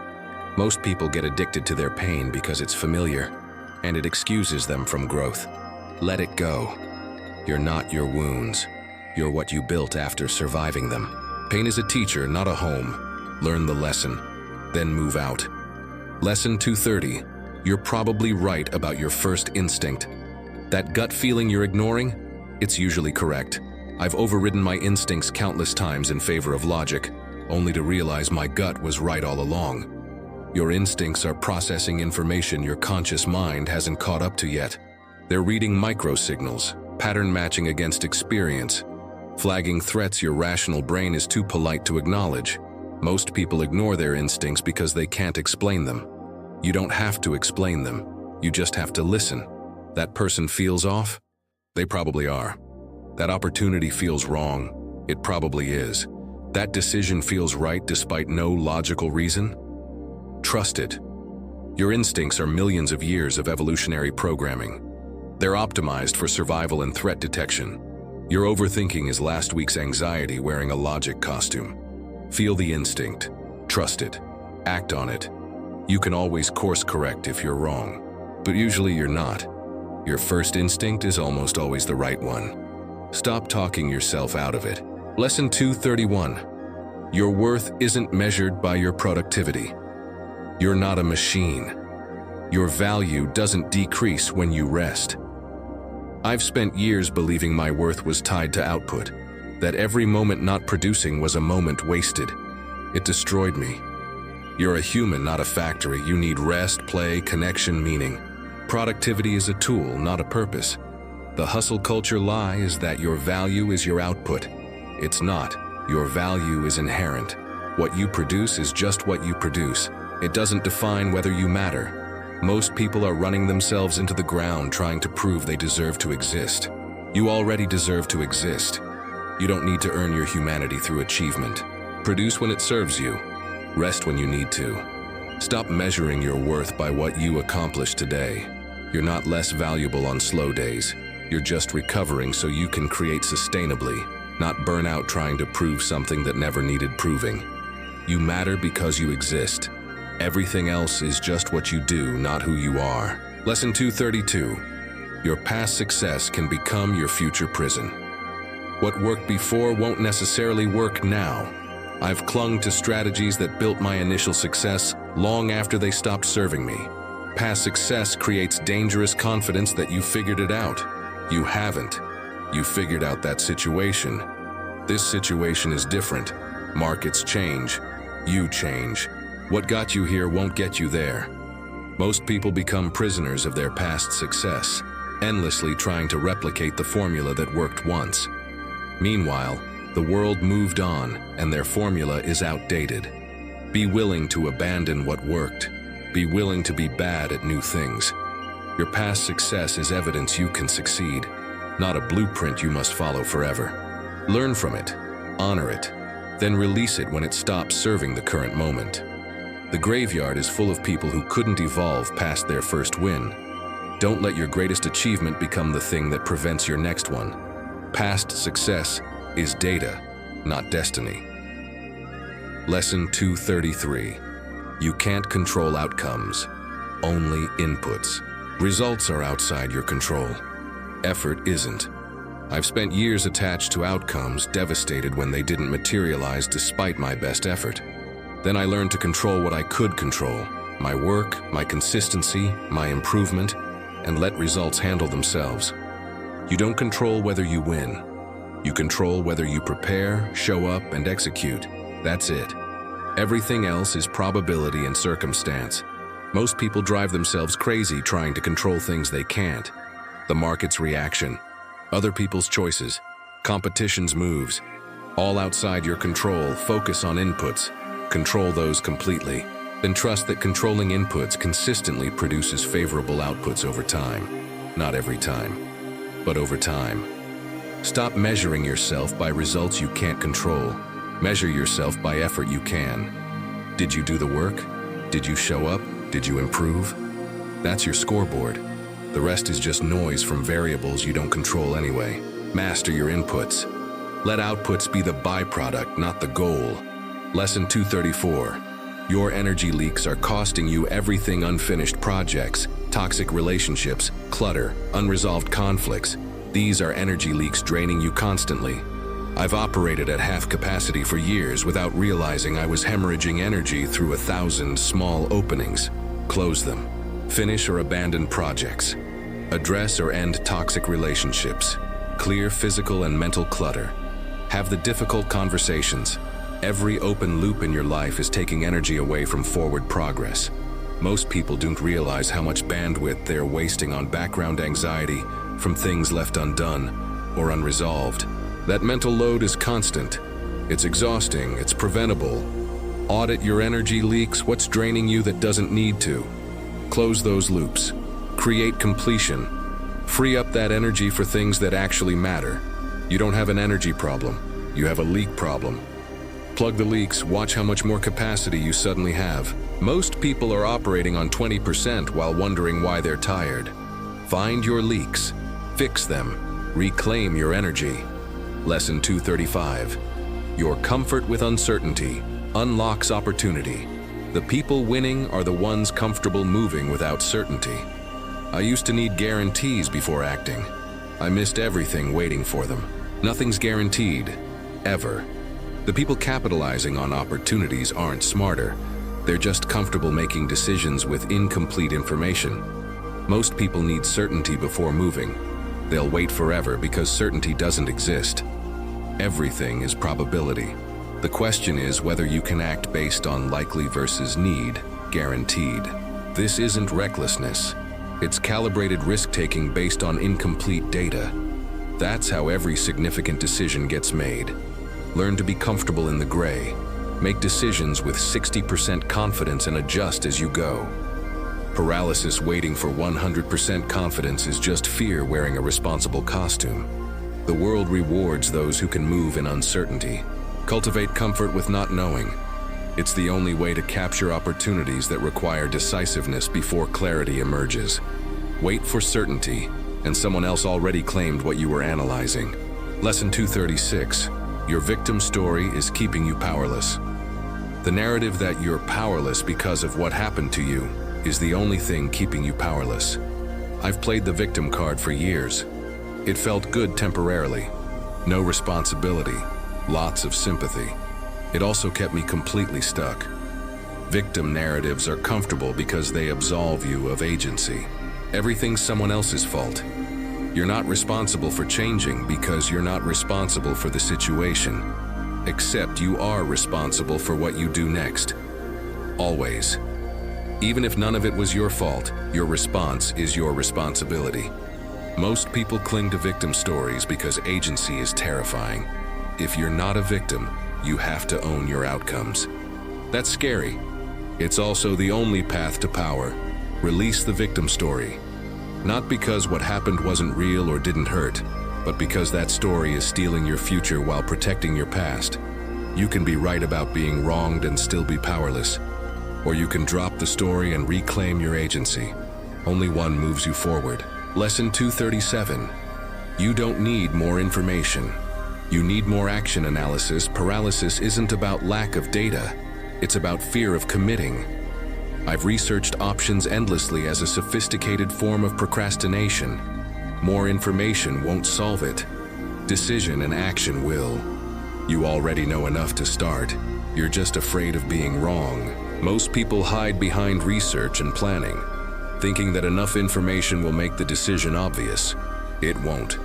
At some point, you have to choose with incomplete information and deal with consequences. That's uncomfortable. It's also how everything gets done. Stop consuming information and start producing results. You don't need another course, another book, another consultation. You need to act on what you already know. Information is infinite. Time is finite. Move with what you have. Course correct as you go. You'll learn more from 1 hour of action than 100 hours of research. Stop learning, start doing. The information you actually need emerges through action, not through more preparation. Lesson 238. Your future self is watching your current choices. Every decision you make now, future you has to live with. I've made choices that benefited present me and destroyed future me. Short-term thinking creates long-term problems. Think beyond today. What will you thank yourself for 6 months from now? What will you regret? Use that as your compass. Most people optimize for immediate comfort and wonder why their future is uncomfortable. They're just time-shifting discomfort. Sacrifice now or sacrifice later, but you're sacrificing regardless. Choose consciously. Every choice is a gift or debt to your future self. The workout you skip is a debt. The difficult conversation you have is a gift. The money you save is a gift. The relationship you tolerate is a debt. Think of yourself as your own ancestor. What legacy are you leaving the person you're becoming? Make choices that honor them. They'll be the one living with your decisions. Make sure they're decisions worth living with. Lesson 239. Your assumptions about limitations are usually wrong. That thing you think is impossible, test it.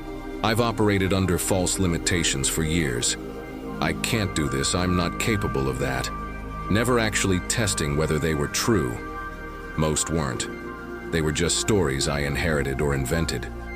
Your perceived limitations are mostly untested assumptions. Maybe you can't do the thing, or maybe you just haven't tried properly yet. Most people never find out because they take their limitations as given truths. Test them. Push against them. You'll discover that most are mental constructs, not actual barriers. Some limitations are real. Most are just beliefs you never challenged. The only way to know which is to test them. Try the thing you think you can't do. Either you'll prove yourself wrong and expand your capabilities, or you'll hit a real limit and at least you know. Either outcome is valuable.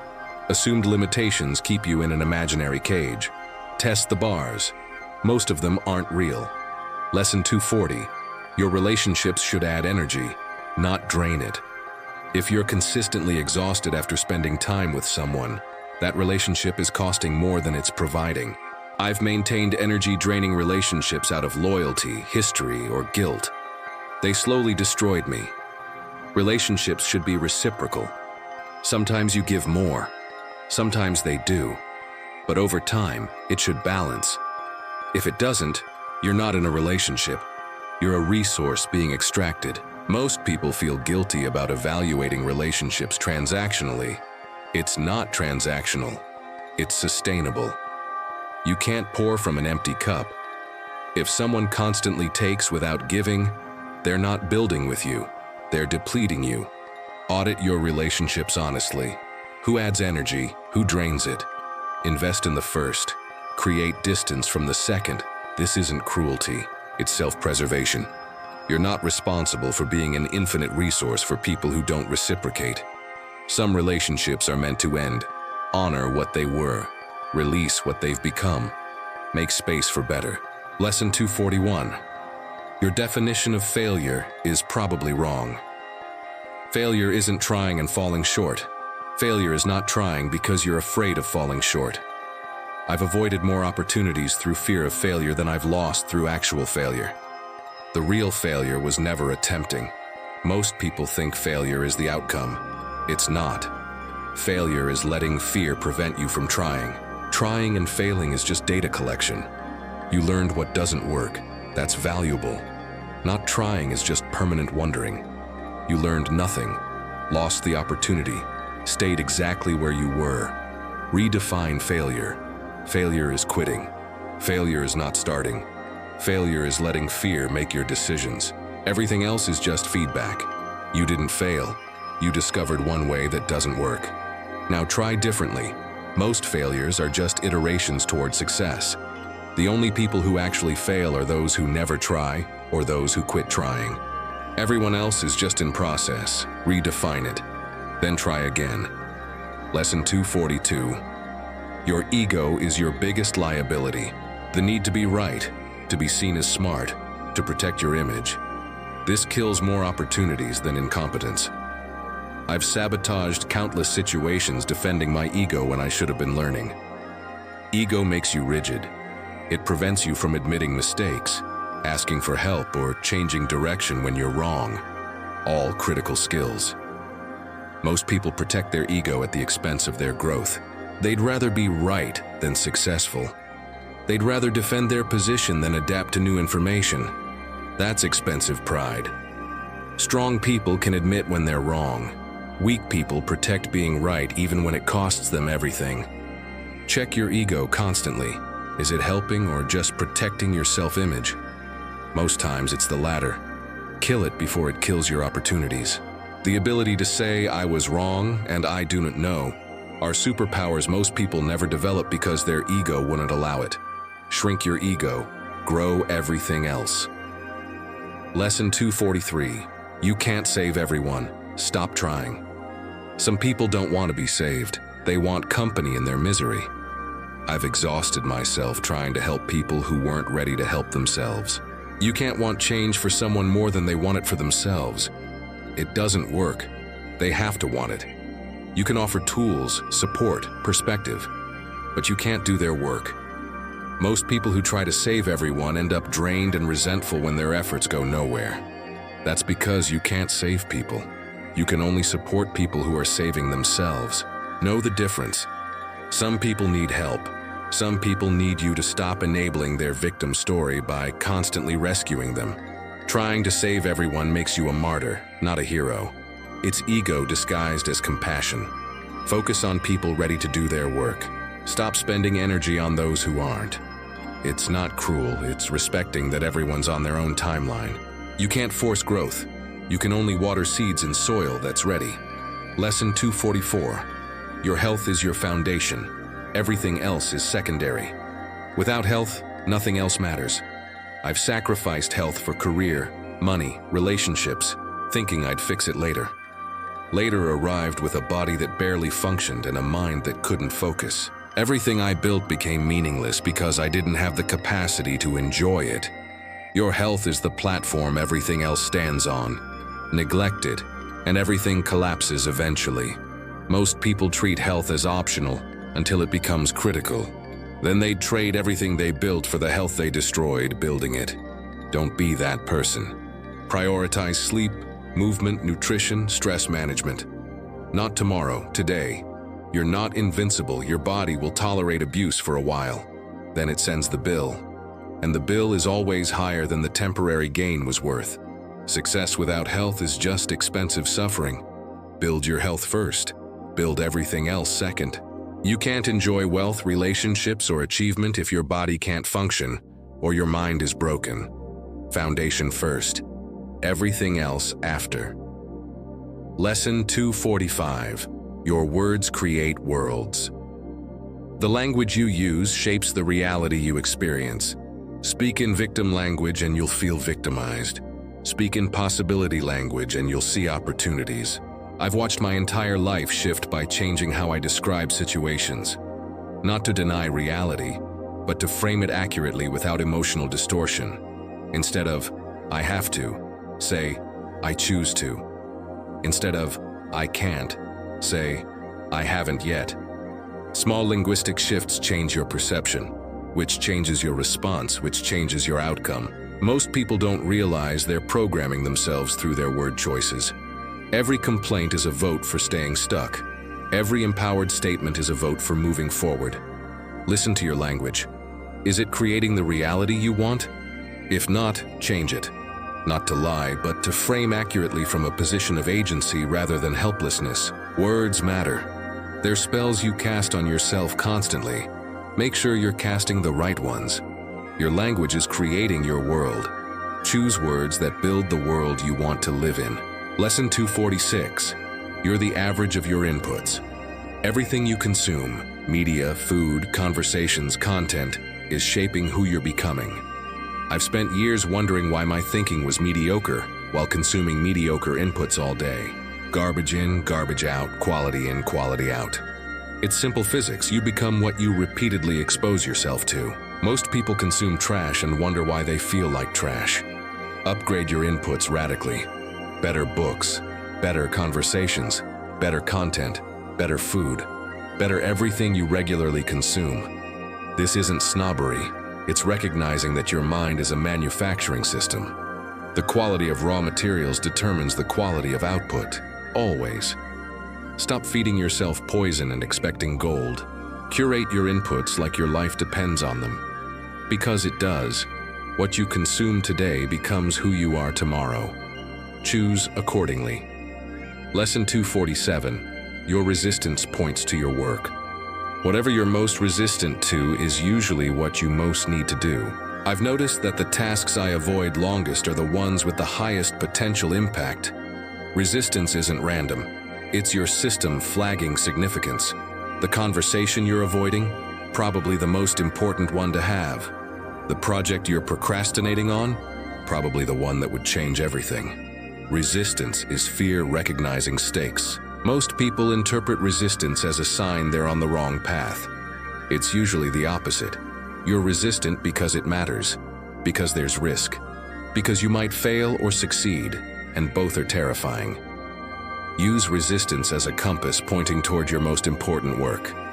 The bigger the resistance, the more significant the work. Stop running from it. Run toward it.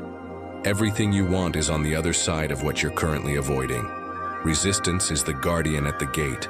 Push through it. That's where your breakthrough lives. Lesson 248. You can't build the future while clinging to the past. Every minute spent in nostalgia is a minute stolen from creation. I've spent years romanticizing the past, replaying what was, wishing things were different. Meanwhile, the present passed unused, and the future never got built. The past is gone. You can honor it. You can learn from it. But you can't live in it and build something new simultaneously. Most people are so attached to what was that they never create what could be. They're curators of memory instead of architects of possibility. The past is data. Use it as education, not residence. Your future is blank space waiting for you to fill it. But you can't fill it while you're still dwelling in what's already written. Release the past. Not because it didn't matter, but because the future matters more. Everything you want to build requires the energy you're spending on what's already gone. Let it go. Build forward. The past doesn't need your attention anymore. The future does. Lesson 249.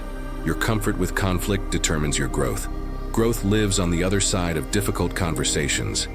Every significant relationship improvement, every major career shift, every personal breakthrough I've had came after a conversation I didn't want to have. Conflict isn't the enemy. Avoidance is. Most people are so conflict averse, they'll tolerate misery indefinitely rather than have one uncomfortable conversation. They'll stay in bad situations, suffer in silence, accumulate resentment, all to avoid temporary discomfort. That's not peace. That's just delayed explosion. Comfortable conflict, the ability to address problems directly, clearly, respectfully, is a superpower. It prevents small issues from becoming terminal problems. It clears the air. It establishes boundaries. It creates actual resolution instead of false harmony. Get comfortable being uncomfortable. Have the conversation. Most of what you fear won't happen. And even if it does, it's better than years of silent suffering. Conflict avoided is just conflict delayed with interest.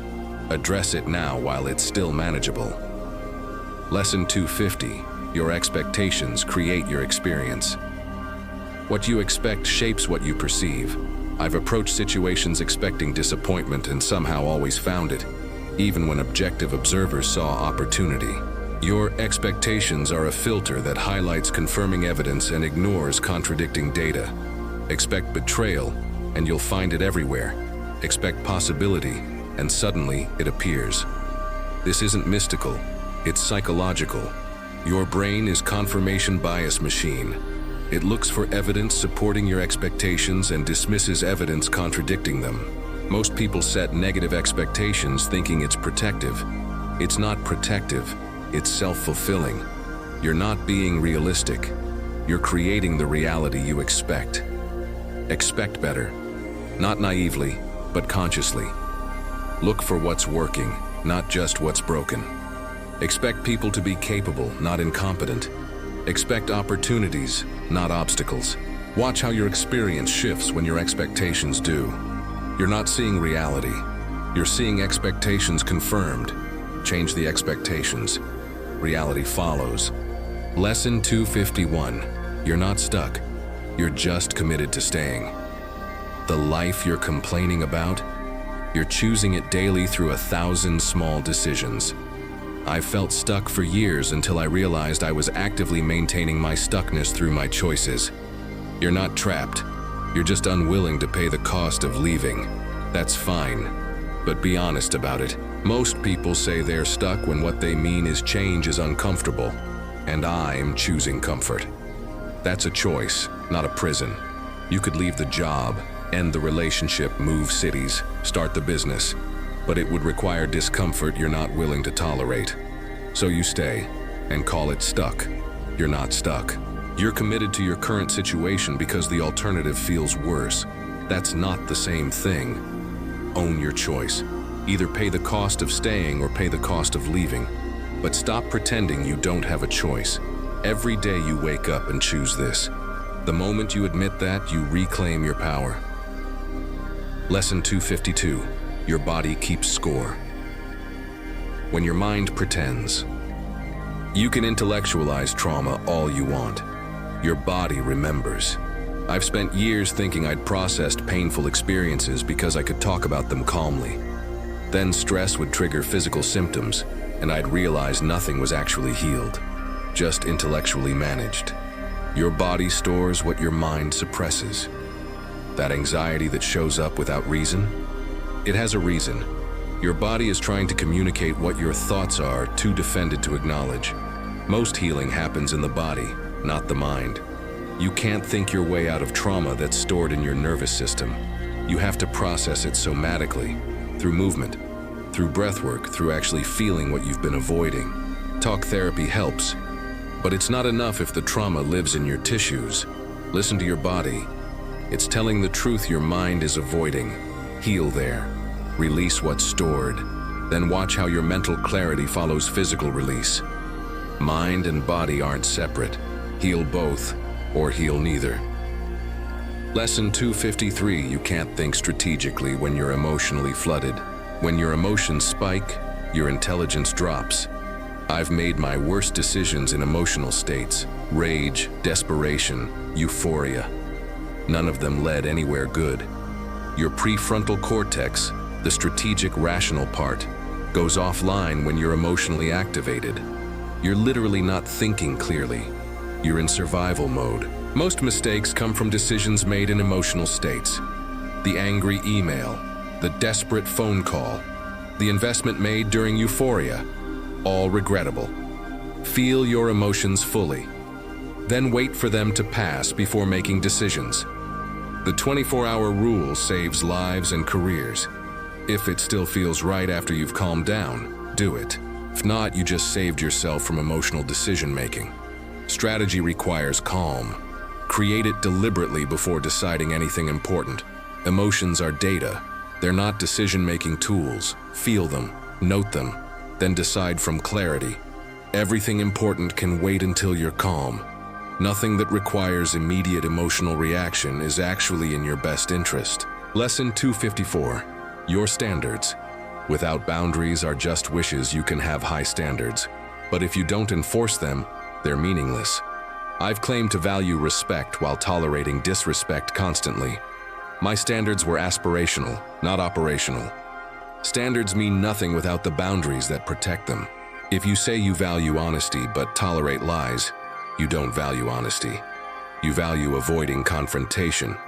Every standard requires a corresponding boundary that says, this far and no further. Most people state standards and then immediately violate them to keep the peace. That's not standards, that's performance. Real standards are lines you won't cross and won't let others cross. They cost relationships, opportunities, comfort. That's the price. If you're not willing to pay it, you don't actually have standards. You have preferences you'll abandon when tested. Enforce your standards or admit you don't have them. Both are honest. One is powerful. The other is just talk. Lesson 255. Your best decisions come from your gut, not your head. Logic is a tool. Intuition is a navigation system. I've made terrible decisions that looked perfect on paper and brilliant decisions that made no logical sense. The difference? Whether I trusted my gut.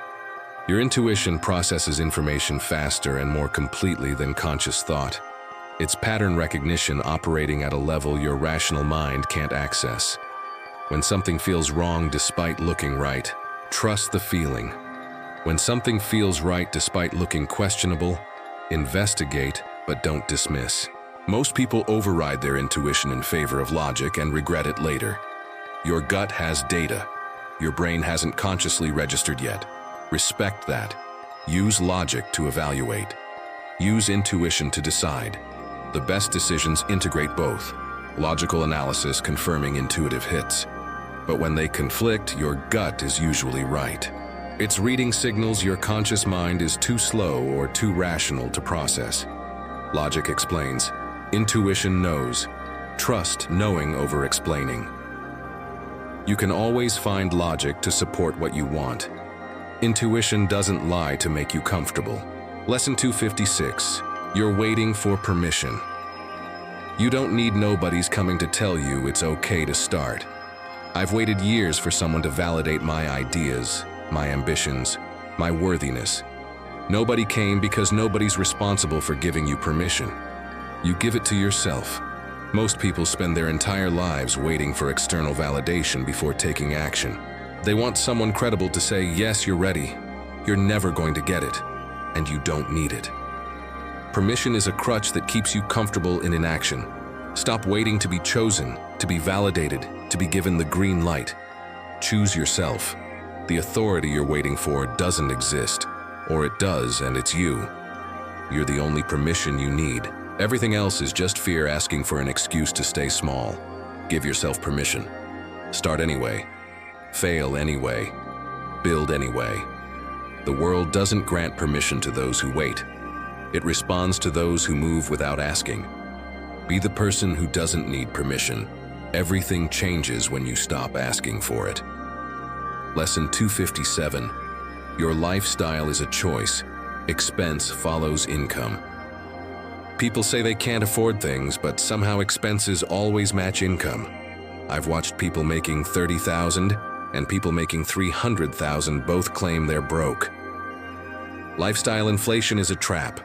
The more you make, the more you spend, convincing yourself each time that this level is necessary. It's not. It's just a choice you keep making. Your lifestyle is designed by default or by decision. Most people let it happen unconsciously. More income means bigger house, nicer car, expensive habits. Then they're trapped at that income level because they built a life that requires it. Design your lifestyle consciously. Decide what enough looks like, then resist inflation beyond that. The person making $100,000 with $50,000 in expenses has more freedom than the person making $500,000 with $500,000 in expenses. One has options, the other is a prisoner to their overhead. Your lifestyle is a choice. Make sure it's buying freedom, not just consuming income. Lesson 258. You can't negotiate with irrational people. Some people aren't operating from logic. They're operating from emotion, ego, trauma, or irrationality you can't reason with. I've wasted countless hours trying to logic my way through interactions with people who weren't thinking clearly. It's impossible. When someone's irrational, your facts don't matter. Your reasonable arguments don't matter. You're speaking different languages. Stop trying to convince them. Recognize irrationality early. Then either disengage or manage the interaction accordingly. You can't win an argument against emotion using logic. The rules are different. Most people try harder to convince when they should be stepping away. Save your energy. Irrational people need to reach rationality on their own timeline. You can't force it. Trying just exhausts you while accomplishing nothing. Learn to spot irrationality fast. Then adjust your strategy from convincing to containing. Some people you can't reach. Know when you're facing one, save yourself the effort. Lesson 259. Your death will clarify everything. Don't wait for it. On your deathbed, none of your current worries will matter. The argument, the embarrassment, the failure, irrelevant. What will matter is whether you loved people, did meaningful work, and lived fully. I know this intellectually. Most people do. But we live like we have infinite time to waste on trivial concerns. We don't. Use death as a filter. Would this matter if you died tomorrow? If not, stop spending energy on it. Most of what consumes you is meaningless in the long view. The grudges, the status concerns, the need to be right, all of it evaporates when time runs out. Live from that clarity now. Don't wait for terminal diagnosis to figure out what matters. Death clarifies. Let it clarify today. Spend your limited time on what will matter in the end. Everything else is just noise masquerading as importance. You're going to die. Let that focus you. Not depress you. Focus you. Life's too short to waste on what won't matter when it ends. Lesson 260. You're stronger than you think and weaker than you pretend. You can handle more than you believe and less than you project. I've survived things I thought would destroy me and crumbled under pressures I thought I'd handle easily. You're more resilient than your fear suggests and more vulnerable than your ego admits. Most people underestimate their capacity for survival and overestimate their capacity for perpetual strength. Both are inaccurate. You're stronger than you think in crisis. You're weaker than you pretend in daily life. That's human. Accept both. Stop catastrophizing what you can't handle. You'll probably survive it. Stop pretending you're invincible. You're not, and that's okay. The balance is knowing you can endure more than you think, while acknowledging you need rest, support, and grace for your limitations. You're not fragile. You're not indestructible. You're human, that's enough. Stop performing strength you don't have. Start owning resilience you didn't know was there. Both truths coexist. Learn to work with them instead of against them. Lesson 261. Your problems are usually simple. You've just complicated them. Most problems have obvious solutions you're avoiding because they're uncomfortable. I've turned simple problems into complex situations by overthinking them. The relationship that needs to end. The job you need to quit. The boundary you need to set. Simple. Not easy, but simple. Most people complicate problems to avoid simple, uncomfortable solutions. Complexity feels sophisticated. It's usually just avoidance. When you strip away the rationalizations, most problems have clear solutions that require courage, not strategy. You know what you need to do.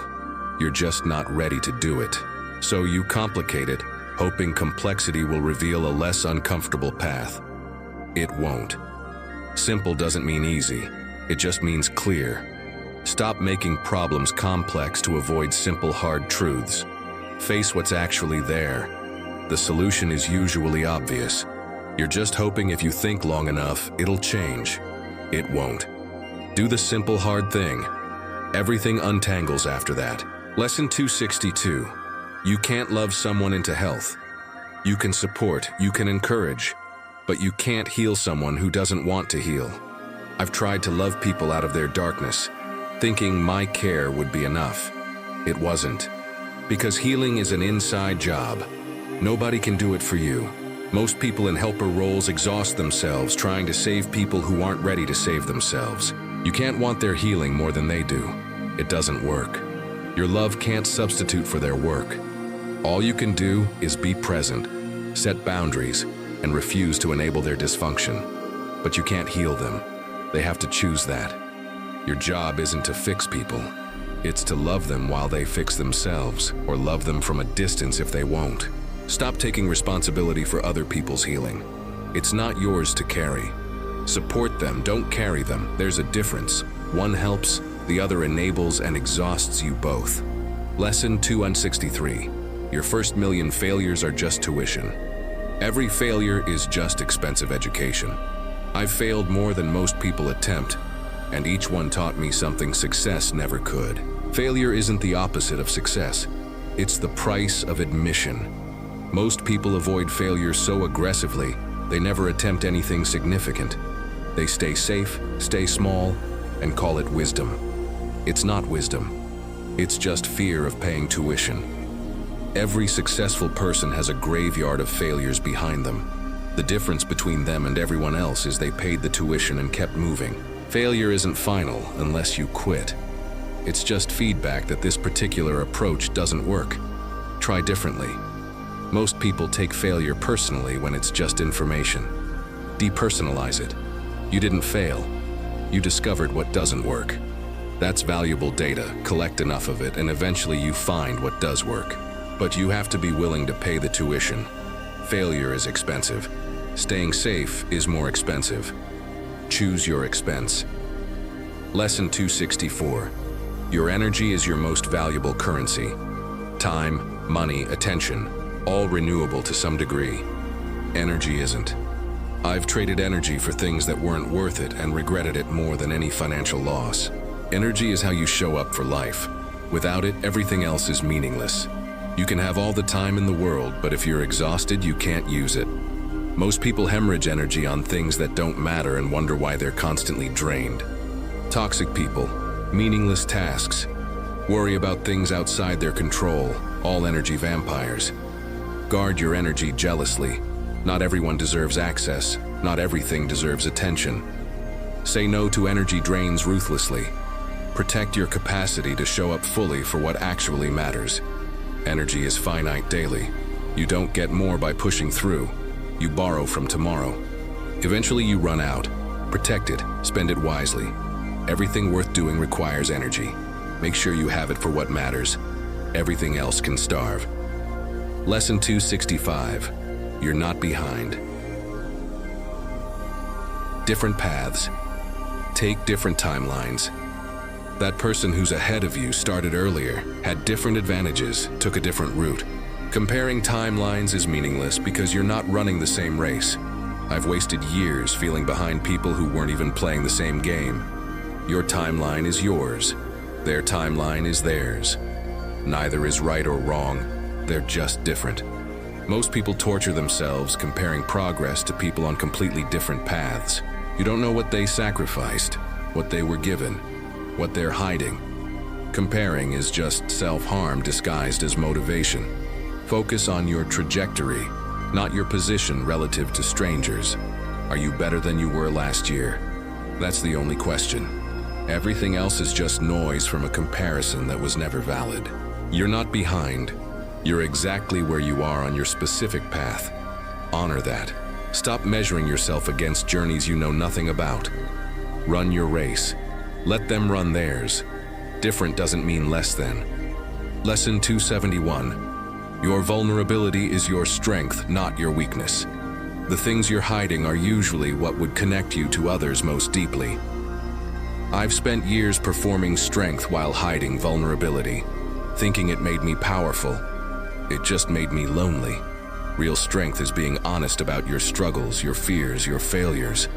That's what creates connection. Most people hide their humanity thinking it makes them weak. It makes them inaccessible. Nobody connects with perfect. Everyone connects with real. Your vulnerability isn't something to overcome. It's something to own. The wounds you're ashamed of.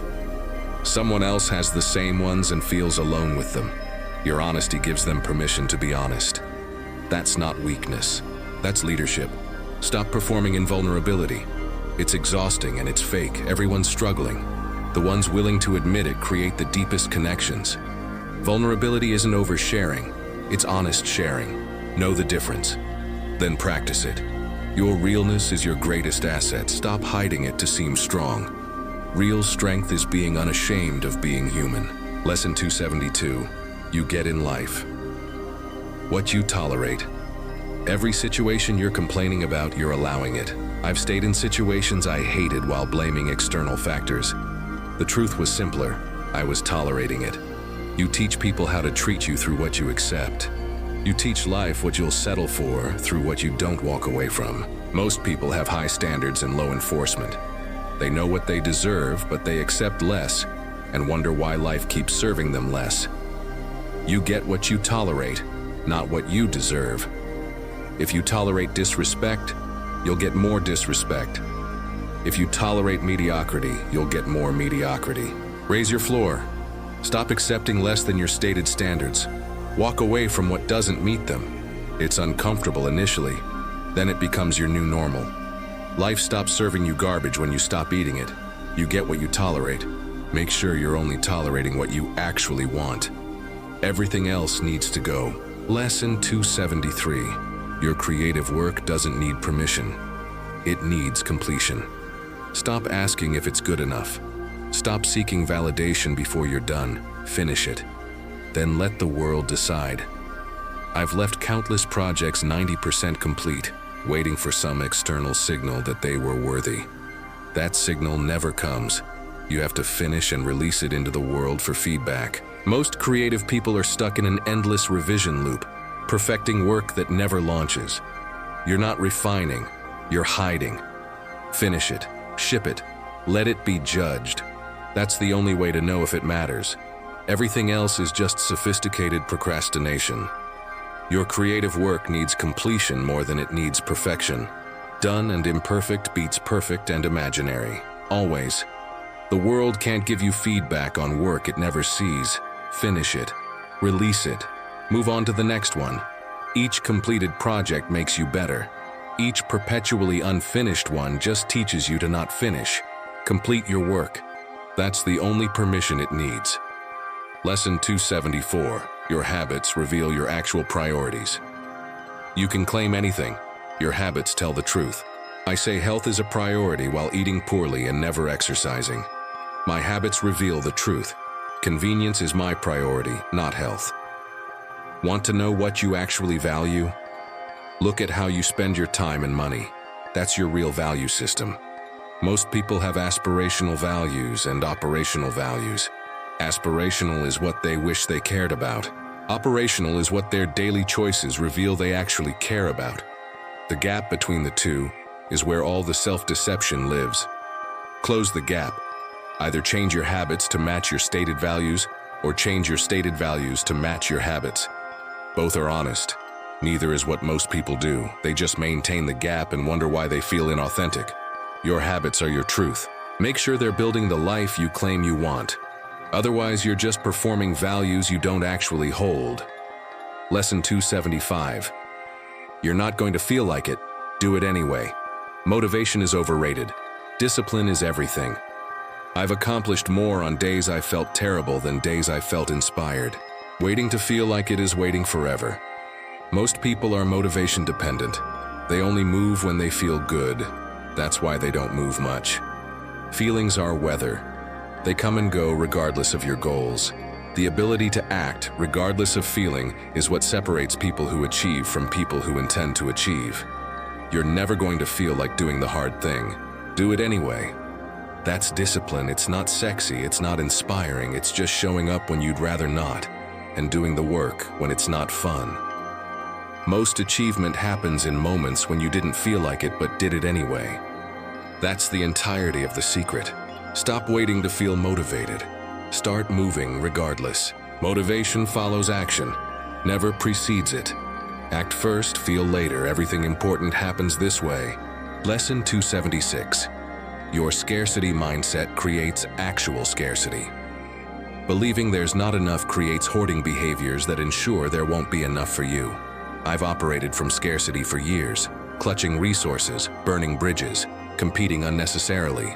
It created exactly the scarcity I feared. Scarcity mindset makes you small, defensive, and repellent. People avoid scarcity-minded people. Opportunities flow away from them. It's a self-fulfilling prophecy. Meanwhile, abundance mindset creates generosity, which creates networks, which creates opportunities, which creates actual abundance, also self-fulfilling. Both start with belief. Both create matching reality. Choose abundance, not as delusion, but as strategy. There's enough for everyone who's excellent, enough opportunities, enough money, enough success. Operating from that belief changes your behavior from defensive to generous. Suddenly, people want to work with you. Opportunities appear. It's not magic. It's just what happens when you stop repelling resources through fear. There's enough, believe it. Act accordingly. Watch your reality shift to match your belief. Lesson 277. You're the author of your own limitations. Most of your limitations are self-imposed. I can't because I'm too old, too young, too inexperienced, too whatever. These are stories you tell yourself to avoid the risk of trying and failing. They're protective fictions that keep you small. Most limitations you believe are real are just untested assumptions. You've never actually tried because you've pre-decided you can't. That's not wisdom. That's just fear with narrative justification. Test your limitations. Push against them. Most will collapse because they were never based on reality, just on your comfort with staying where you are. Some limitations are real. Most are self-authored. The only way to know which is to test them. Stop telling yourself what you can't do and try doing it. Either you'll prove yourself wrong and expand your capabilities, or you'll hit a real limit and learn something valuable. Either outcome is better than just believing limitations you've never tested. You're probably capable of far more than you think. Find out, stop authoring limits, and start exploring capacity. Lesson 278. Your definition of success should evolve. What you wanted at 20 shouldn't be what you want at 40. I've watched people achieve goals they set decades ago and realize they don't even want them anymore. They never updated their definition of success. You change. Your values shift. What mattered before might be irrelevant now. Regularly audit your goals. Are you still chasing something because it matters or because you said it mattered once and you're too stubborn to change course? Most people are climbing ladders they no longer want to climb simply because they started climbing. That's not commitment. That's just sunk cost fallacy applied to life direction. Success is personal and dynamic. What it means should evolve as you do. The person you are now might have different priorities than the person you were. That's growth, not failure. Allow your definition of success to update. Otherwise, you'll achieve goals that leave you empty because they were never yours to begin with. Success should fit the current you, not the historical you. Update accordingly. Lesson 279. You can't outwork a bad strategy effort on the wrong target is just expensive motion. I've worked brutally hard in the wrong direction and wondered why progress never came. The problem wasn't effort, it was strategy. You can't grind your way to success if you're grinding on the wrong thing. Most people confuse activity with progress. They work hard and assume that's enough. It's not. Direction matters more than speed. Would you rather move slowly toward the right target or quickly toward the wrong one? Most people choose the second because it feels like they're doing something.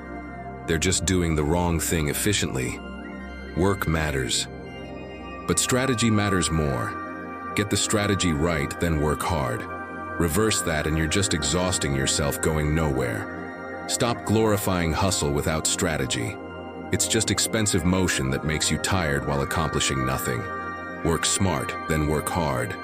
That order is everything. Anything else is just suffering for optics. Lesson 280. Your reaction speed matters less than your recovery speed. Everyone gets knocked down. The winners are just the ones who get up faster. I've been devastated by setbacks that others shrugged off within days. The difference wasn't impact, it was recovery time. You can't avoid failure, rejection, or setbacks. You can control how long you stay down. Most people take losses personally and marinate in them for weeks, months, years. Winners process quickly and move on. It's not that they feel less. They just don't let feelings paralyze them indefinitely. Shorten your recovery time consciously. Feel the disappointment, process it, extract the lesson, then move forward. Dwelling doesn't serve you. It just keeps you stuck in a past moment while the present passes unused. You don't get points for suffering longer. Faster recovery means more attempts, which means more eventual success. Slow recovery means fewer attempts and more time wasted in emotional loops. Feel it, learn from it, release it, move on. That's the cycle. Master it and you become unstoppable. Not because nothing affects you, but because nothing stops you for long. Lesson 281. Your unprocessed emotions will sabotage your future. What you don't deal with now will deal with you later. I've tried to outrun pain, bury trauma, ignore discomfort. It always caught up, usually at the worst possible moment, sabotaging things I'd worked years to build. Emotions don't disappear because you ignore them. They go underground and run your life from the shadows. That rage you never processed, it's showing up as passive aggression. That grief you never felt, it's showing up as numbness. That fear you never acknowledged, it's showing up as self-sabotage.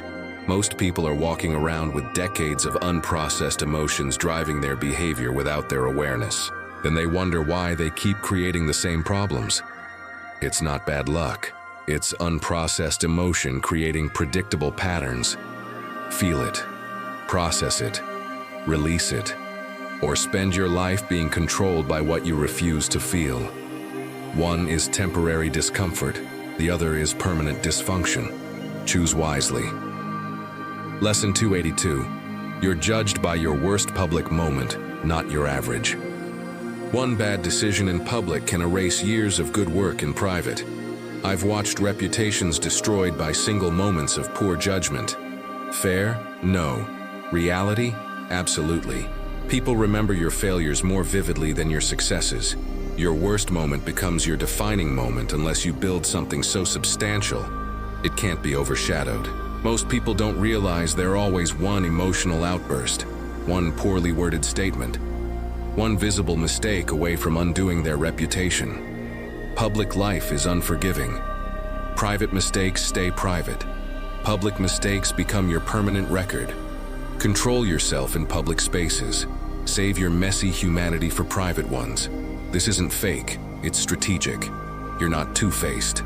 You're just recognizing that public perception operates differently than private reality. Protect your public image not through performance, but through discipline. Your worst moment will be weaponized. Make sure you don't give people ammunition. Build enough good that one bad moment can't define you. Lesson 283. Your need for approval is keeping you average. The moment you need external validation, you've given away your power. I've made decisions based on what would be approved rather than what was right. It kept me small, safe, and irrelevant. Approval is a drug that makes you perform for others instead of building for yourself. Most people are so addicted to approval, they've lost touch with what they actually want. They're just chasing the next hit of validation. Every decision filtered through "will they approve?" stops being your decision. It becomes a performance. Want freedom? Stop needing approval. Make decisions based on your values, not their applause. Some people will disapprove. Good, that means you're actually choosing instead of just people-pleasing. The need for approval is just fear of rejection wearing social grace. Kill it. Disappoint people. Do what's right for you. Let them adjust. The people meant for you will stay. Everyone else was just audience you mistook for friends. Stop performing. Start living. Approval becomes irrelevant when you approve of yourself. Lesson 284. You can't save time. You can only spend it differently. Time management is a lie. Time passes regardless. The only question is what you trade it for. I've saved time through efficiency only to waste it on nothing. You don't save time. You just redirect it from one activity to another. Most people optimize for efficiency, then waste the efficiency dividend on nothing valuable. What's the point? Time is being spent right now. On this. On whatever you're doing or not doing. You can't bank it. You can't save it for later. You can only choose what you're trading it for. Is this worth your life? Because that's what time is. Pieces of your life you're exchanging for whatever you're doing. Most people wouldn't trade years of their life for what they're trading seconds for. But seconds compound into years. Choose what you trade time for consciously. Because that's all you have. This moment, this choice, this exchange. Make sure you're getting something worth the piece of life you're spending. You can't save time. You can only spend it wisely or waste it foolishly. Lesson 285. Your comparison. Problem is a focus problem. You're not suffering because others are ahead. You're suffering because you're watching them instead of building. I've wasted years obsessed with what others were doing, using their progress as evidence of my failure. The real failure was spending energy on comparison that could have gone to creation. Comparison is attention theft. Every minute watching others is a minute stolen from your own work. Most people are so busy tracking others' success they never build their own. Then they blame the comparison for their lack of progress, when the comparison was the distraction preventing progress. Stop watching. Start building. The moment you redirect comparison energy into creation energy, everything changes. You're not behind because others are ahead. You're behind because you're watching instead of working. Focus is finite. Spend it on your work, not their highlight reel. Comparison will always be available. So will the opportunity to build. One depletes you. One compounds. Choose the one that serves your future, not your anxiety. Lesson 286. Your problems won't age well. Address them now. Small problems ignored become large problems guaranteed. I've watched minor issues become catastrophic because I was too uncomfortable to address them early. Every problem you ignore compounds. Relationship friction becomes resentment, becomes breakup. Financial mismanagement becomes debt, becomes bankruptcy. Health neglect becomes disease, becomes emergency. The pattern is predictable. Most people avoid problems hoping they'll disappear. They never do. They just grow quietly until they're impossible to ignore. Then they're exponentially more expensive to fix. Address problems when they're small. Have the conversation when it's awkward, not when it's catastrophic. Fix the issue when it's manageable, not when it's terminal. Future you is either thanking you for addressing it early or paying the compounded price of your avoidance. Problems are cheaper early, always. Stop postponing discomfort. That temporary avoidance creates permanent damage. Face it now while it's still fixable. Every day you wait makes it worse. Problems don't age like wine, they age like milk. Address them before they spoil everything. Lesson 287. You're not indecisive, you're just afraid of being wrong. Indecision is just fear wearing a thoughtful costume. I've claimed to need more information when what I really needed was courage to commit. You know enough, you're just afraid that choosing wrong will define you. It won't. Most decisions are reversible, the ones that aren't require courage, not certainty. Indecision isn't careful consideration. It's paralysis masquerading as wisdom. Every day you don't decide is a decision to stay where you are. That has consequences too. Most people fear the wrong choice more than the cost of no choice. They're weighing wrong. No choice is often the worst choice because it's a choice by default, not design.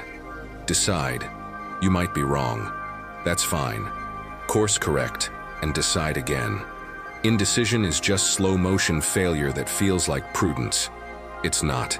It's fear of responsibility for outcomes. Take responsibility, decide, deal with consequences. That's adulthood. Everything else is just sophisticated avoidance wearing a thinking cap. Decide now. Adjust later. That's how everything actually works. Lesson 288. Your identity determines your actions, not the reverse. You don't do things and become someone. You decide who you are, then act accordingly. I spent years trying to build habits without changing identity, wondering why nothing stuck. Habits are just identity expression. If you see yourself as someone who doesn't exercise, you won't exercise. If you see yourself as an athlete, you'll find time regardless. Identity precedes behavior. Most people try to change behavior while maintaining identity. It doesn't work. You're fighting yourself. Change who you think you are first. Decide you're a reader, a writer, a healthy person, whatever. Then watch how behaviors align automatically. It's not willpower, it's congruence. You're just acting in accordance with who you've decided you are. Most behavior change fails because people are trying to act inconsistent with their identity. That's exhausting. Change the identity. Behavior follows effortlessly. You're not trying to be someone. You're expressing who you already decided to be. That's the difference. Identity first, behavior second. Reverse it, and you're fighting uphill forever. Lesson 289. You're allowed to change your mind. The person you were 5 years ago made commitments current you doesn't have to honor. I've stayed in situations I'd outgrown because I'd committed when I was someone else. You're allowed to evolve past your old decisions. Most people treat their past commitments as binding contracts they can never escape. They're not. You're allowed to change your mind. You're allowed to want different things. You're allowed to outgrow dreams, relationships, careers. That's not failure. That's growth. Stop honoring commitments made by outdated versions of yourself. Integrity isn't rigidity. It's honoring who you are now, not who you were then. Some people will be disappointed. They wanted you to stay who you were because it served them. That's not your responsibility. Change your mind. Pursue new things. Release old commitments that no longer fit. You're not locked into anything just because you once agreed to it. People change. Circumstances change. Being inflexible about past commitments isn't noble. It's just afraid of judgment. Change your mind. It's allowed. You don't need permission. Lesson 290. You get results in public from work done in private. The overnight success took 10 years of invisible work. I've watched people envy outcomes while ignoring the unglamorous process that created them. Success isn't sudden. It's compounded work finally becoming visible. Most people see results and think they're possible without the process. They're not. The viral moment came after thousands of invisible attempts. The breakthrough came after years of grinding nobody saw. The luck came after positioning nobody noticed. Public results are just private work finally showing up. Most people aren't willing to do the work nobody sees. They want the recognition without the repetition. It doesn't work that way. Everything you admire was built in private before it performed in public. Stop envying the results. Start respecting the process. Then do your own private work without needing public validation during the building phase. Results will come, but only after you've put in the time nobody's watching. The world sees outcomes. You build them in obscurity. Accept that gap. Work anyway. Lesson 291. Your mental models determine your reality. The frameworks you use to interpret events create your experience more than the events themselves. I've seen the same situation devastate one person and invigorate another purely because they interpreted it differently. Your mental models, how you understand cause and effect, how you assign meaning, what you believe is possible, these create your reality. Two people can experience identical circumstances and have completely different lives based purely on interpretation. Most people don't realize they're operating from mental models at all. They think they're seeing reality objectively. They're not. They're seeing reality through inherited frameworks they've never examined. Update your mental models. Question your interpretations. How else could this mean? What framework would make this useful instead of devastating? Your mental models are the operating system running your life. Most people never update them. They run on software from childhood, wondering why their life keeps producing the same outputs. Update the operating system. Different frameworks create different realities. Same facts, different meaning. Choose frameworks that serve you. Lesson 292, you're not tired from doing too much. You are tired from doing too little of what matters. Exhaustion isn't always about volume. Sometimes it's about meaning. I've had periods of intense activity that energized me, and periods of light activity that drained me. The difference wasn't quantity, it was alignment. When you're doing meaningful work, energy appears. When you're grinding on meaningless tasks, even light work exhausts you. Most people are tired because they're spending energy on things they don't care about. Their job doesn't matter. Their relationships don't nourish. Their days don't align with their values. That creates existential exhaustion no amount of rest fixes. You're not tired from doing too much. You're tired from doing too much that doesn't matter. Fix the alignment problem and energy returns. This doesn't mean quit everything and follow your passion. It means find meaning in what you're doing or do something else. Meaninglessness is exhausting. Purpose is energizing. Make sure your days contain enough of the latter.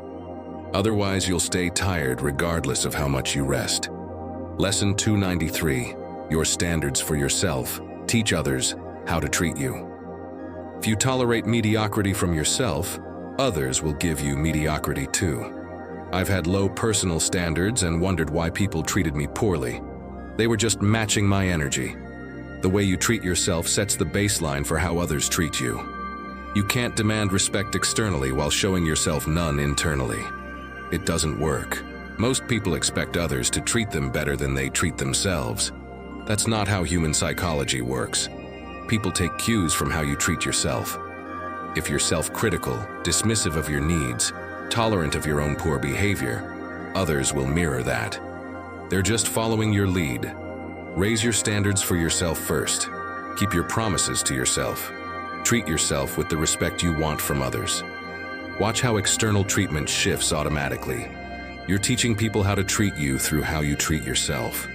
Make sure you're teaching the right lesson. Self-respect creates external respect, not demanding it, modeling it. That's the difference. Change how you treat yourself. Everything else follows. Lesson 294. You're spending years of your life preparing for moments that may never come. The perfect opportunity you're preparing for might not arrive. I've over-prepared for scenarios that never materialized, while under-preparing for reality that was right in front of me. Most people spend their lives getting ready instead of being ready. There's a difference. Getting ready is perpetual preparation that never ends. Being ready is accepting you're prepared enough and moving with what you have. Stop preparing for imaginary perfect moments. Start capitalizing on imperfect present ones. The opportunity in front of you, flawed as it is more valuable than the perfect opportunity you're imagining. That one might never come. This one is here now. Most people miss their actual opportunities waiting for their imagined ones. Don't be that person. Preparation is important. Perpetual preparation is just fear of starting. You're probably ready enough right now. Test it. The world will tell you if you're not. Then you can prepare specifically for actual gaps, not imaginary ones. Stop preparing. Start executing. Ready enough beats perfectly prepared but never started. Lesson 295. You're not protecting yourself by staying small. You're just hiding. Playing small isn't safety. It's just slow death with less visibility. I've stayed small for years thinking it protected me from criticism, failure, judgment. It didn't. It just guaranteed I'd never know what I was capable of. Hiding feels safe because nobody can attack what they can't see. But nobody can celebrate it either. And you can't build anything meaningful while invisible. Most people confuse obscurity with safety. You're not safe. You're just unnoticed. And being unnoticed means being irrelevant. Is that really better than being visible and criticized? Safety is a myth anyway. Playing small doesn't protect you from pain. You just exchange the pain of growth for the pain of regret. Both hurt.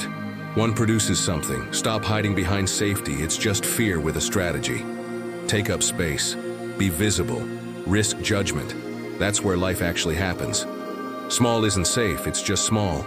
And small is not what you're here for. Lesson 296. Your relationship with uncertainty is your relationship with life. Life is uncertainty. The moment you accept that, you're free. I've spent years trying to control, predict, and guarantee outcomes. It was exhausting and impossible. Life doesn't offer certainty. It offers probabilities and possibilities. Most people are so uncomfortable with uncertainty, they spend their whole lives trying to eliminate it. They can't, so they just suffer trying. The alternative is acceptance. Not passive resignation, but active acceptance that uncertainty is the only constant. When you stop resisting it, you can finally move through it.